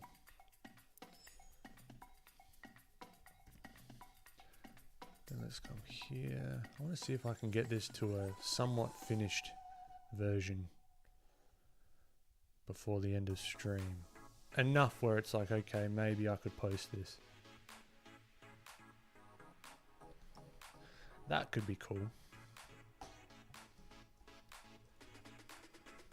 No Man's Land. Ooh.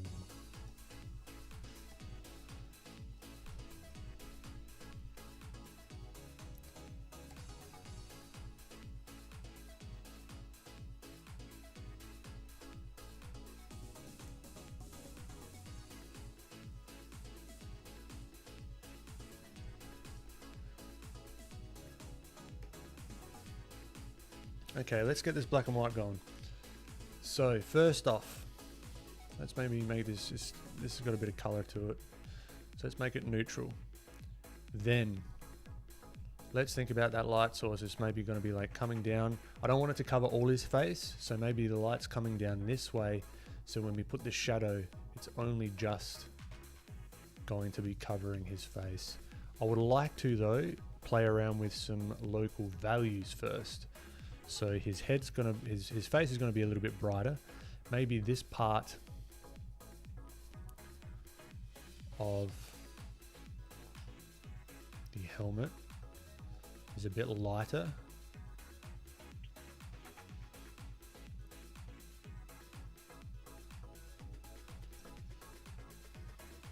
If you know what I mean? So we can say, okay, this part's a little bit lighter. And then maybe his helmet is a little bit darker, which gives us the opportunity to show some highlights as well. When things are oftentimes darker in value, you can really, really get some cool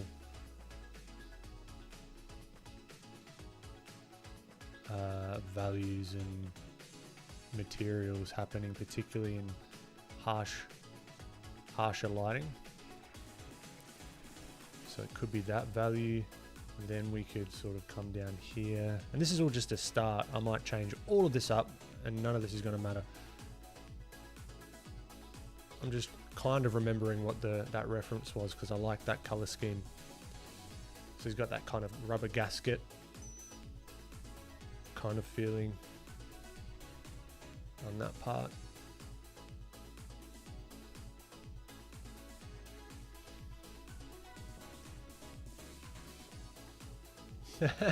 MBE, Num Bum Express. I like that. Will he have glass over the helmet? You betcha. There will definitely be glass, but you don't have to draw the glass to make it look like glass. Because we could even just come here really subtly over the top of everything. Just as an example, I want to do some more like reflections and stuff. But if we, this is going to probably be too bright. But if we show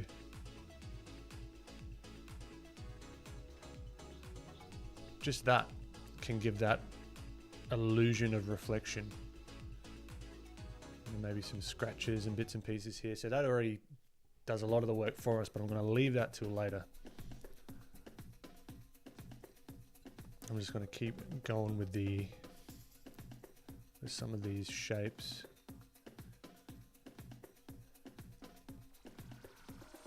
Then maybe his suit is like one more uniform color.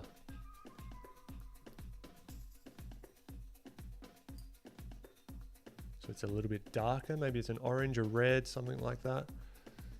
And then the backpack, his life source could be a little bit darker.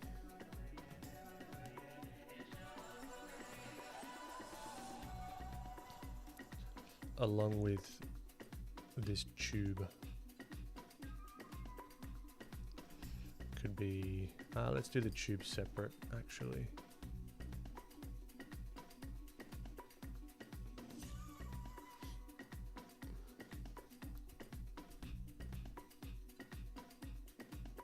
And that's like the darkest of them all. Now how could we use this? So you notice I'm getting the plants like pointing towards him. So maybe they are all the way in front, a little bit bigger. So it feels like you're kind of in the forest with him. He's like walking past plants. Maybe there's some more that's going to sort of cross him over here. We can play with that. Now I want to add this skin here. That'll work. Make it a tad lighter. Then we'll start doing things like the eyes, the local color of the eyes, or the local value of the eyes, I should say.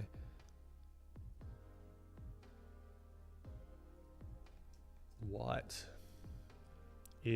They're not white, they're more of a grey.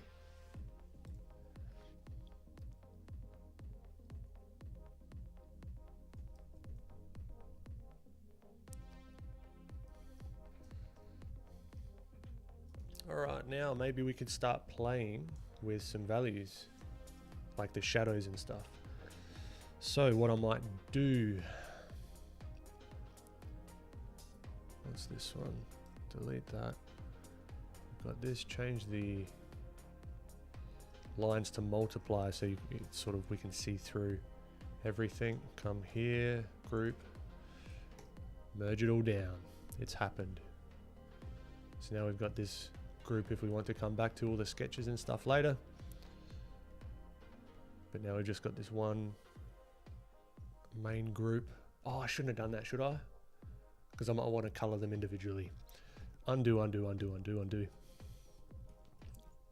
Run it back. Okay, now this is like color, or maybe like values V1. And let's just come over the top with this guy. Make it multiply. Okay, so this is going to dictate where the rest of the lighting is going to be coming from. So now we've got a shadow there. Boom, straight away. That's sick. I'm happy with that. For now. Now we've got a direction. So it's coming down this way. So then we got to think, okay, this might be casting a shadow.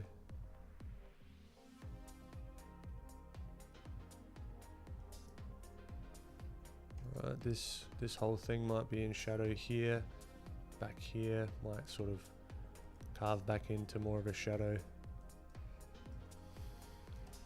Shadow behind here as well. Maybe a shadow on that. See, this is what, okay. Who was asking about, was it Kai? I don't know if Kai's still here. This is what I'm talking about. If this thing's black, it's not going to be like all black. Right, so we can, it might be a dark value, but we can still show form by giving ourselves a little bit of room with the values. Now this is probably going to be covering most of that. And we could even play around with some of this dappled lighting already by putting that whole thing in shadow, then masking out some of these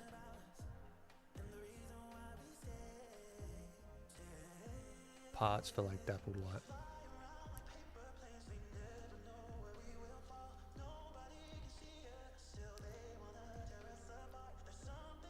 Even here, doing something like that, because some of this might be like, he might have some, I don't want to cover his face.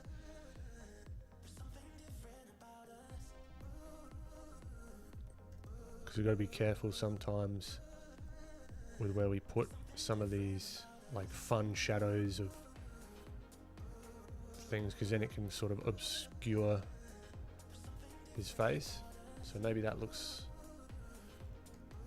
fine because it's like a shadow, like a leaf on the side of his face. Cuts a little bit in there, but that's fine.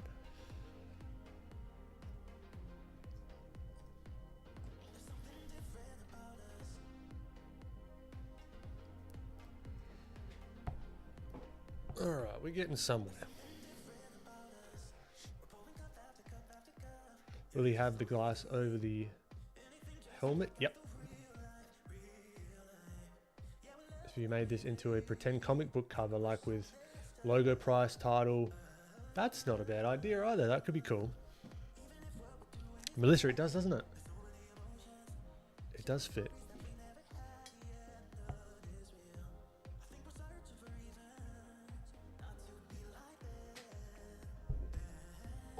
Water break.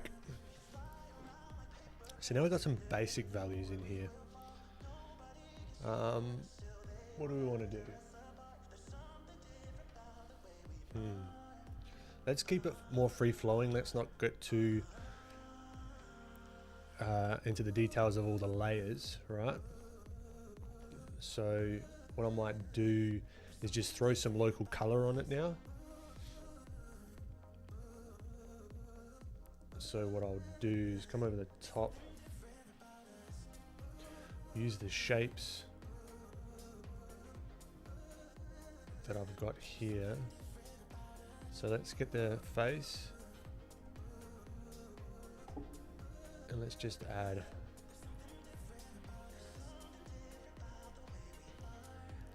and then turn it to color layer mode. Right, so that's cool. Whoa.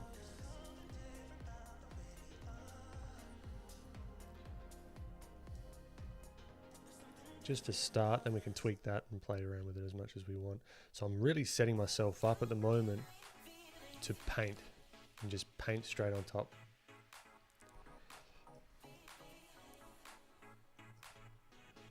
Maybe this helmet.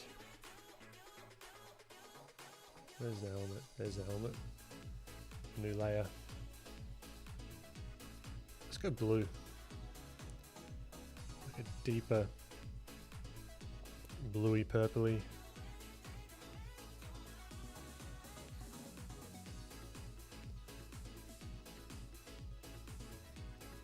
It's giving me like Buzz Lightyear vibes.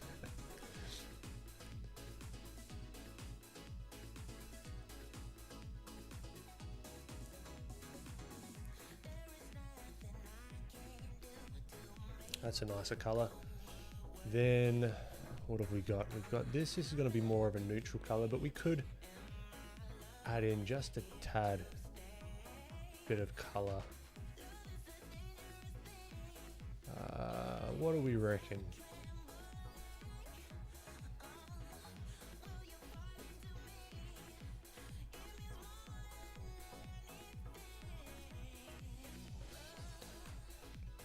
A little less saturated, I think. It's got a little bit of a tinge there, just a smidge. Then I might do that's that. Let's get the orange. Might be orange, might not be orange. It mightn't look any good.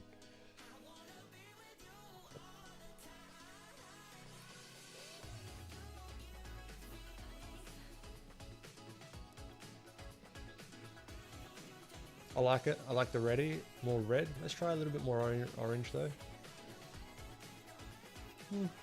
We can tweak that. That's fine. Color layer mode, saturation up. No, that's not going to work because it's color layer mode. Alright. And keeping those other more rubbery textures, that grey, that's fine for now. We will add some blues into it because it's going to be lit by the skylight. Let's add some color variation on top here though.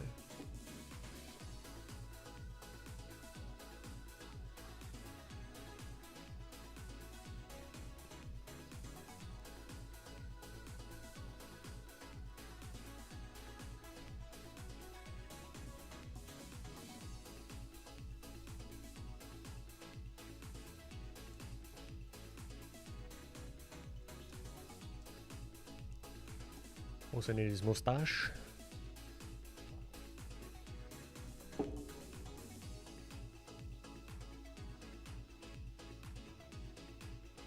That's ginormous. What's ginormous? His nose. Oh, I'm using a lot of layers, but I'm going to condense them down eventually.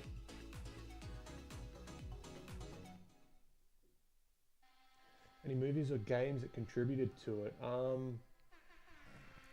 Probably Pixar style. I really enjoy that. I really do enjoy the Pixar sort of style. The simplification. I love Rob Ruppel for his simplification of stuff.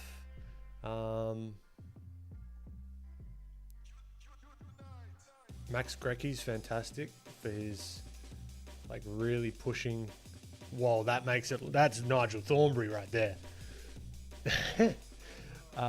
For his like wicked pushing of shapes.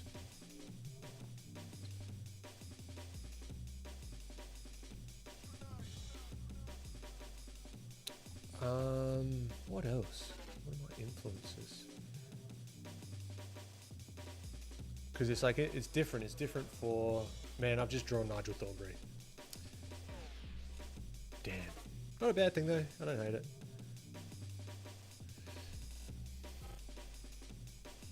What else? What else? What else?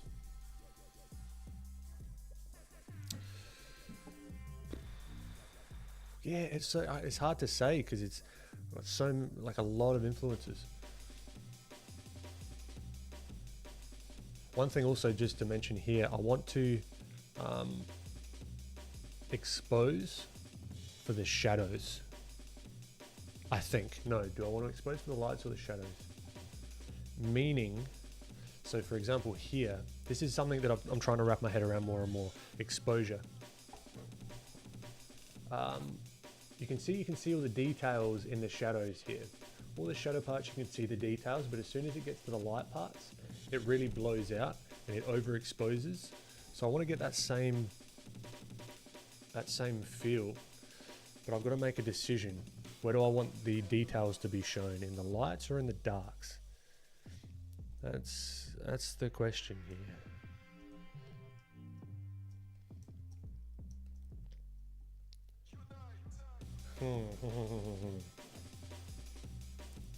I think if I wanted to expose it for the darks, then I would want his head more in the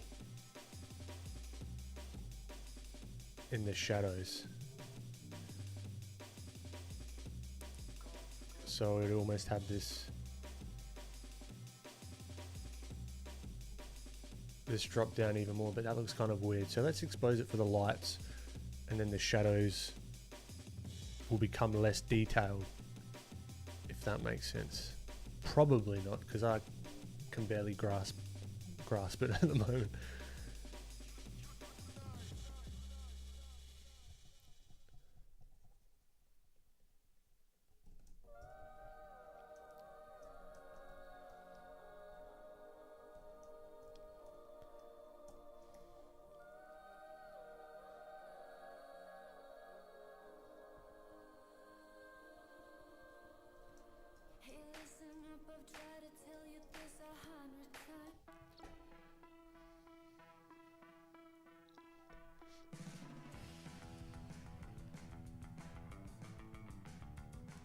Appreciate it, Zane. Good to see ya.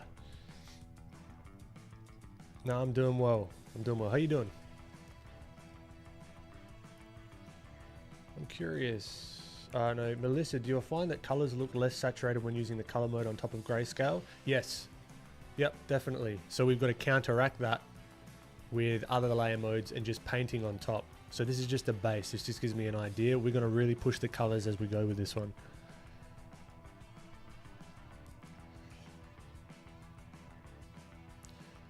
Thungans. Would we see underside of the top part of the helmet due to perspective? Probably. When I first did this drawing,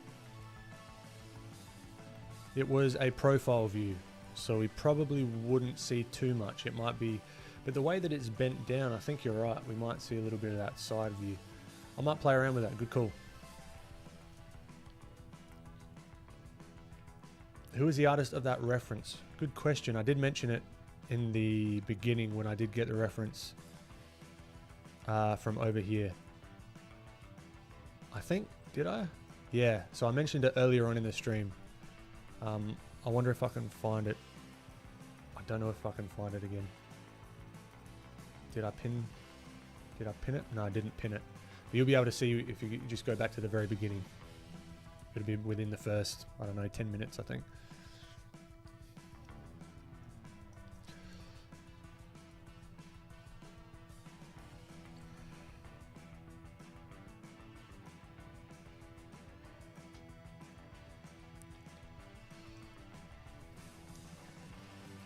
Let's change the color of these shadows.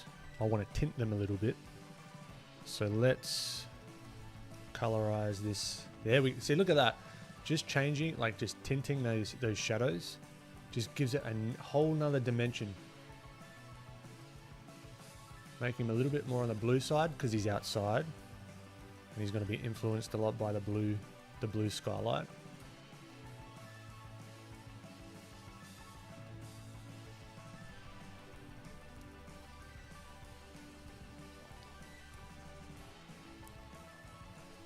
Alright, good call, Thunguns. That's annoying me now. So I'm gonna. Do we just start painting? I get to. We probably shouldn't, but you know what?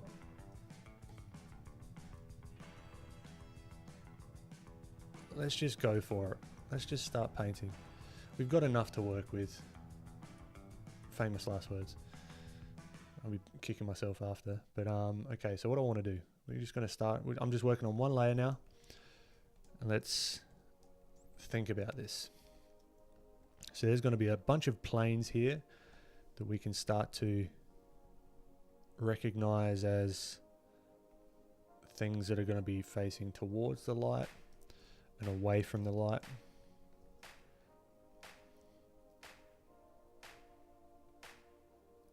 Even just blocking that off gives it some volume already.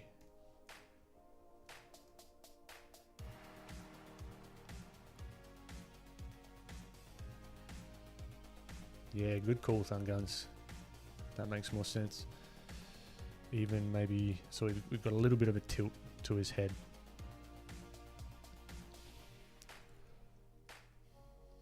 Yep, I like. So then let's clean up this. So we could have like a ledge here as well that's catching the light. So this might be lighter.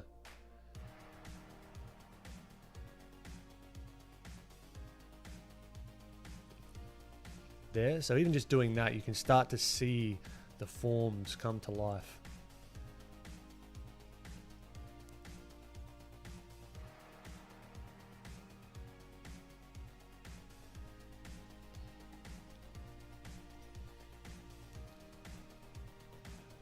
And even here.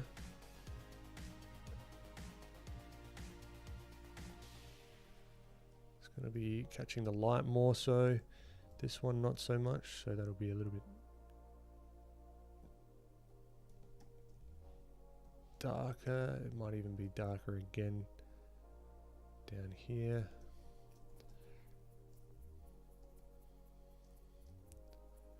Maybe we put some indication of that.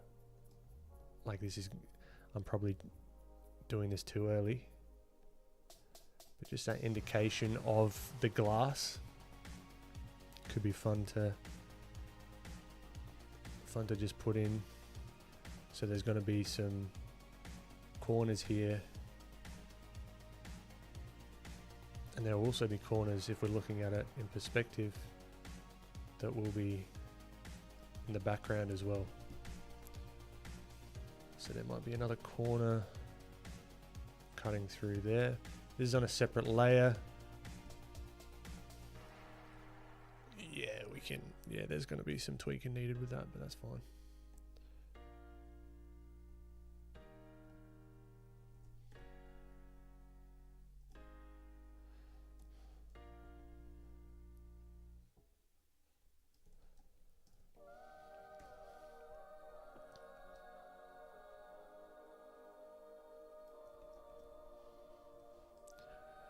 And we can also go in and add,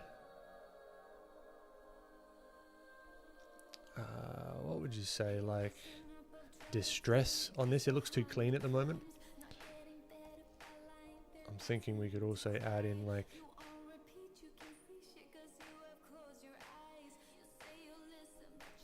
a darker ledge to the top of that helmet as well.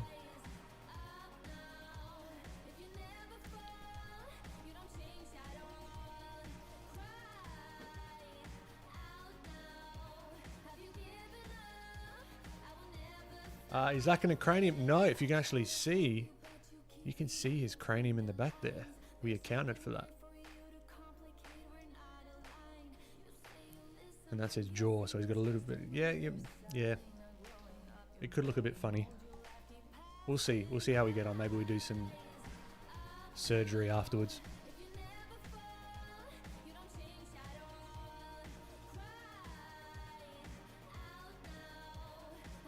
By the way, I looked at my Pinterest and I look like Steve McRae, guy in one of your... Yeah, right. CGI, how you doing? I'm doing well. You're often using hotkeys in Photoshop. As an Aussie, do you eat sunscreen for breakfast? I need to be very cautious out in the sun, that's for sure, especially with my pale skin.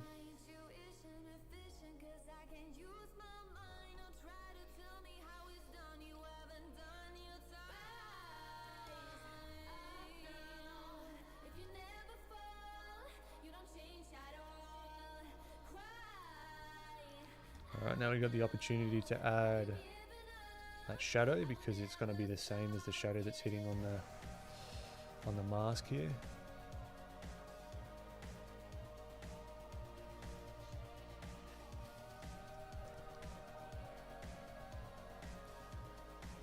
Another opportunity for shadow down on his lip, because that mustache is going to do its work and be a shadow, so we can just block that in and then cut back in some of those darker shapes.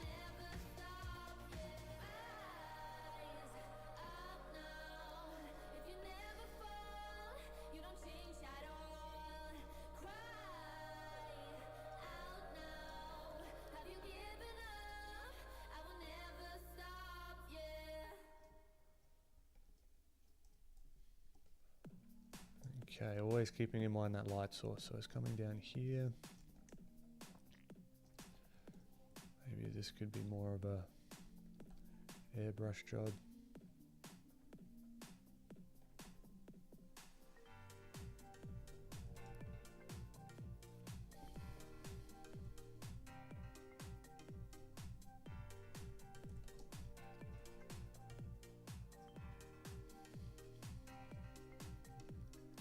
Even this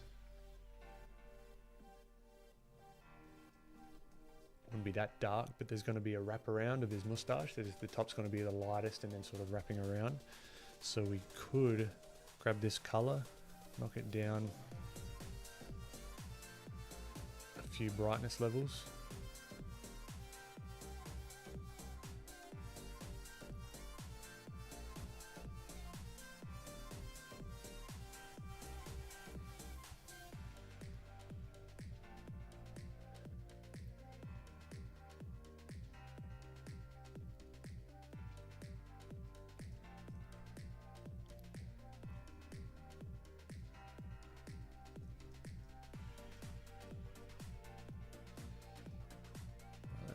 Work with this eye. This is the only downside of not using a bunch of layers, because when you want to do these little finicky things like make the eyeball feel more round, it is a pain in the tuchus,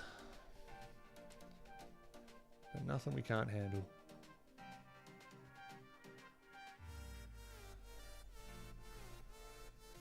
Right, so let's say I'm gonna make that a little bit brighter.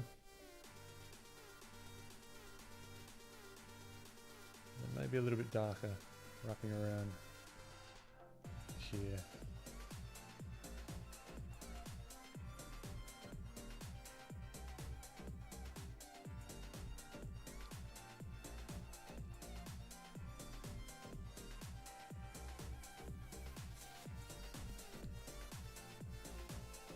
It's almost giving me like, not really, but like Lilo and Stitch vibes-ish, but not really. I don't know why that comes to mind. Maybe it's the tropical vibe with it.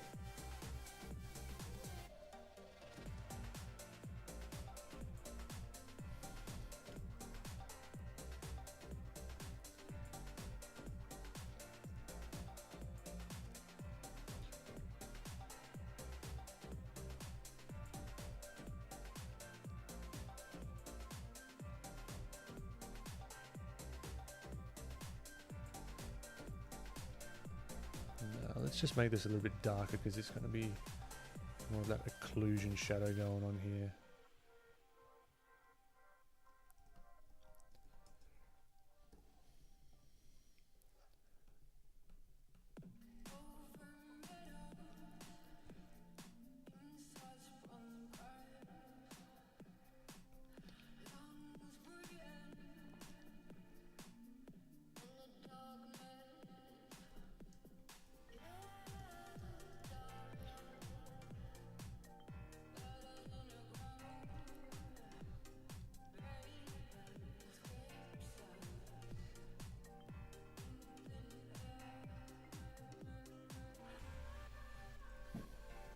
No, I think that eye should go all the way to the edge, more or less. All the way to that edge.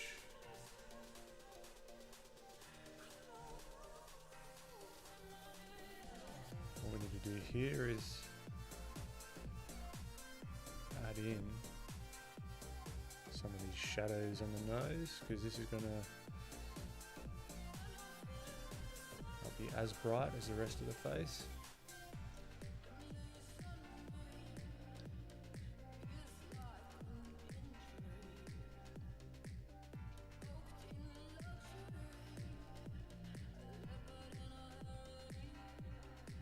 Same as this cheek here.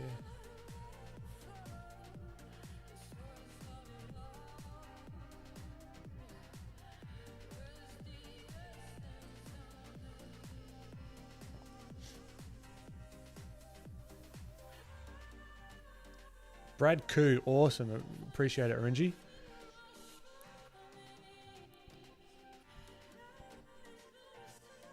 Yeah, yeah, have a random element, and that could maybe carry through with like the patch or something, so it's not just there. It's like all in little areas as well to make it sort of feel cohesive.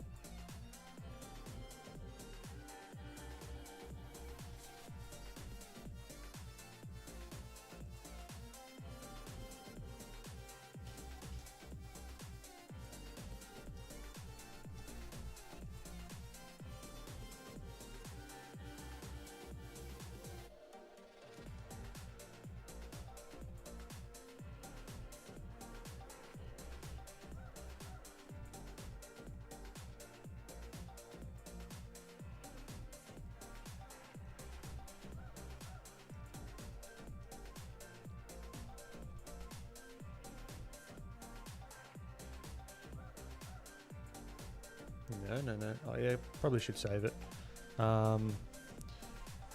Thornberries. There we go.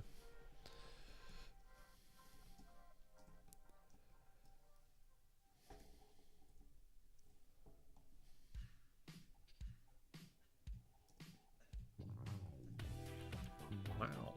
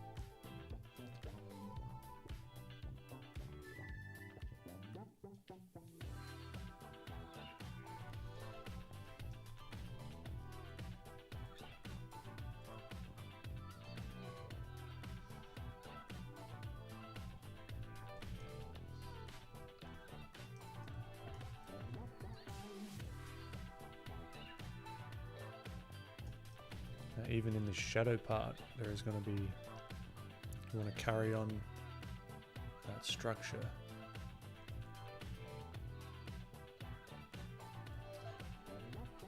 Even though it's shadowy.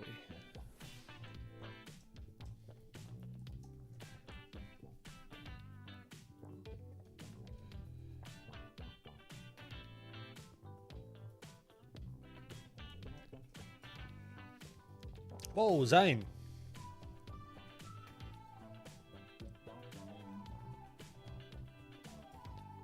Oh, you absolute legend. Thanks so much, my friend. No, so glad to hear. You got 60 pages. Heck yeah. Doing better than me.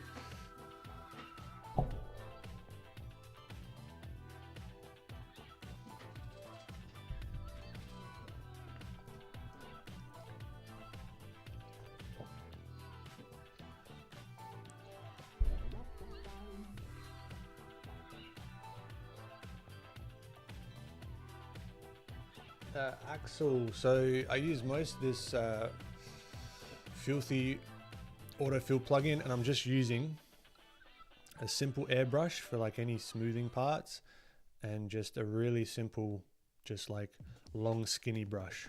I'm gonna make that available soon as well, but it's nothing fancy. I could do this with a soft round as well. Doesn't really matter too much.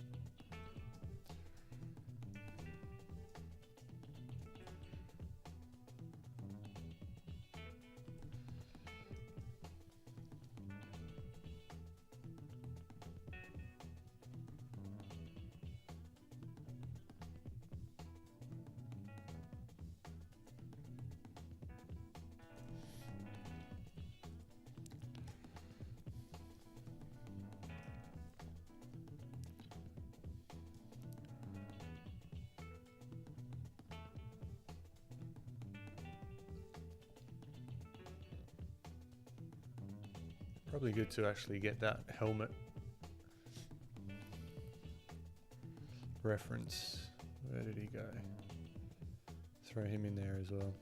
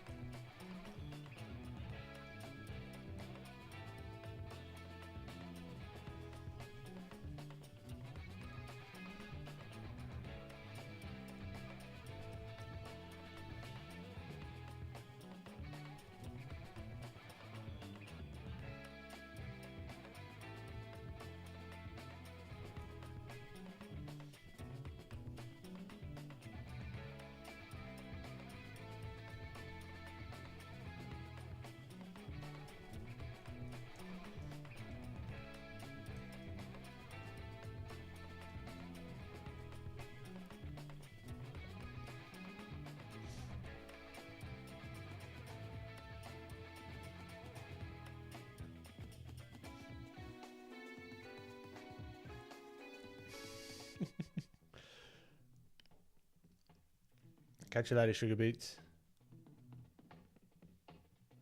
Same to you. Same to you. Pliam or something. Is there an alternative way to have a color with the same value other than the luminance lock from the plugin? Is there another way to have a color with the same value other than the luminance lock? You could just eyeball it. That's what I'd do sometimes as well. Like if we're testing the black and white here, I could like say, okay, let's make this plain like something like this value, right? And then I can grab another value or like another hue and say, okay, that's too light, let's knock it back. There's no real other way to get that like automatically without the luminance lock, at least in this plugin.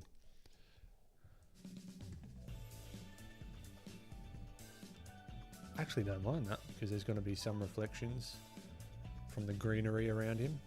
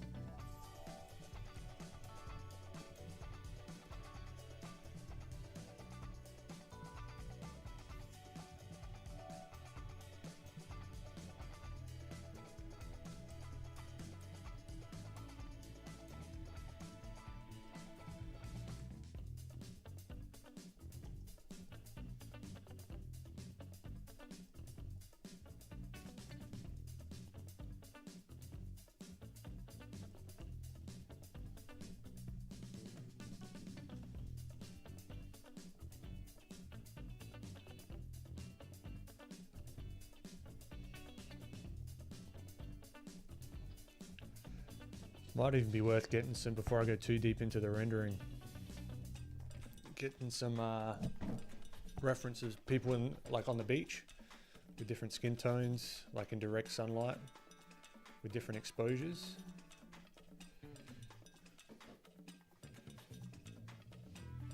Oh, awesome, Zane. Yeah, I've got a couple actually. Did a couple of streams last week, which was awesome. And then I had a stream many months ago with Adobe as well, which was awesome. No, those ones they're really fun.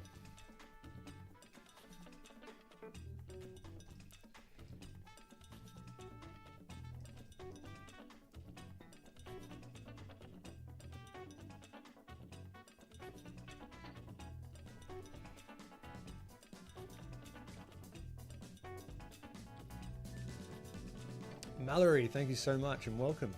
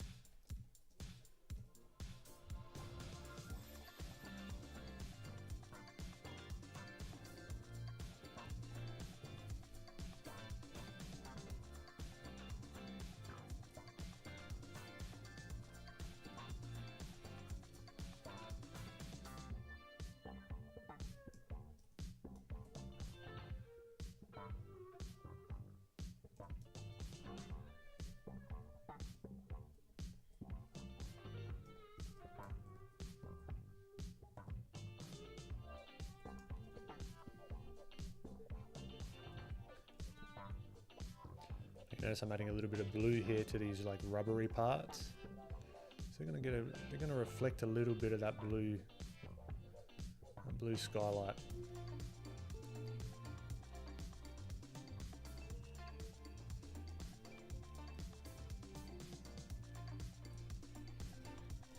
We can finesse that a little bit more as well. Maybe they're a little bit more blue. Same here with that pipe.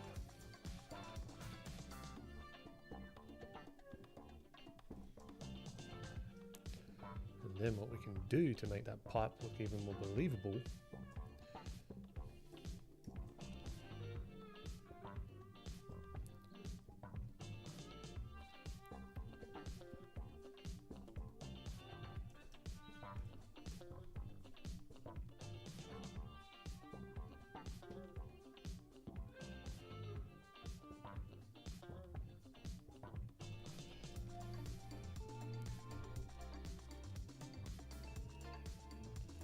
a little bit finicky, but it'll be worth it. Maybe, maybe not.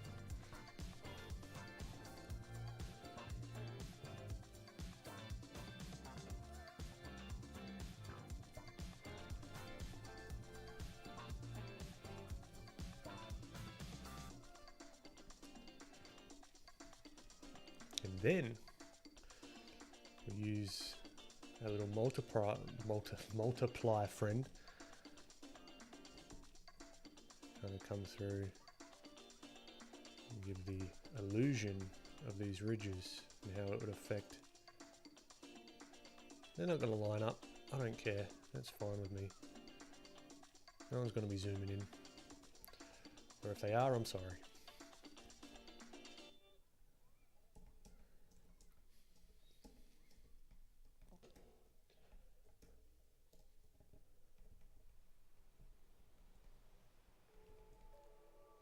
We got ocean waves. How fitting.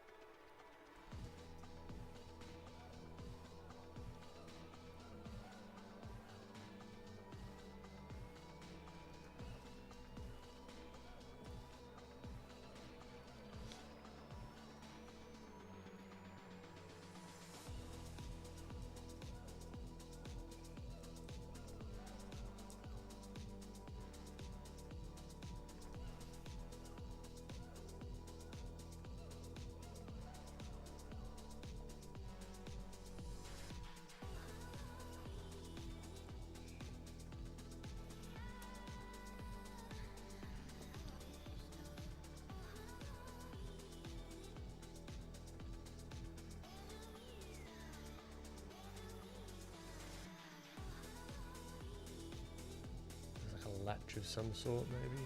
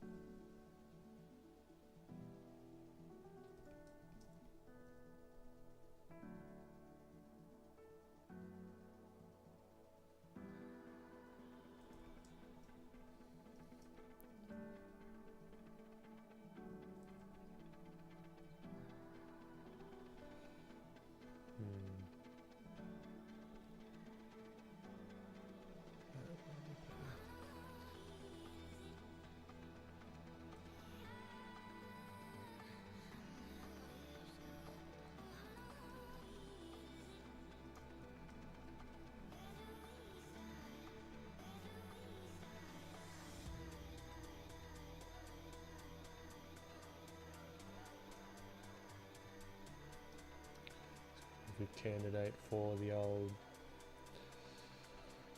filthy. Get them really crispy.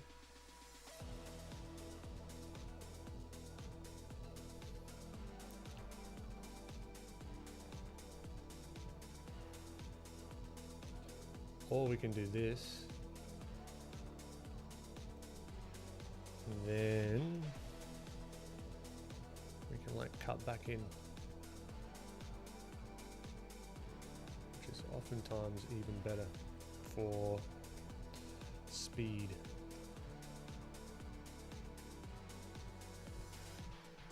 They're a bit wonky, I'm fine with that. Kind of.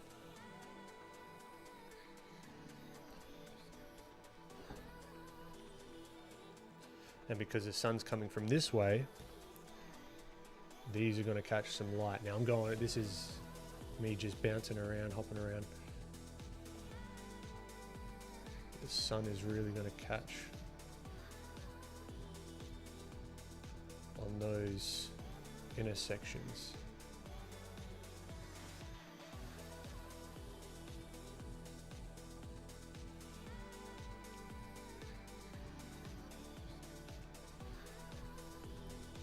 So now they really look like they're cut in, which is a cool little trick.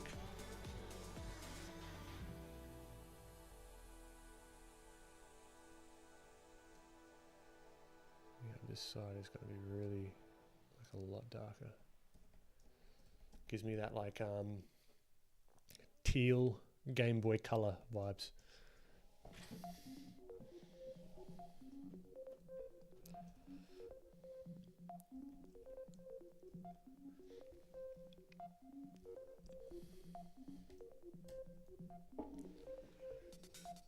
Zane.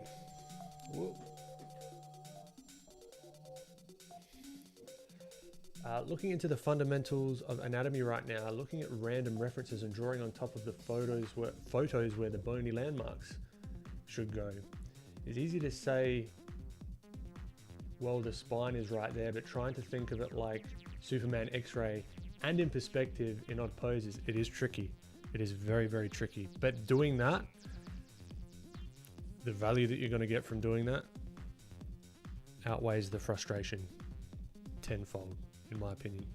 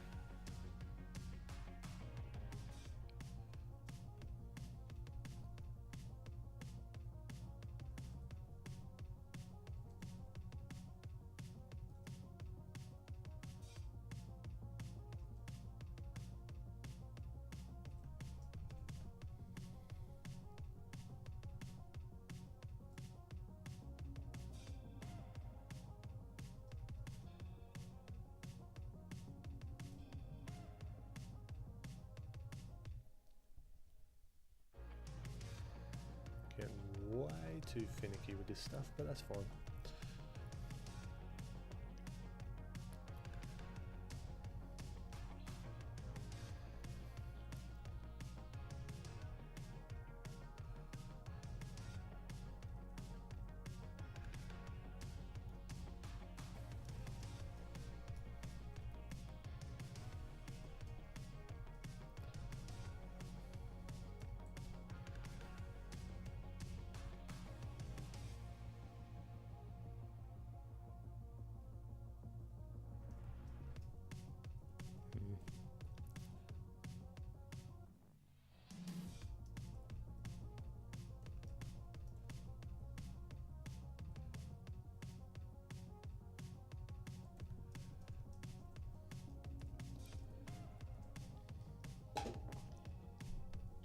Babylon. I appreciate it. Zane. Yeah, it is. It is. Just happened to be that way, but yeah, I did the other guy with the in the space suit.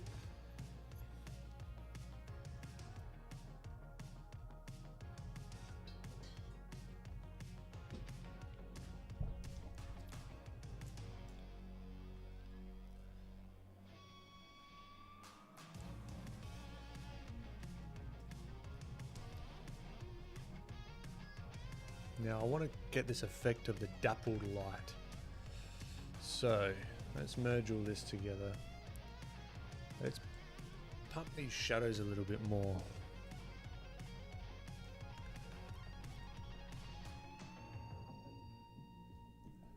Like even have some of this.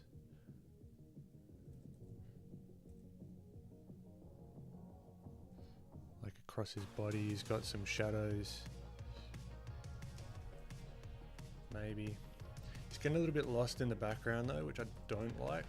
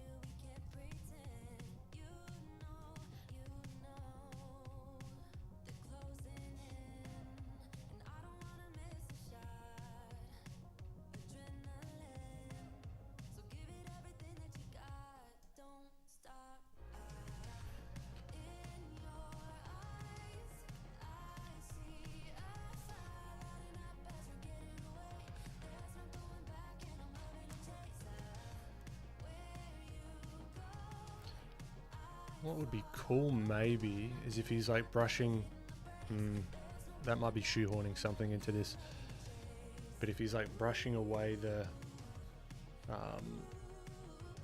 like a plant, but I don't think that would make sense necessarily.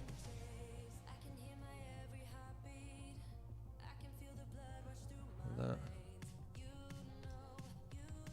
No, you probably wouldn't see that.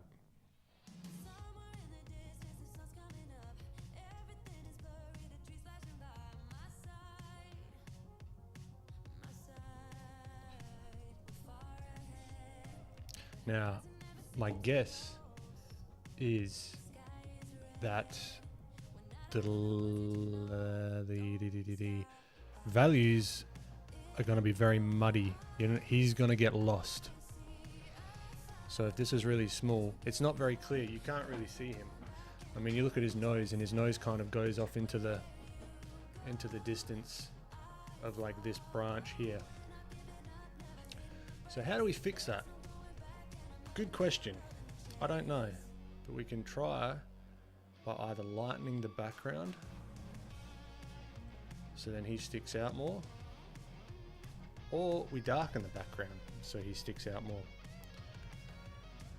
So I might do 2 versions of the background.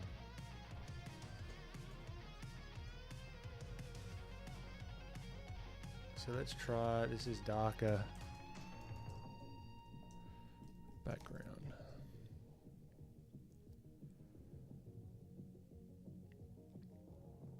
The sky should be about where it is, I think.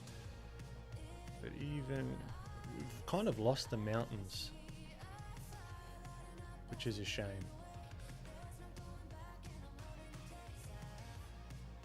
Maybe we bring the mountains back up a little bit.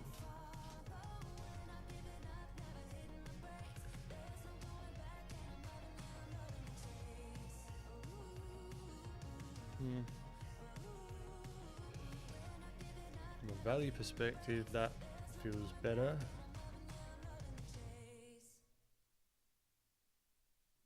That feels better. What about this?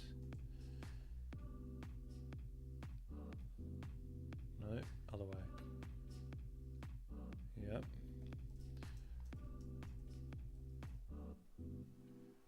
His values are too close together. So we need to start really separating those lights and shadows, maybe.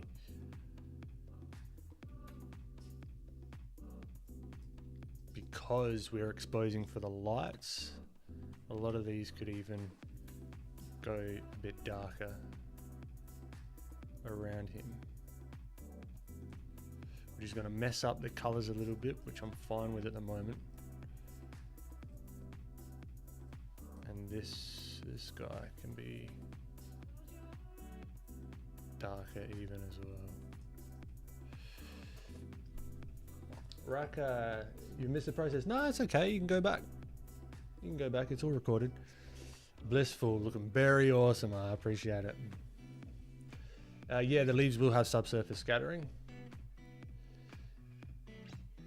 Dennis Alp. Yeah, that's a good idea. I want to play around with some of that because you can see even the sun coming through here. It's going to affect the leaves and that kind of thing. So it's really just getting this balance in the beginning. He's still not popping out as much as I would like.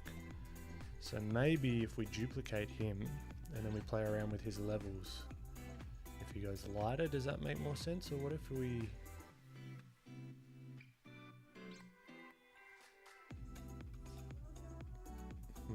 Nah, it's washing him out a little bit too much. That's alright, we'll figure it out. Or maybe it's more of a composition thing, where some of these plants in the background, we move them away. So then we can see some of his silhouette a little bit more. Maybe that's, so we've got the mountains, some of these plants in the background. Maybe that's a little bit better. Maybe we move him back a little bit so he's more something like that.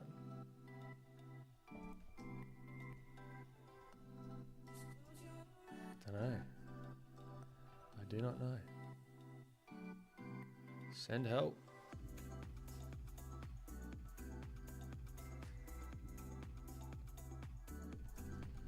This guy needs to go for sure.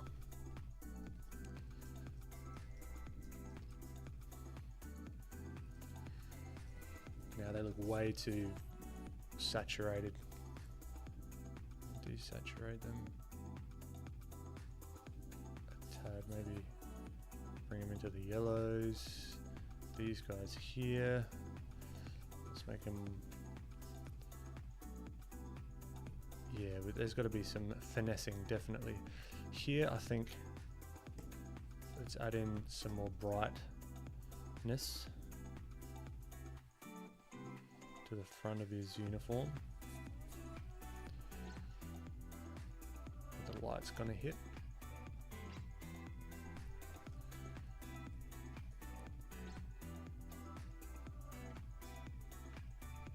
Then we can maybe add the dappling in after.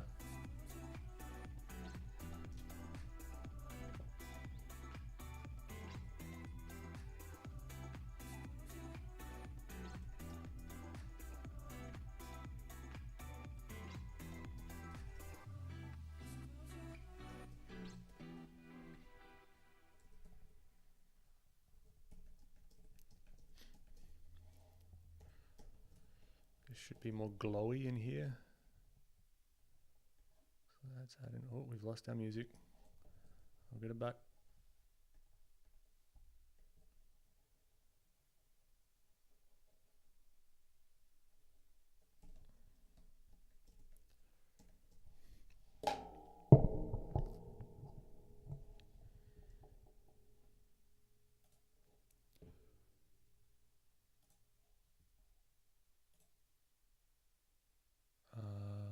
What do we reckon?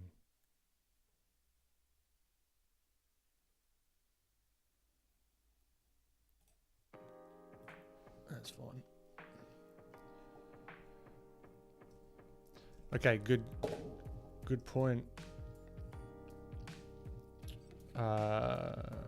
Zane, let's get some reference. Sunny, like beach.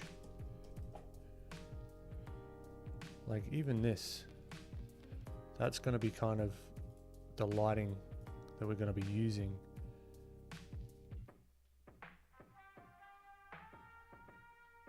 Like even some of this with the dappled light, that could be more of a vibe we're after. Like this guy. So we can use these to add some more realism.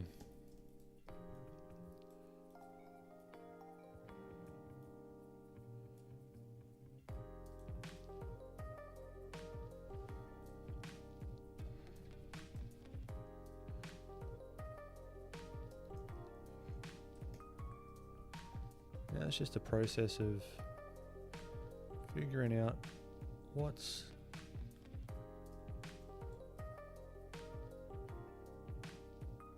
gonna make sense.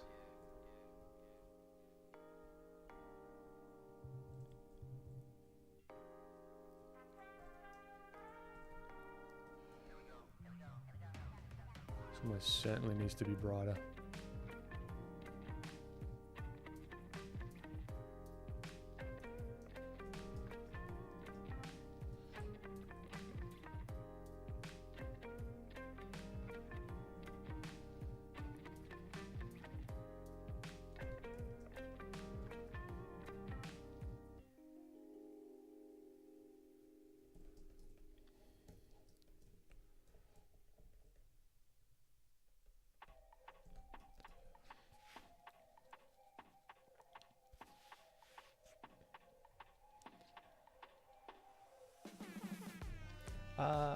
Mason, do I have a favorite topic or genre or theme or genre?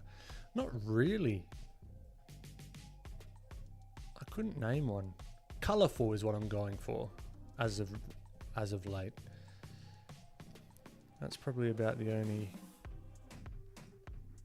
more topical kind of thing that I'll be going for.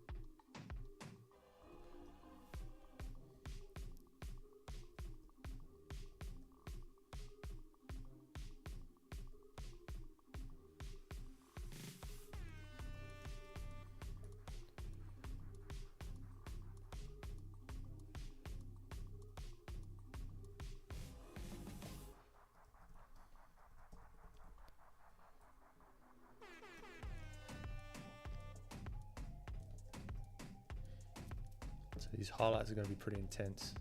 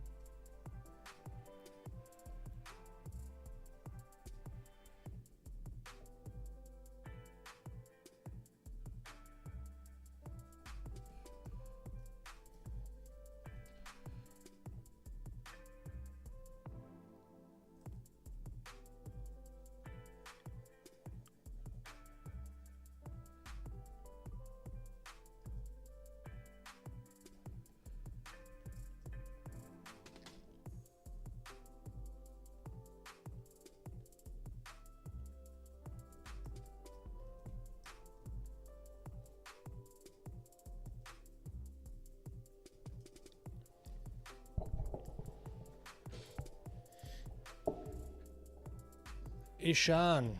Who says that? Who are these people?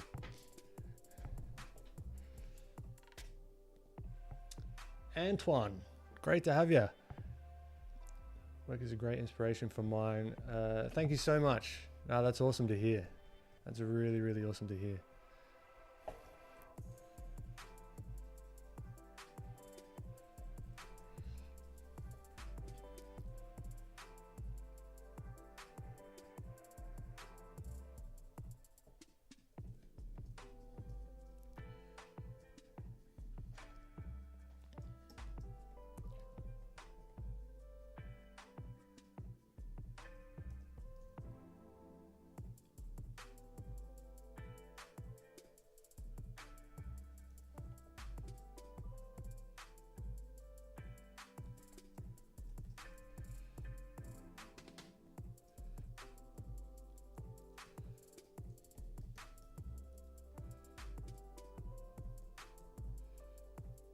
Spending a lot more time on the face because that's kind of like the focal point.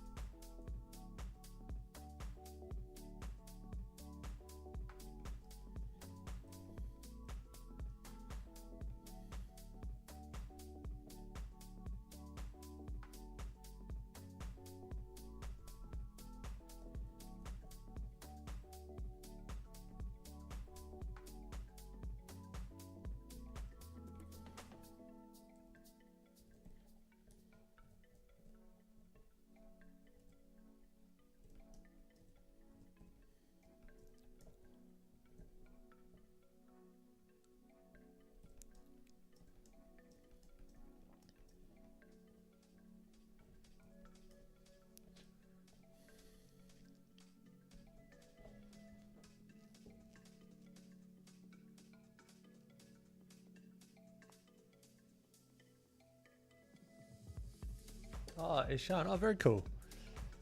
Use Blender to use. Yeah, Blender's fantastic.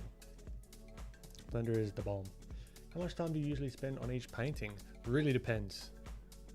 It's kind of like how long's a piece of string. There's no set time. It can be anywhere from 2 hours to however long we've been doing this one. It's there's all sorts of time frames.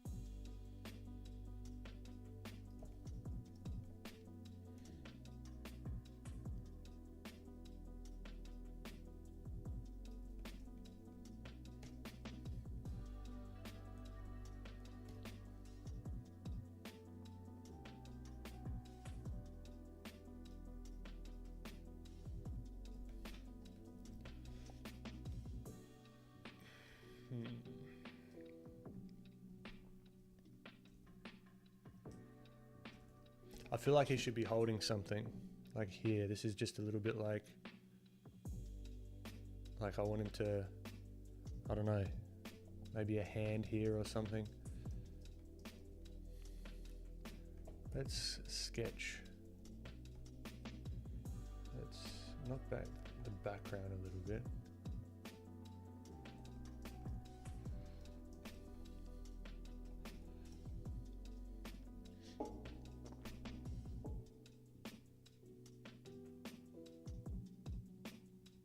Ishan, oh cool. Yeah, it takes a little bit of time. It takes a little bit of time to get the sculpting, but once you're there, it's freaking awesome. Yeah, maybe he's holding something, like his walkie-talkie.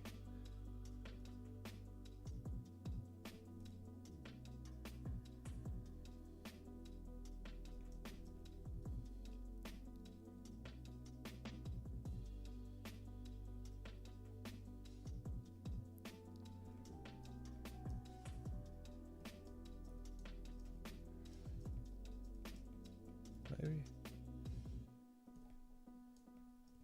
it's almost like send help or I've found something. One of the two.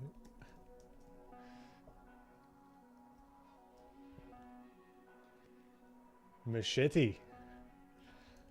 I feel like it doesn't quite go with the vibe. Maybe there's like a space age machete, like a laser machete, a machete, old futuristic space gun like those in the 90s. Yeah, I want this to be more exploratory rather than like, it looks a little bit more whimsical rather than, if you know what I mean? Rather than like combative, at least at the moment. Ahmad, thank you so much. I'm doing well. I'm doing well. How you doing? Maybe he's actually pulling this strap forward off of his body.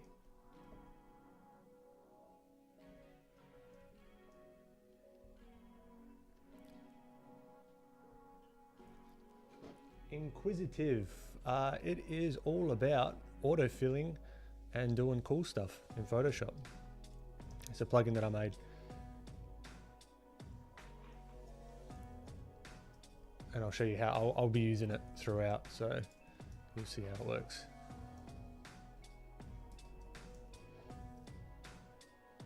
So if someone's holding something, this is where I'll get reference, like maybe his hand, his finger is a little bit.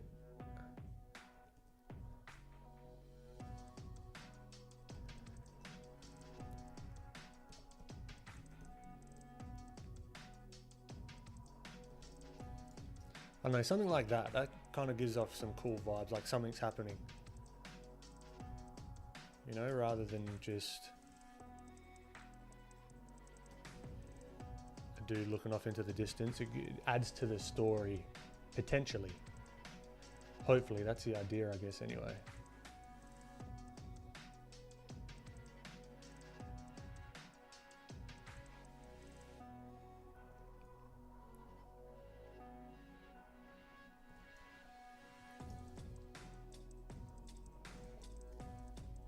Yeah, walkie-talkie, GPS thingy.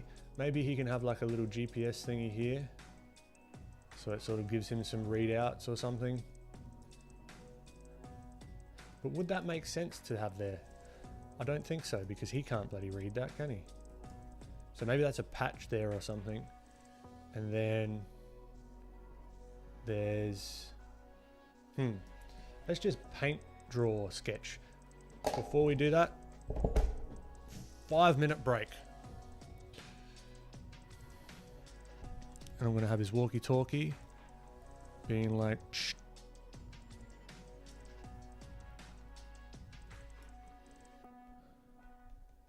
Be back in 5.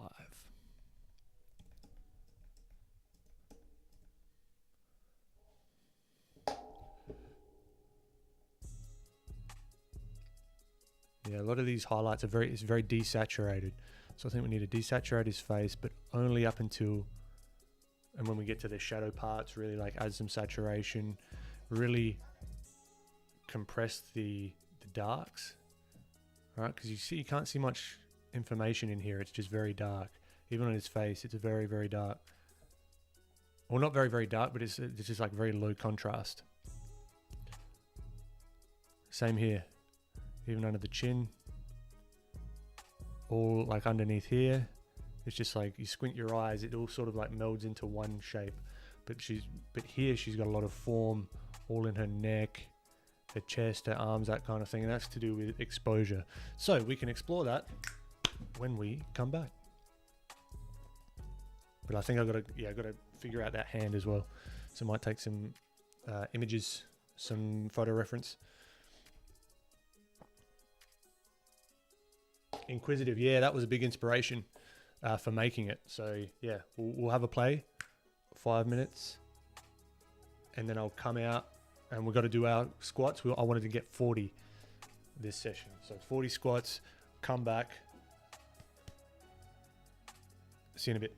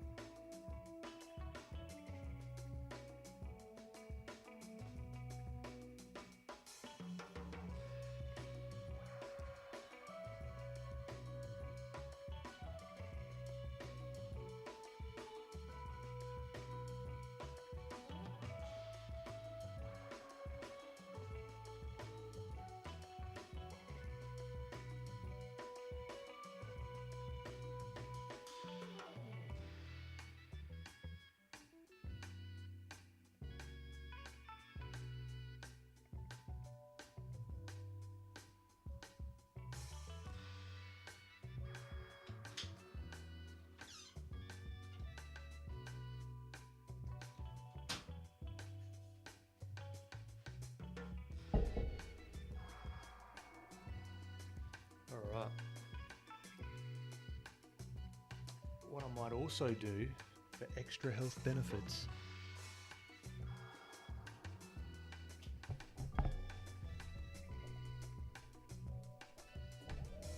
standing desk, baby.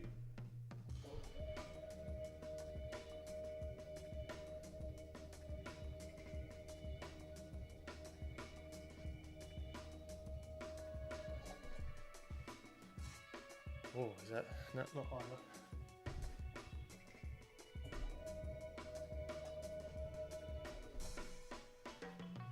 There we go. Oh, that might be a little bit easier on my neck.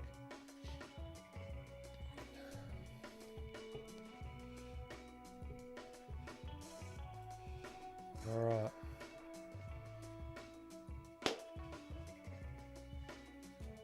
Do it. Do the 10. Oh, I've just ruined my recording. There's just going to be me halfway through.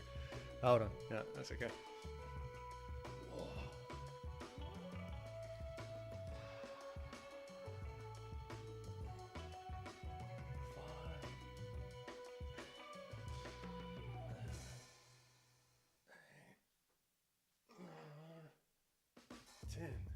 Sick.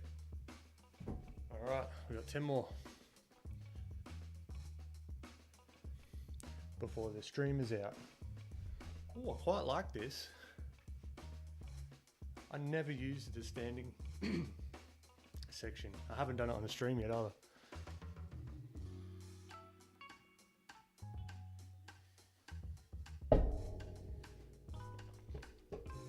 Oh, so much room.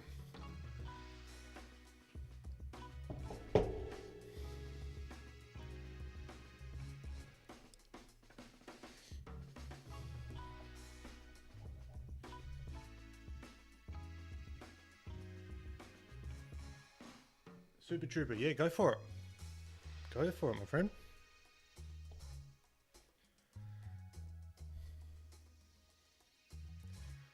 Yeah, Sean, at what age did I start drawing? I've been drawing for most of my life. On and off.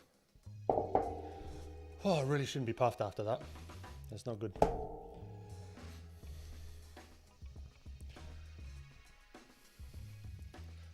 Let's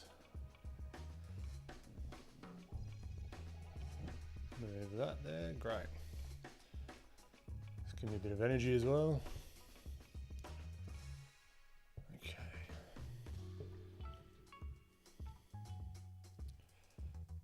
Back at it.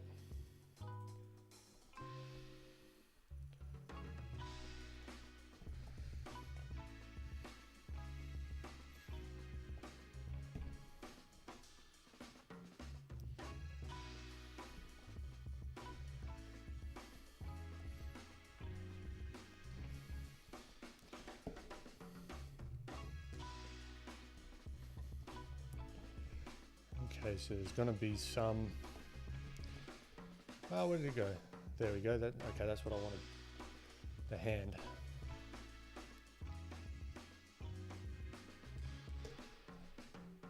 No. Yeah, get rid of B back. Okay, hand. Let's just block it in. So he's going to be. Maybe it's an opportunity to take some reference. How am I going to do this?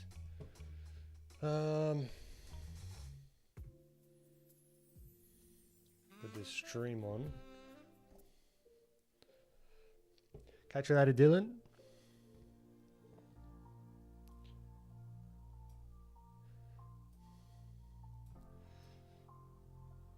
Okay, so if I go half and half, so then I take a screenshot. No, he's going to be that way, I think. Something like that. Okay, so then I go there, and then I go on the side maybe.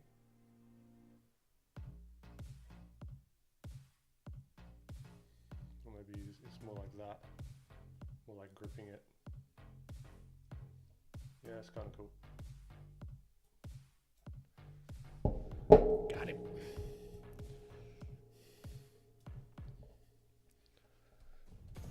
All right. Now we've got some reference. Sick.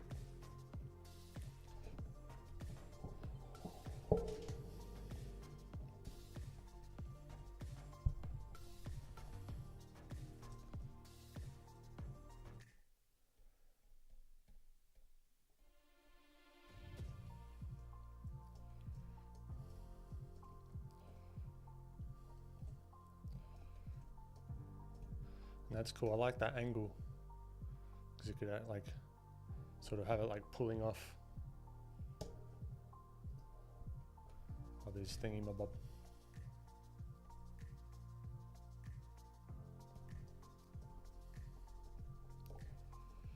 Get that out of the way just for the moment.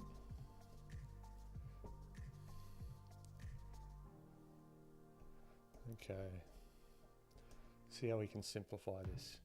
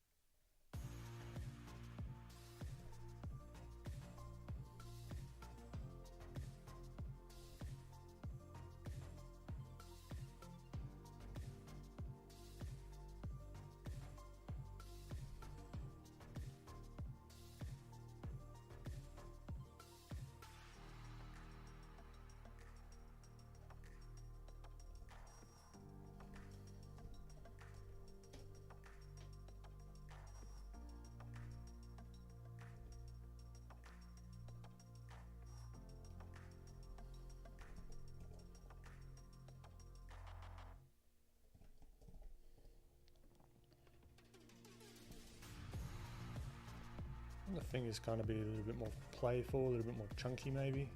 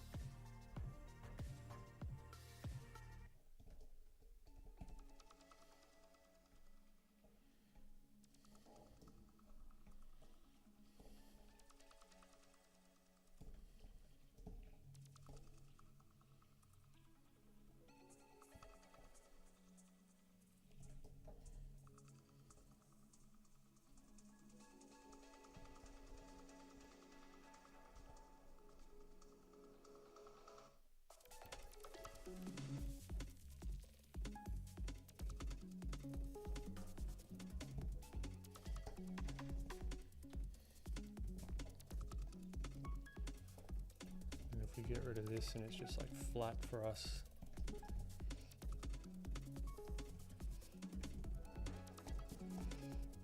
Then with our sketch,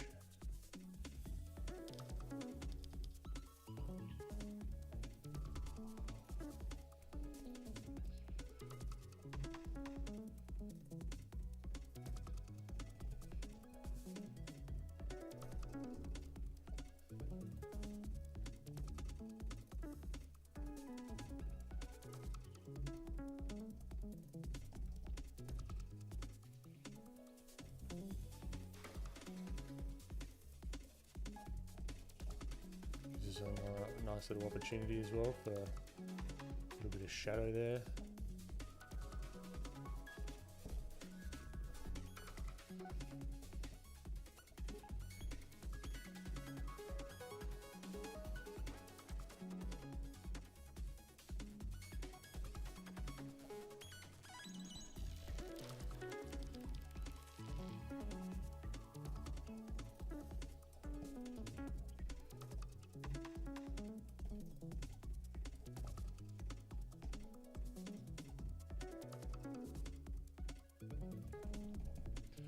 Wrong layer, of course, of course.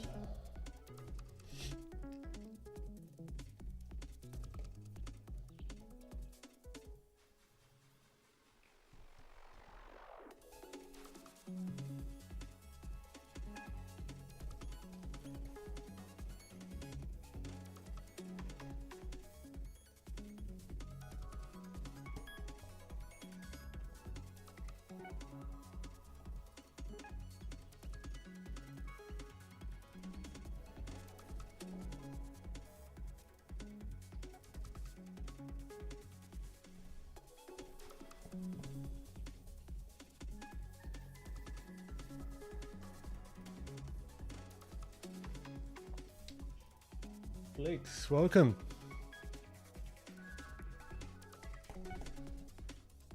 Sorry, I think I missed that.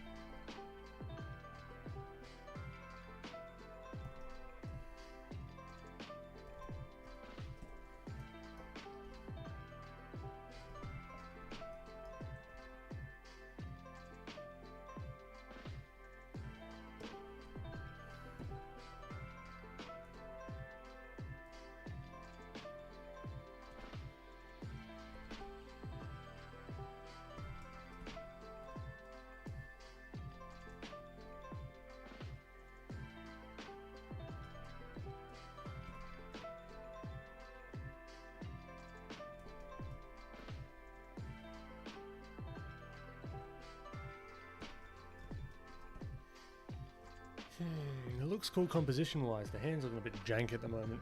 That's okay.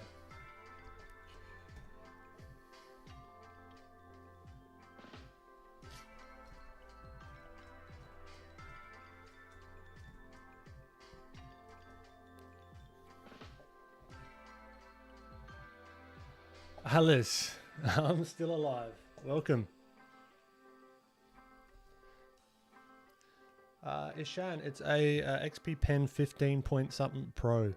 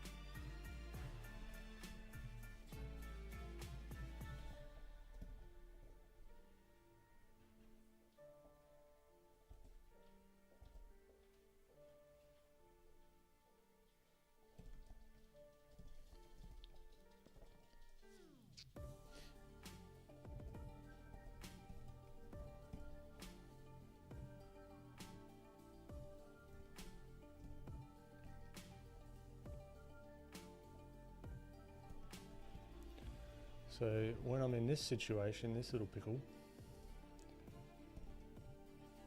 I want to try and simplify these down into cylinders to see where the fingers are actually going to sit on this character.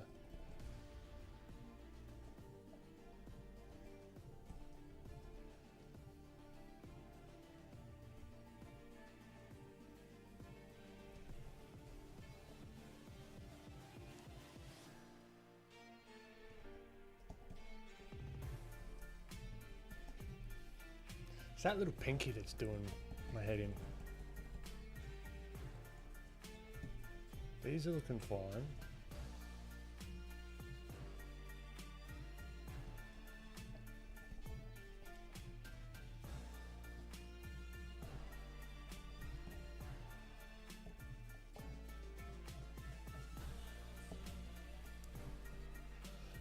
Maybe I've just got to carry on with that simplification.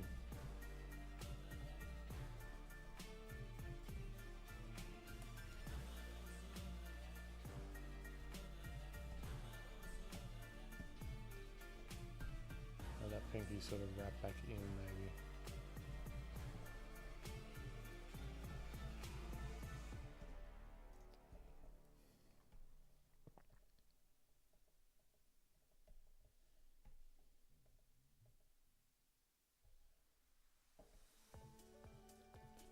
That's annoying.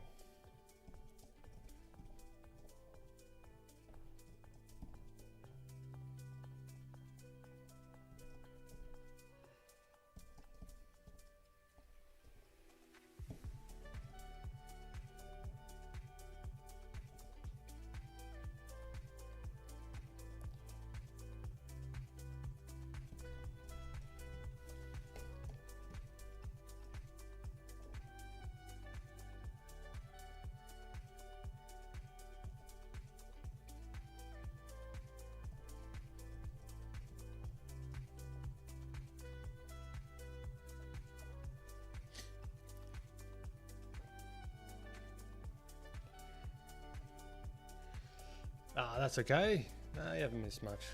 I mean, yeah, you kind of have technically, but it's all recorded. It's all recorded.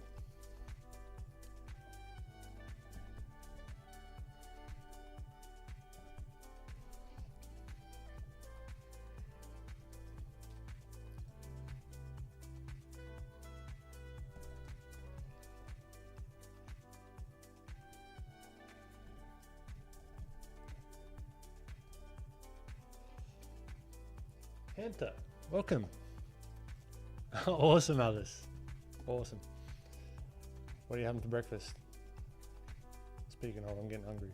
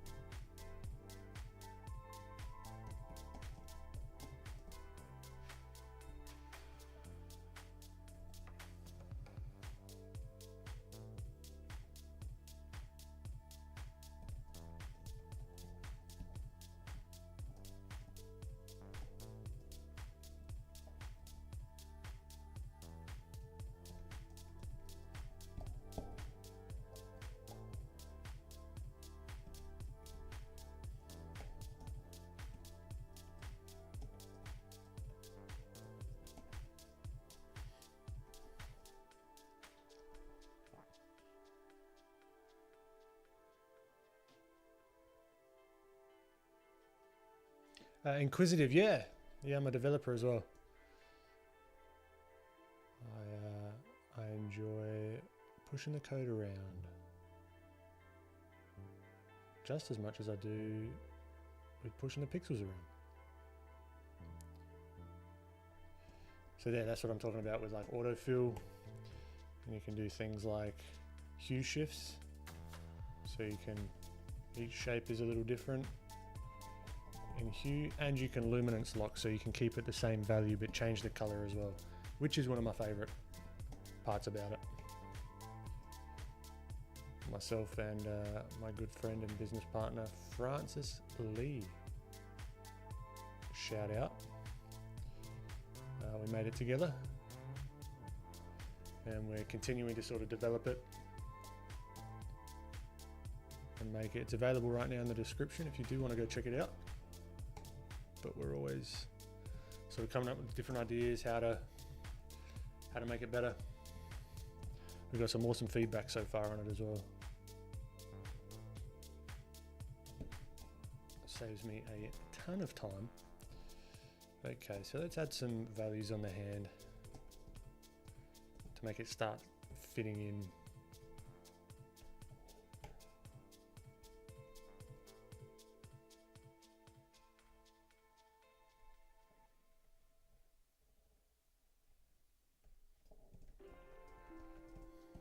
It could be like instead of like a call for help or anything, it's just like a journal entry or like a log sort of thing.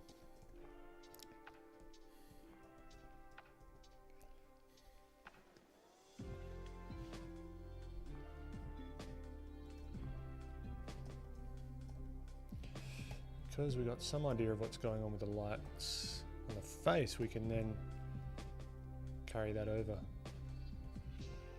to the hand.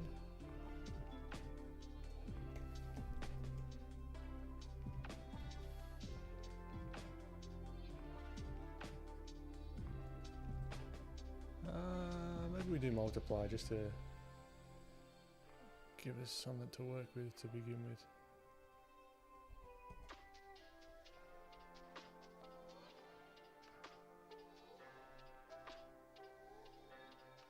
Maybe these will roll over into shadow. Something like that could be cool.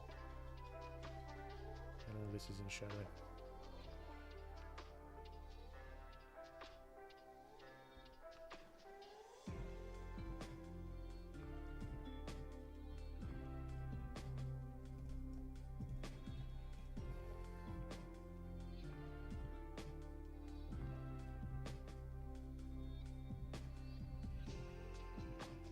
Yeah, well, there's 5 hours, is it? Yeah, right. Nah, thank you. No, it's not hard work for me. I love this stuff. I love hanging out with you guys, and again, I appreciate you guys popping in to keep me company. It's really freaking good fun.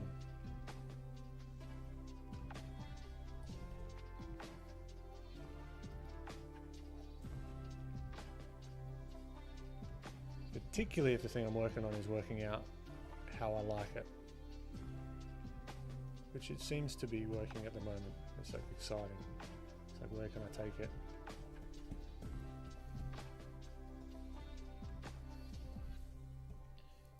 Now what he does need is, actually he should really have gloves, shouldn't he? This kind of seems stupid. If he's in a spacesuit and he's just got just his open hand.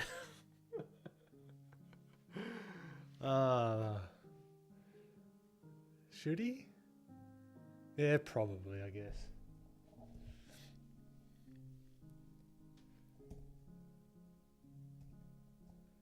Yeah, let's think of the logic of it for a little bit. So maybe I'll just put his wrist in there, and that's going to be in shadow.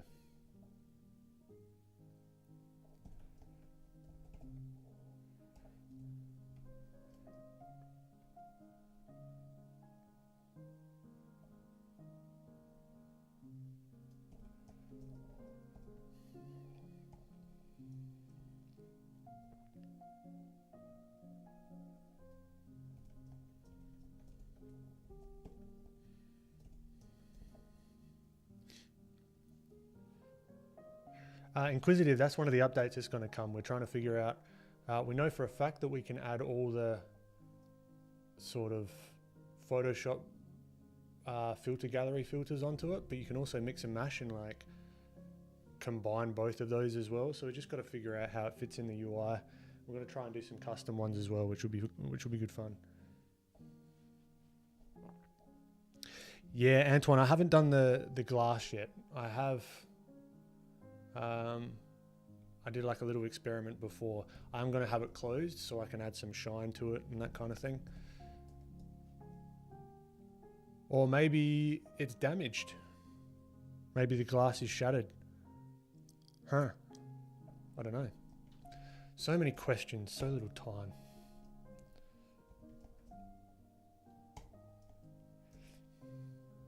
Just change the hand color to material. Yeah, that's what I'll have to do.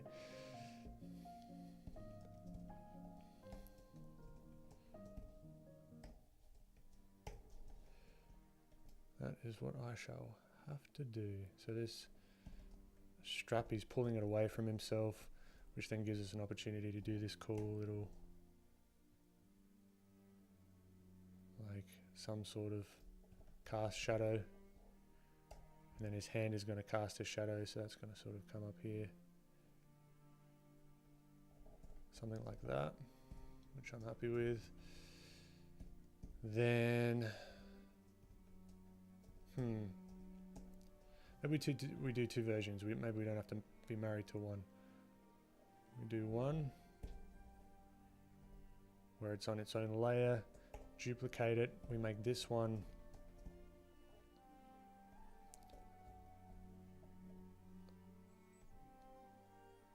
No. What am I trying to do?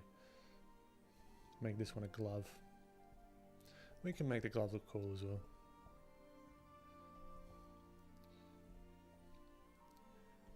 Kind of just got to remove the fingernails. More or less, I think.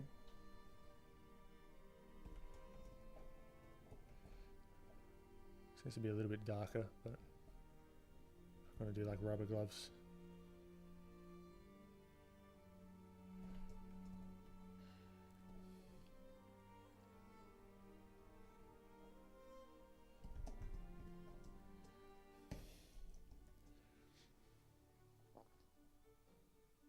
Yeah, Anna, that's a very good point. Yeah, that's it, Antoine. That's it. So then we go here, we got the color, then we mess around. Now we have glove. Very nice. How much?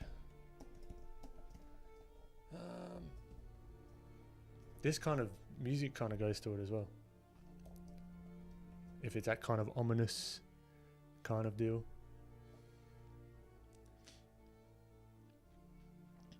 Tiger Salmon. Thanks so much. Thanks for popping in. I'm going to say thanks because in one of your lives you mentioned Stephen Pressfield's book, and after reading it, I got my aha moment. Stephen Pressfield, yes. The War of Art. Highly recommend that book. Fantastic. He was actually on Joe Rogan recently as well, if you want to listen to him talk. Very, very good. Highly recommend.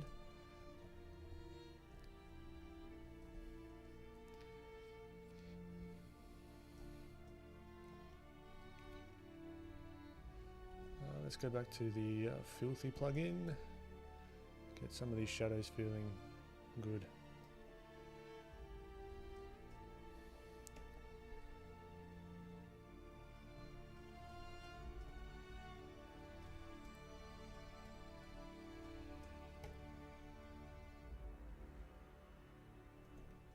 Oh, this does sound epic, doesn't it?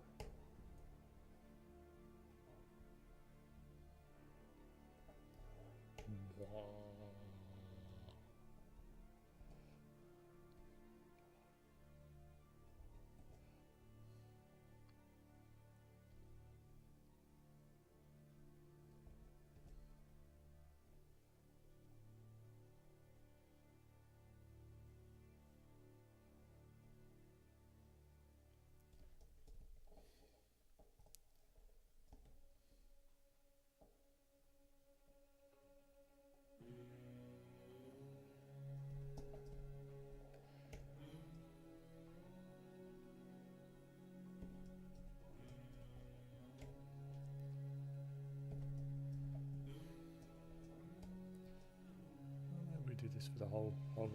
More on the bluer side. I like it.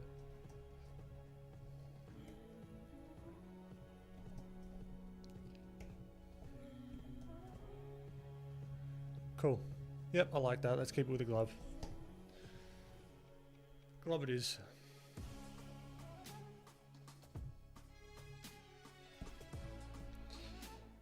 No. Thanks, Alice.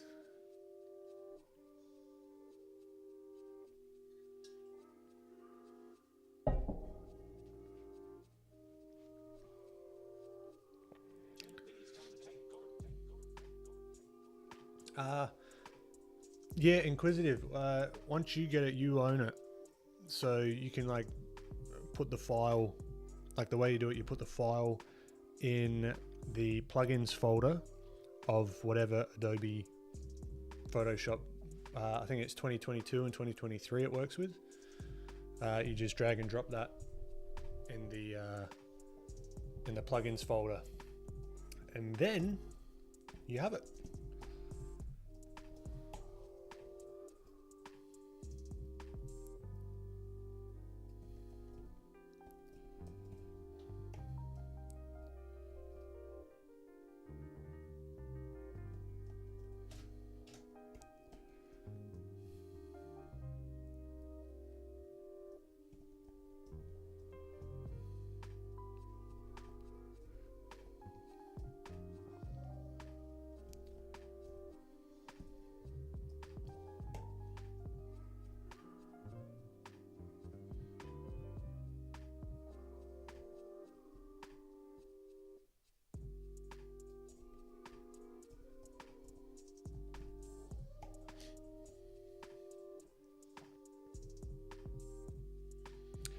No.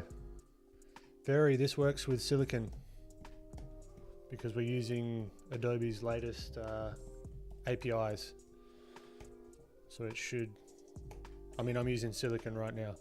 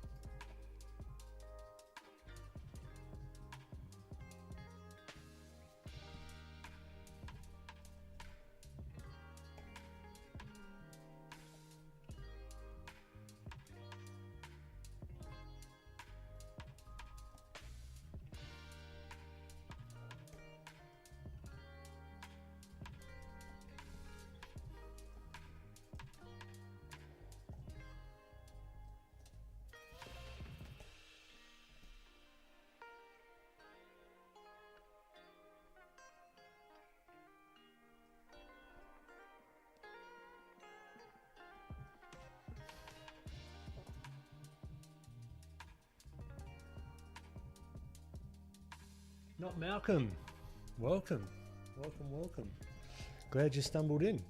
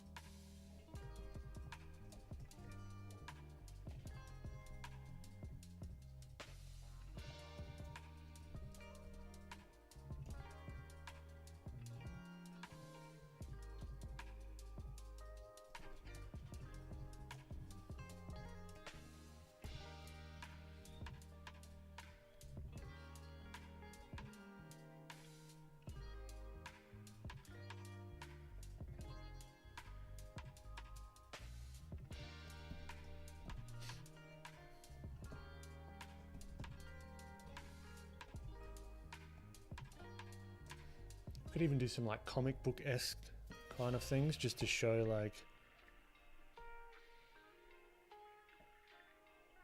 something's coming out of the walkie-talkie. That could be cool, just do something a bit different.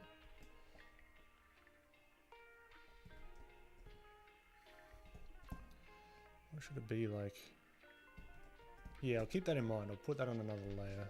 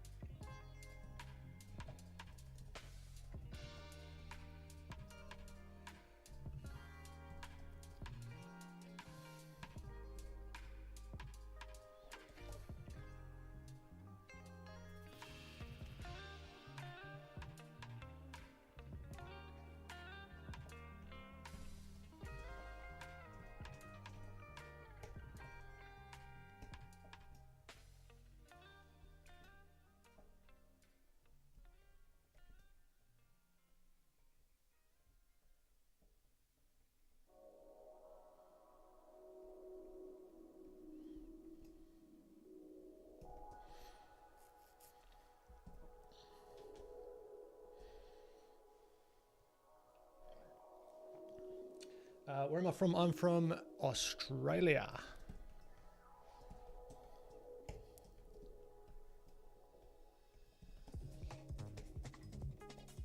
Jeez. Okay, the light's coming down this way, so it's going to hit probably the top of this. They're going to be different values. So let's just have this one as one value.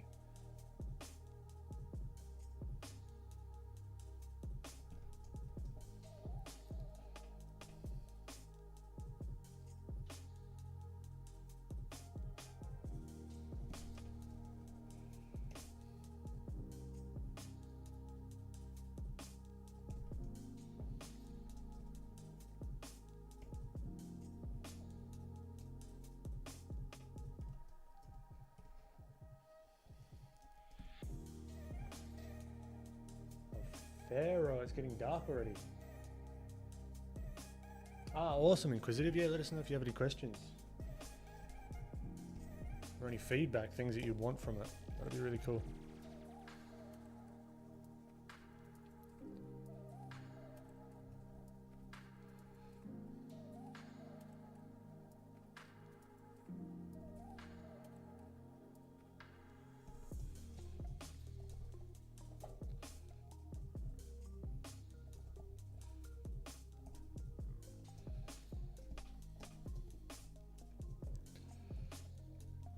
Let's finesse some of this.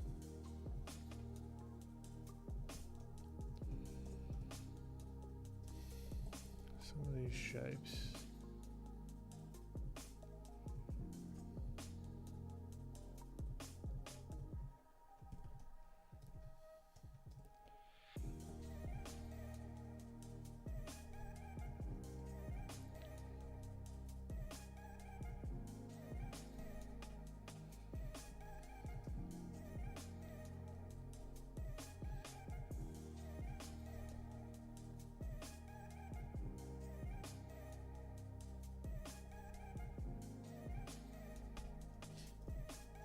Oh, warm-up sticker. Thank you, Mark. Thank you, Mark. Get this fraudulent activity out of here.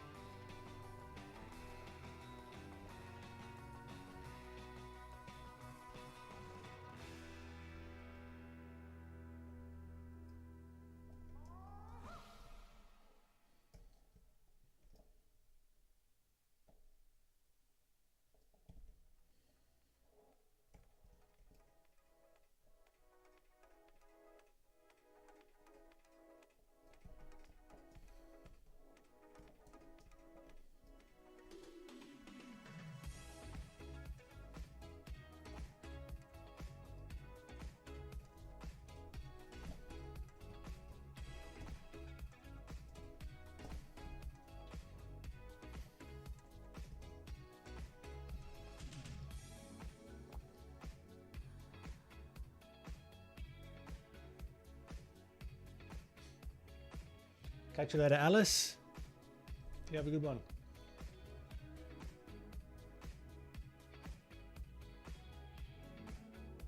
Not Malcolm, that's not a bad idea.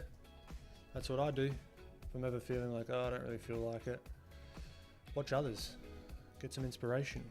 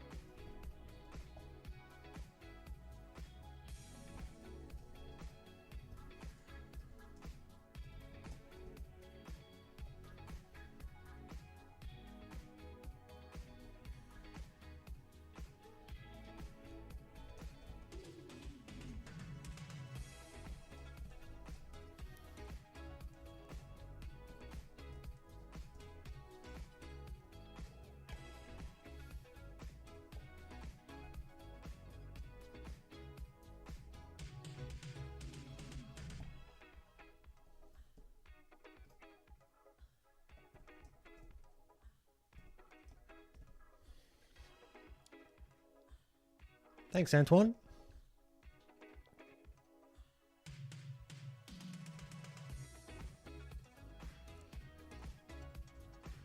Oh no, I'm not looking at the at the screen on this one. I'm using it as a tablet, so I'm just looking straight ahead, and for that reason, exactly.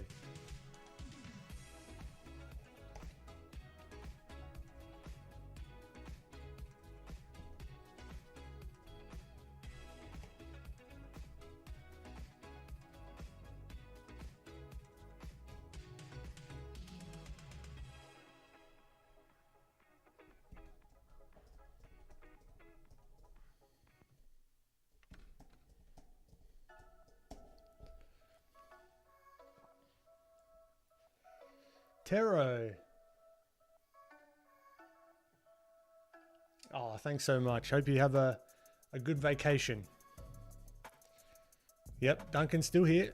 Still here. Not for long though. I reckon I might head off in the next like 20 minutes maybe. I'm getting really hungry. Izzy, welcome.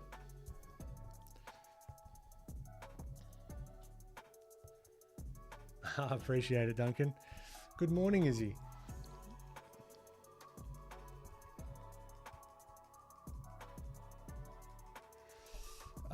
Not Malcolm. Art books. JC Linedecker. Where is it?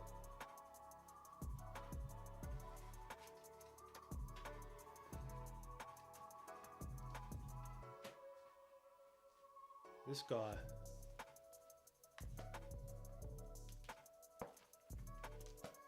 Linedecker, American Imagist. Right, highly recommend. I mean, you just get to soak it all up right in front of you. Beautiful. One of my favorite.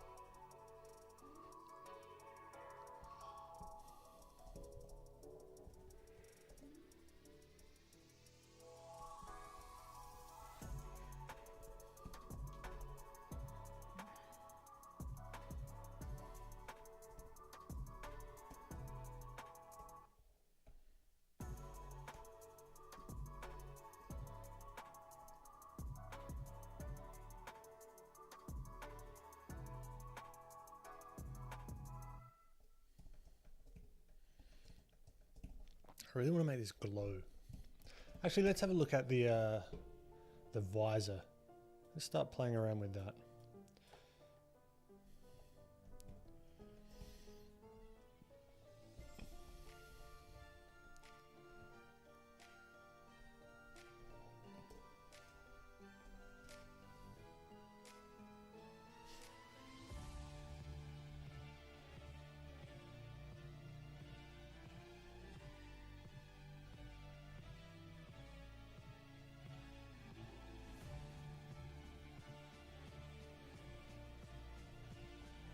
Oh, there he goes.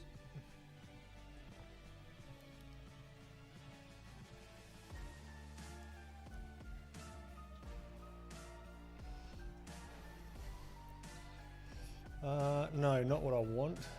We'll knock that right back. You said there's something there.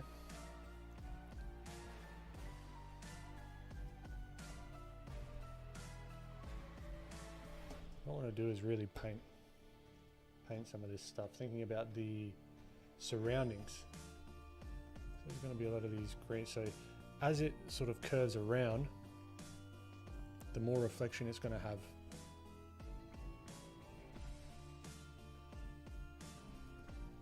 So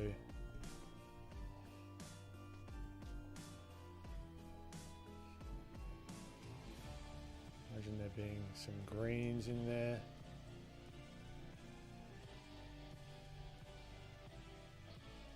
And that blue highlight of the sky.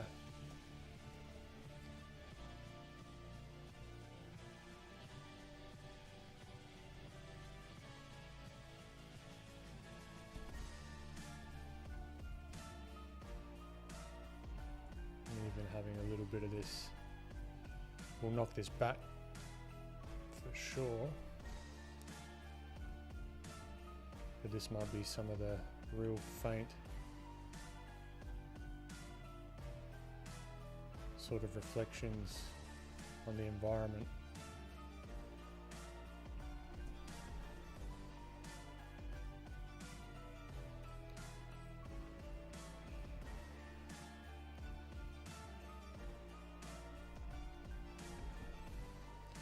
And then we might have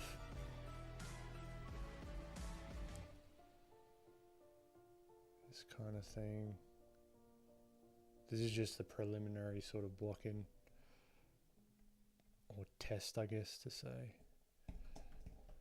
With that, then we can sort of raise that back just a touch.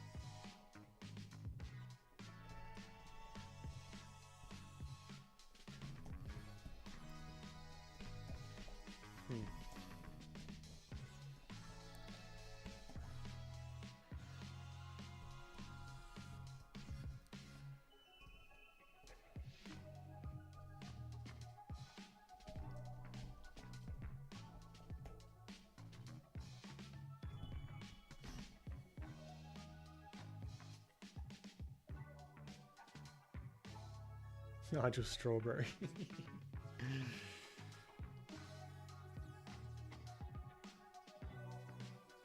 Catch you later, Inquisitive. My absolute pleasure. No worries, Malcolm. Not Malcolm. Muhammad, I'm standing at the moment.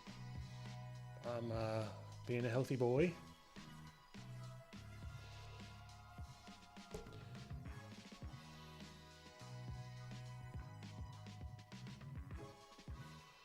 Yep, Twisty, I agree 100% with that. Digital Outlaw, hey Ben, do you post your work to ArtStation too? No, I don't have an ArtStation. Twisty, I don't think it's because necessarily that there's a dark environment that there has to be a light rim around it. It just so happens that the highlight shows up more, so it's easier to see.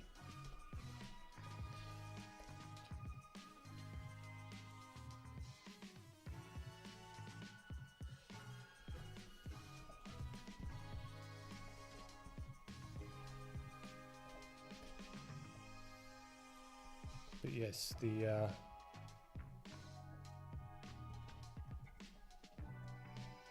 reflective materials are a pain in the tuchus sometimes, but when you do them well, they really do look cool, which is hard to do well.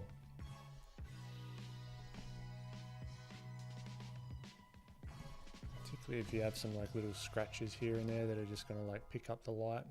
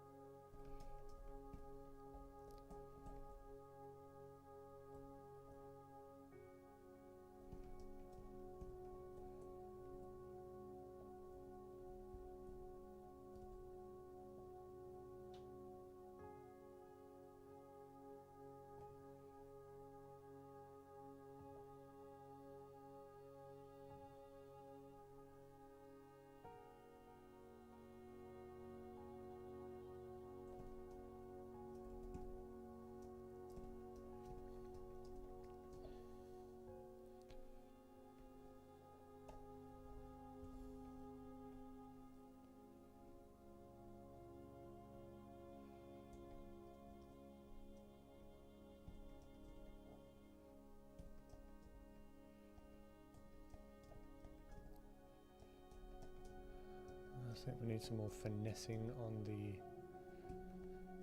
the helmet bit. This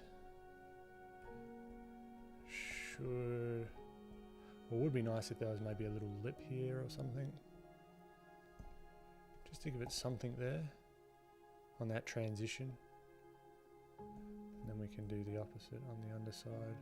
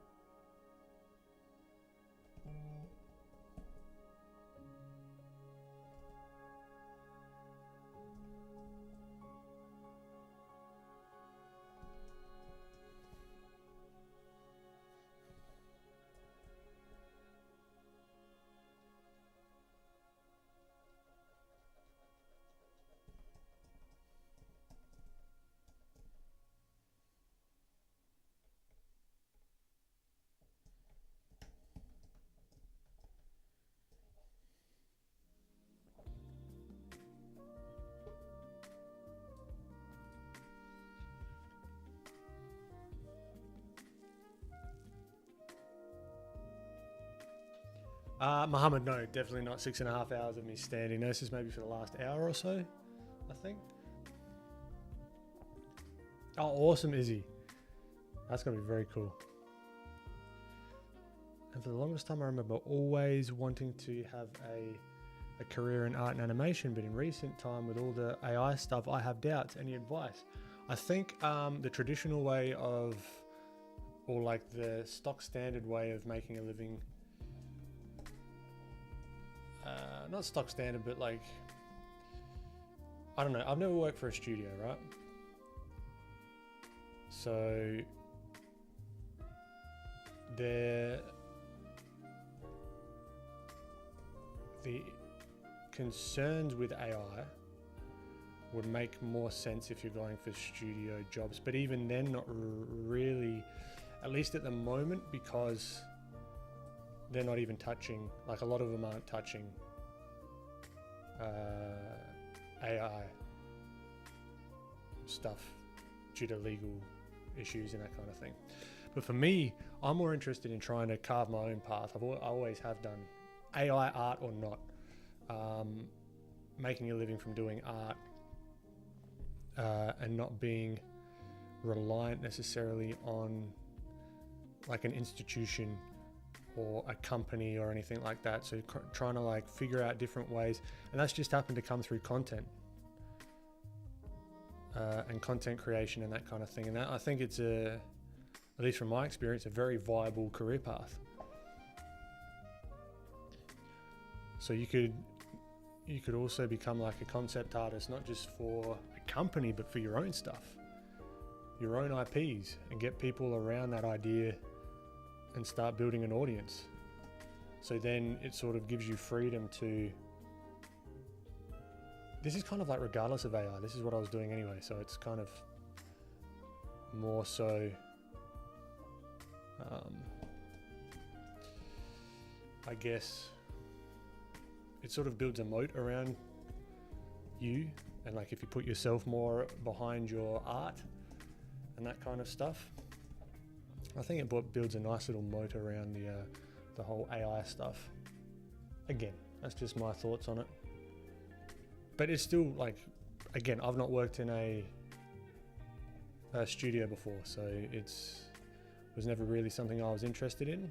So I can't really talk on what's going on in that space particularly, but I feel like that's where a lot of the anxiety is coming from.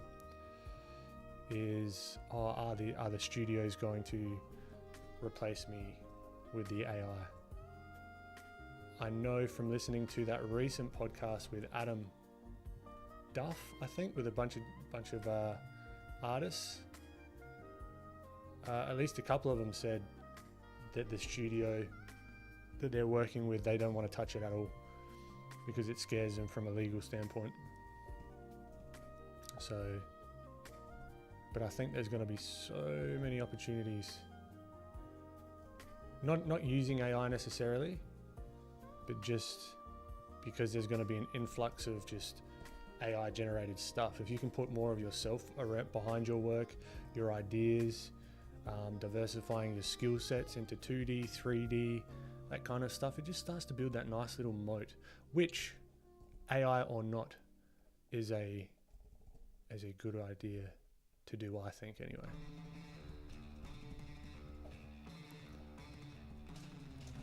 If that makes sense. I hope that makes sense. That was a few months ago, and angling my view from a dark part of the room to a lit part, I'm getting furious at how the bubble's highlight would change. That's the thing, highlights move. They move. Which is great because we can predict where they move most of the time. But when you've got that, those like transparent materials, it's a little bit more tricky.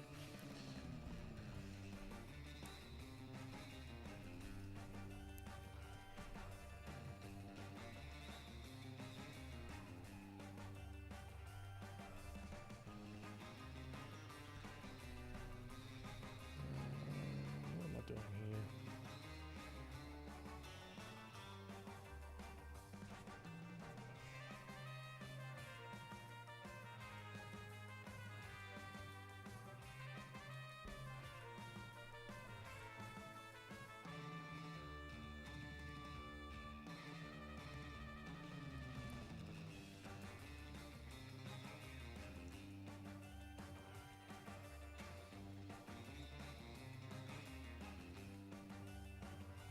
Twisty, yeah. I don't think it should stop the creative endeavor. I always think like, and this is like another argument for getting into content creation as well, and actually putting yourself out there as an artist and person alongside your art, and keep experimenting and sharing and that kind of thing. Like you think, I say this all the time, like Magnus Carlsen, one of the top chess prodigies of our time, there was an AI that was made in like the 80s, I think, that just solved chess, essentially. Could wipe the floor with him. That was Microsoft's Deep Blue, maybe? And chess has never been more popular. So I think art could also start to become like more of a spectator sport. Like a more like something that's involved and creating things, and I don't know, I'm more excited about that side of stuff. But honestly, I'm not saying it's the right or wrong way to think about that stuff, but that's how I think about it.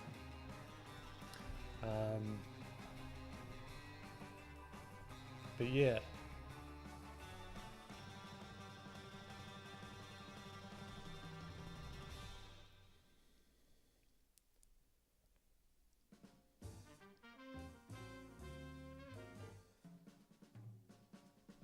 Yeah, no, Malcolm, that's it. Like, I couldn't see, I personally don't see like a huge market necessarily for AI generated art with no human input. And it could be a time also to lean into traditional stuff as well, if that's what you like doing, because that's going to become more valuable by far. But there's so many facets of art and like this kind of stuff. Like, I'm more interested in, okay, where is not necessarily AI, but like just different avenues to make a living from it, rather than the traditional ways.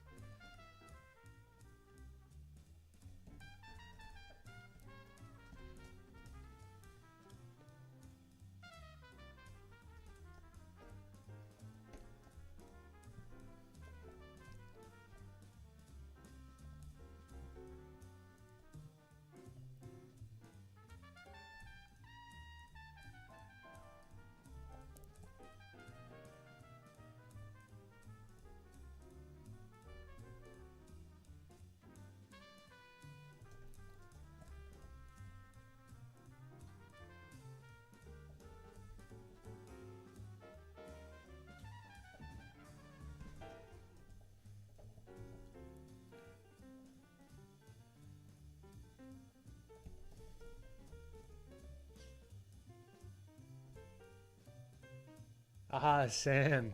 Good to see you, my friend.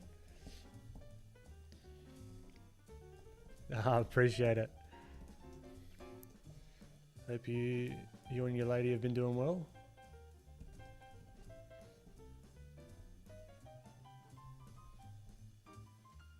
I've got to thank you as well for reaching out to Flynn.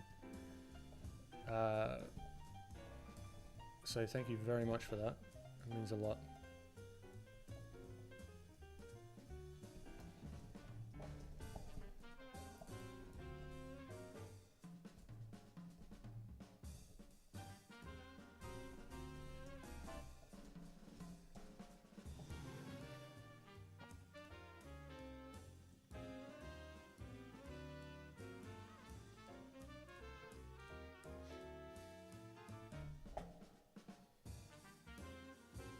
That's cool, Alfaro.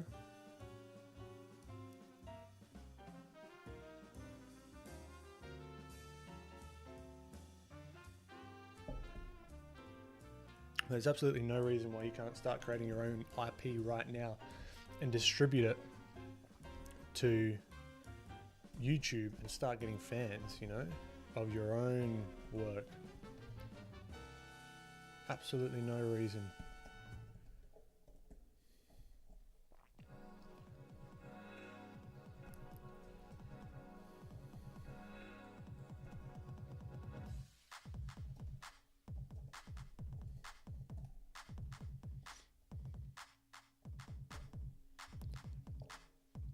Yeah, Sam, yeah, I did a couple of Adobe streams last week. So that was cool.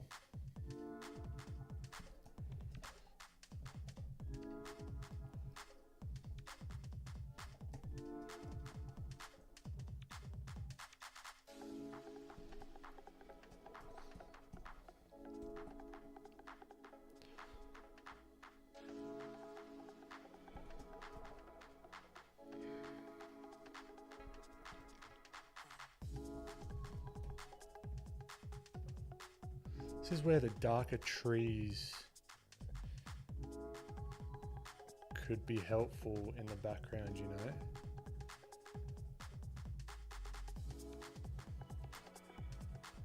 To show that highlight on the visor, make it pop out a little bit more.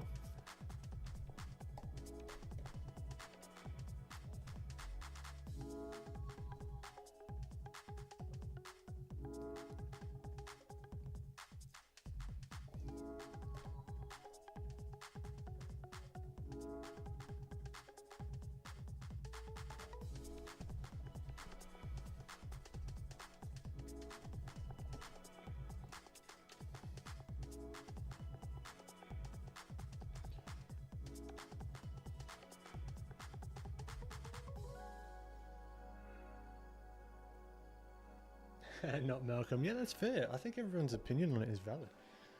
Like, it's, after all, it's an opinion, right? But yeah, I'm not trying to compete with it personally.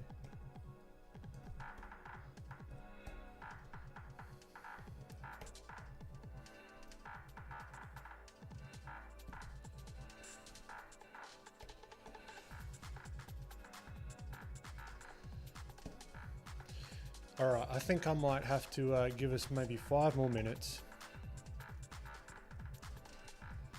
Because this is just getting a little bit noodly at the moment. I'm losing my mojo. I'll probably finish this off stream.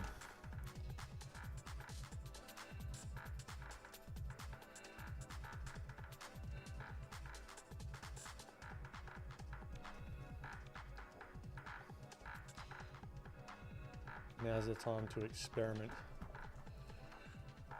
with different things. So maybe we got this here. Maybe like waves in the background there.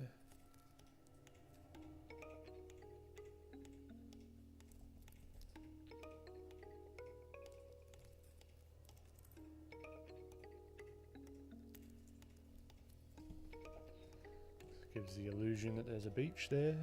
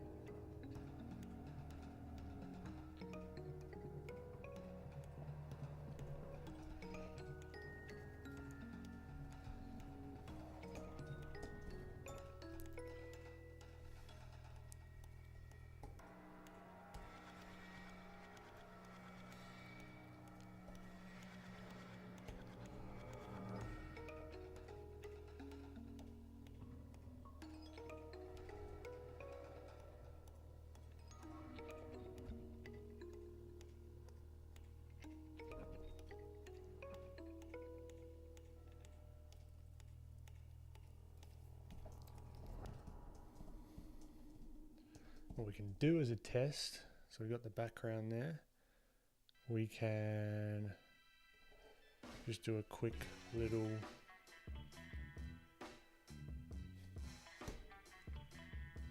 filter, blur, lens blur. That'll do.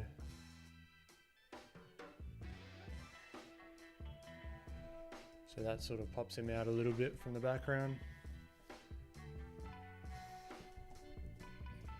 Then maybe, I mean, that adds a bit of noise to it. Maybe we can add a bit of noise.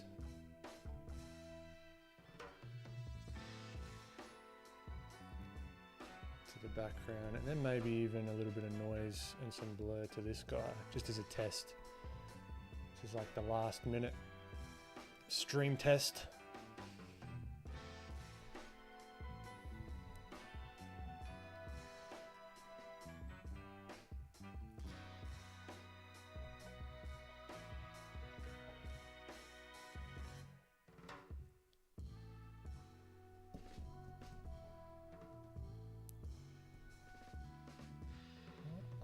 Why would it go like that?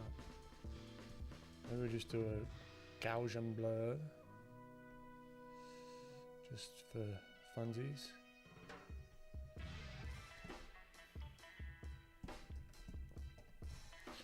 And then around the outside of this guy, you might do a screen.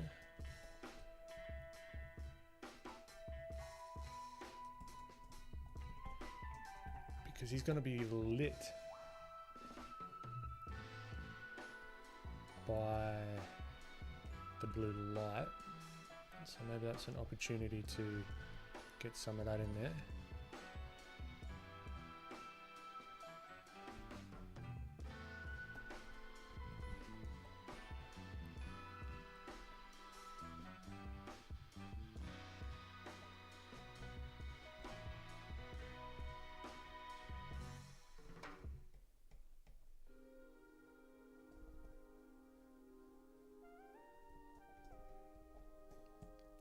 So yeah, these are just last minute sweeping changes that I can maybe take a screenshot of.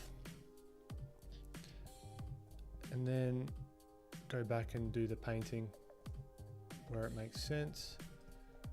Get some more Fresnel going on here. Fresnel.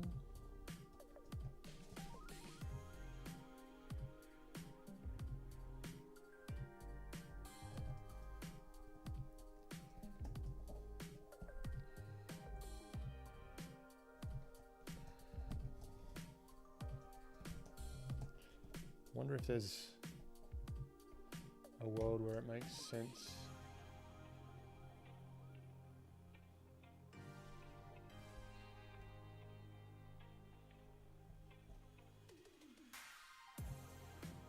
Something like that. Hello. Welcome. Where have you been the whole stream? That feels warmer. Hot sun, you know.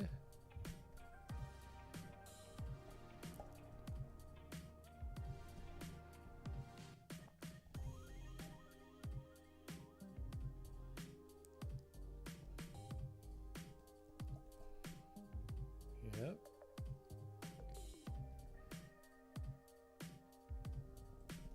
Too much.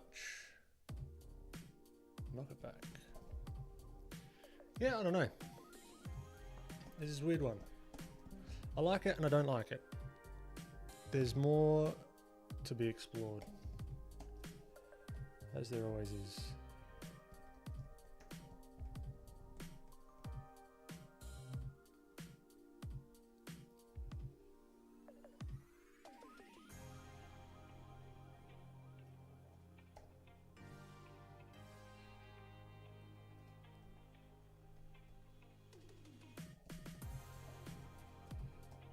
More to be explored for sure.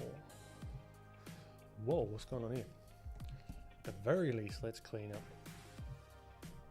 some of these outlines.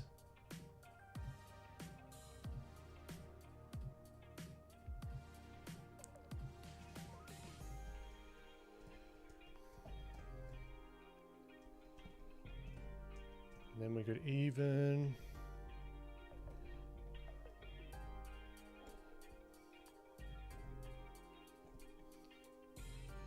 be a bit sneaky. Throw in some of those. Just going to be catching the top lip of these things.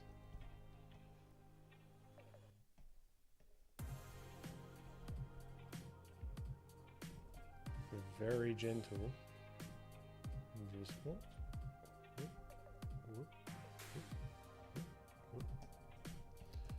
Can add a level of believability to these things as well.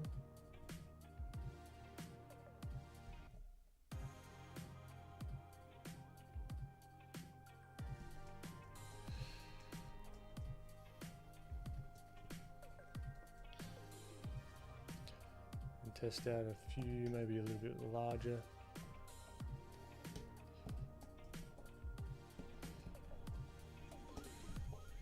So that's just a quick way to test things out. Low risk, bunch of layer modes. Yeah, not loving it, not hating it.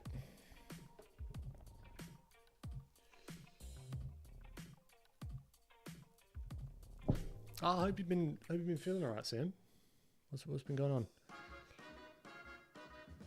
Ah, logo, good to see you again. Uncharted reactors, very cool. Yeah, it'd be good to get some feedback, Sam. If you do end up playing around with it.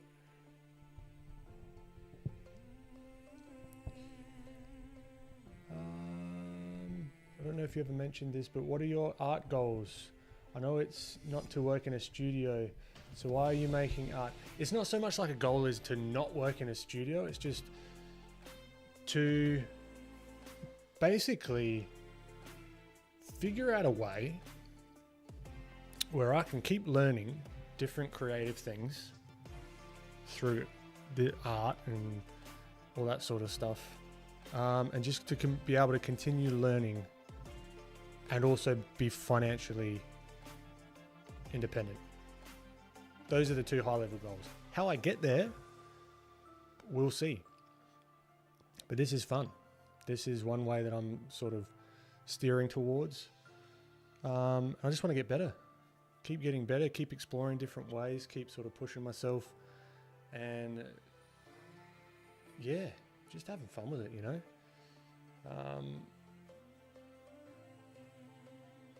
But yeah, that's really it. And having you guys join along with me is freaking awesome. Catch you later, Twisty. Appreciate you popping past. Joe, how come I use the lens blur? Because what the lens blur does, you notice, like I did add some noise after the fact, but the lens blur oftentimes gives it a more natural feel when you like take a photo. Versus the Gaussian blur, see, it's very like airbrushy. Same, more or less, but I like the lens blur for that more natural feel.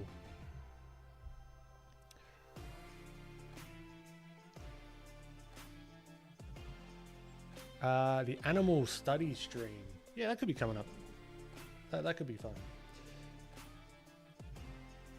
Yeah, go for it, Super Trooper.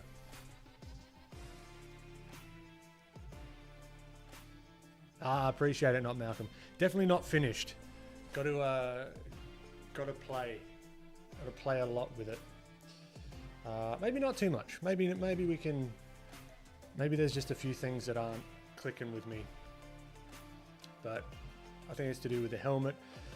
The visor is a little bit too close to his nose, so I think I've got to stretch that out a tad. I might actually do that now. It's kind of annoying me. So maybe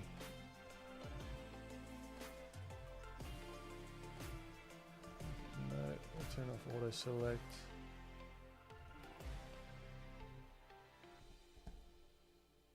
Like stretch that out just a bit, and then I've got these two.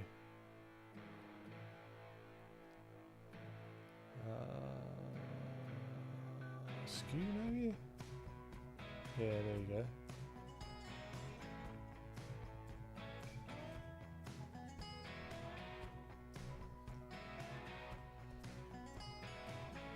And then perspective, that might... Nah, it's not going to let me warp.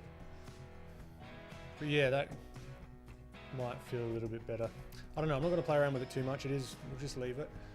I think, yeah, his nose is a little bit too close to the glass there. That's one thing. There's not enough reflections on his glass for my liking. So there'd be a lot more of these, especially on the edge, sort of breaking that silhouette of the light source there. That light source will probably shine all the way across the top. And highlights and stuff as well. So realistically, there'd be like a highlight like across the top of here. Right in this corner, probably all in there. There's just all these little things I don't want to get too caught up on right as I'm ending the stream, but you know me, what are you going to do?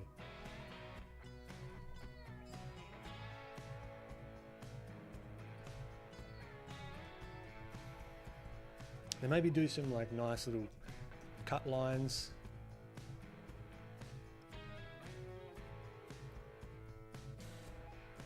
Let's go maybe like 4 pixels. So now I've got to go back and find where I've done all these changes on each of the bloody layers, but that's okay, because I'll forget. But even just something like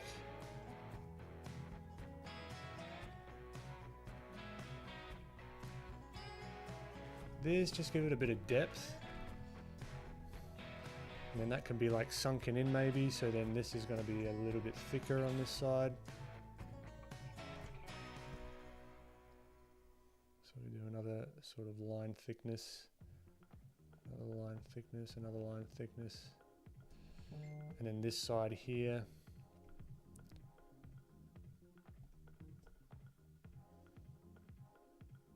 you might highlight it up a tad because it's going to catch the light more so.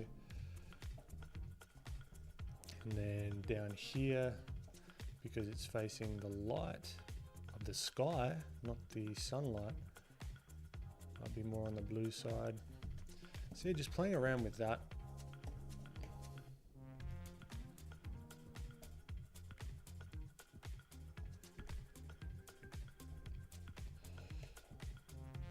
I don't know, just trying to make it more visually interesting. How can I better tell the story, you know?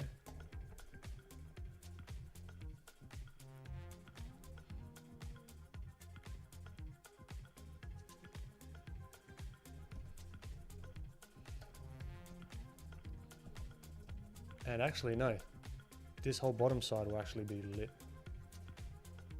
by the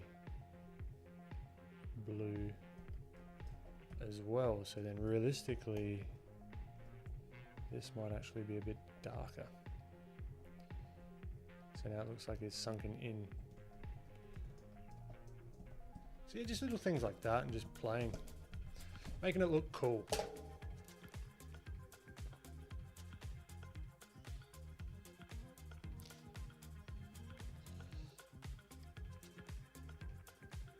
Yeah, Joe, lens blur is really simple. Just play around with the radius, and it's the same as the radius of the Gaussian blur. All right, I still got to do my 10 squats. Let's do it. Oh, okay.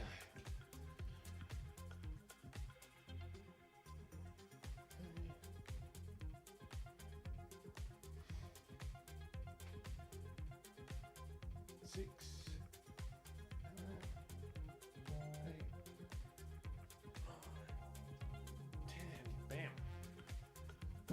There we are. Got them done. 40 squats in the stream. Keeping healthy.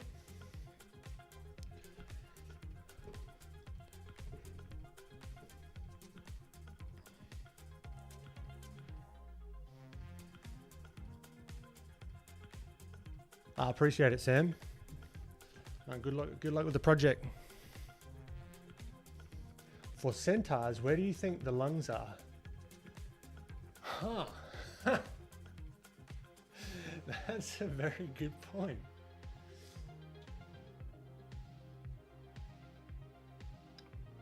As it goes. Yeah, very good point. Yeah, Joe, could be both. Could be both. Chalkboard. No, I haven't actually. I haven't done the test with the chromatic aberration. I reckon that'd be cool to play around with this one as well. Super Trooper, appreciate it. Thank you. Looking forward to seeing your sculpt as well. Alfaro, thank you. And thank you for popping in and out of the stream. Means a lot. And look, guys, on that note, I am hungry as fuck. All right, so I'm going to bounce. Thank you. Quick recap. Oh, we didn't recap. Hold on, no, I'm not going just yet. Recap. So, where did we start? We started here with this humble little hotel. Right, little study. Let's go back to, let's stop my recording so my computer doesn't shit itself.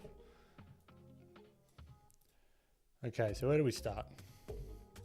We started here. Humble little hotel. And then we came down here. We did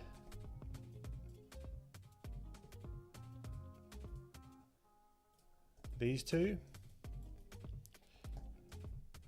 Right, started off just with his head and then sort of saw these sort of helmet ideas and they were cool, so added it to him.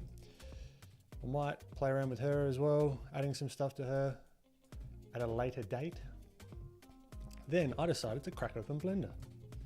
Then we had to play around making old mate Thornberry pants over here.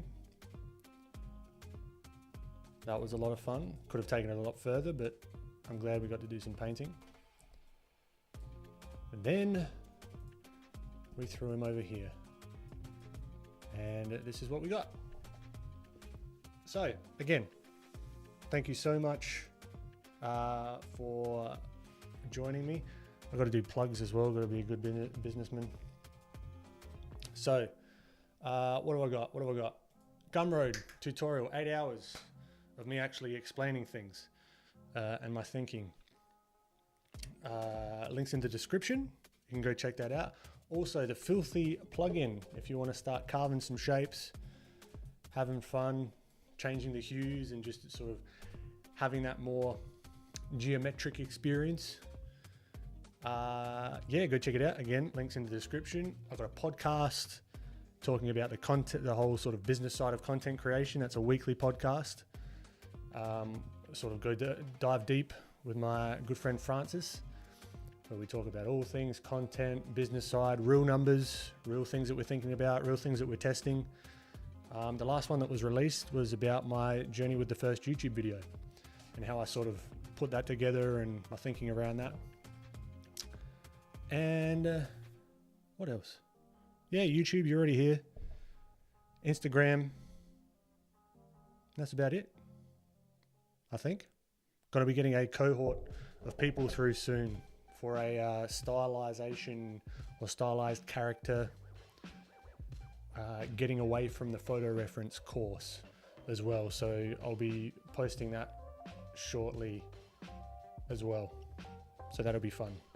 It'll be like maybe max 5 to 15 people, depending on what I'm feeling like. And that'll be the precursor to like the full sort of online version of the course as well. So I just want to sort of take it through a good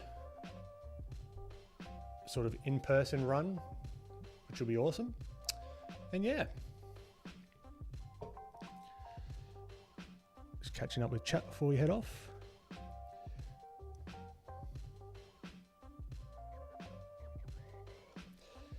Thank you very. No, glad to have you for the first time. Welcome, not Malcolm. Alfaro. I will. I'm really, really hungry. I appreciate it, Mark. Always appreciate your support. Thank you, Super Trooper. Thank you, Snicket. All right, I'm off. Catch ya. End stream, yes. Toodaloo.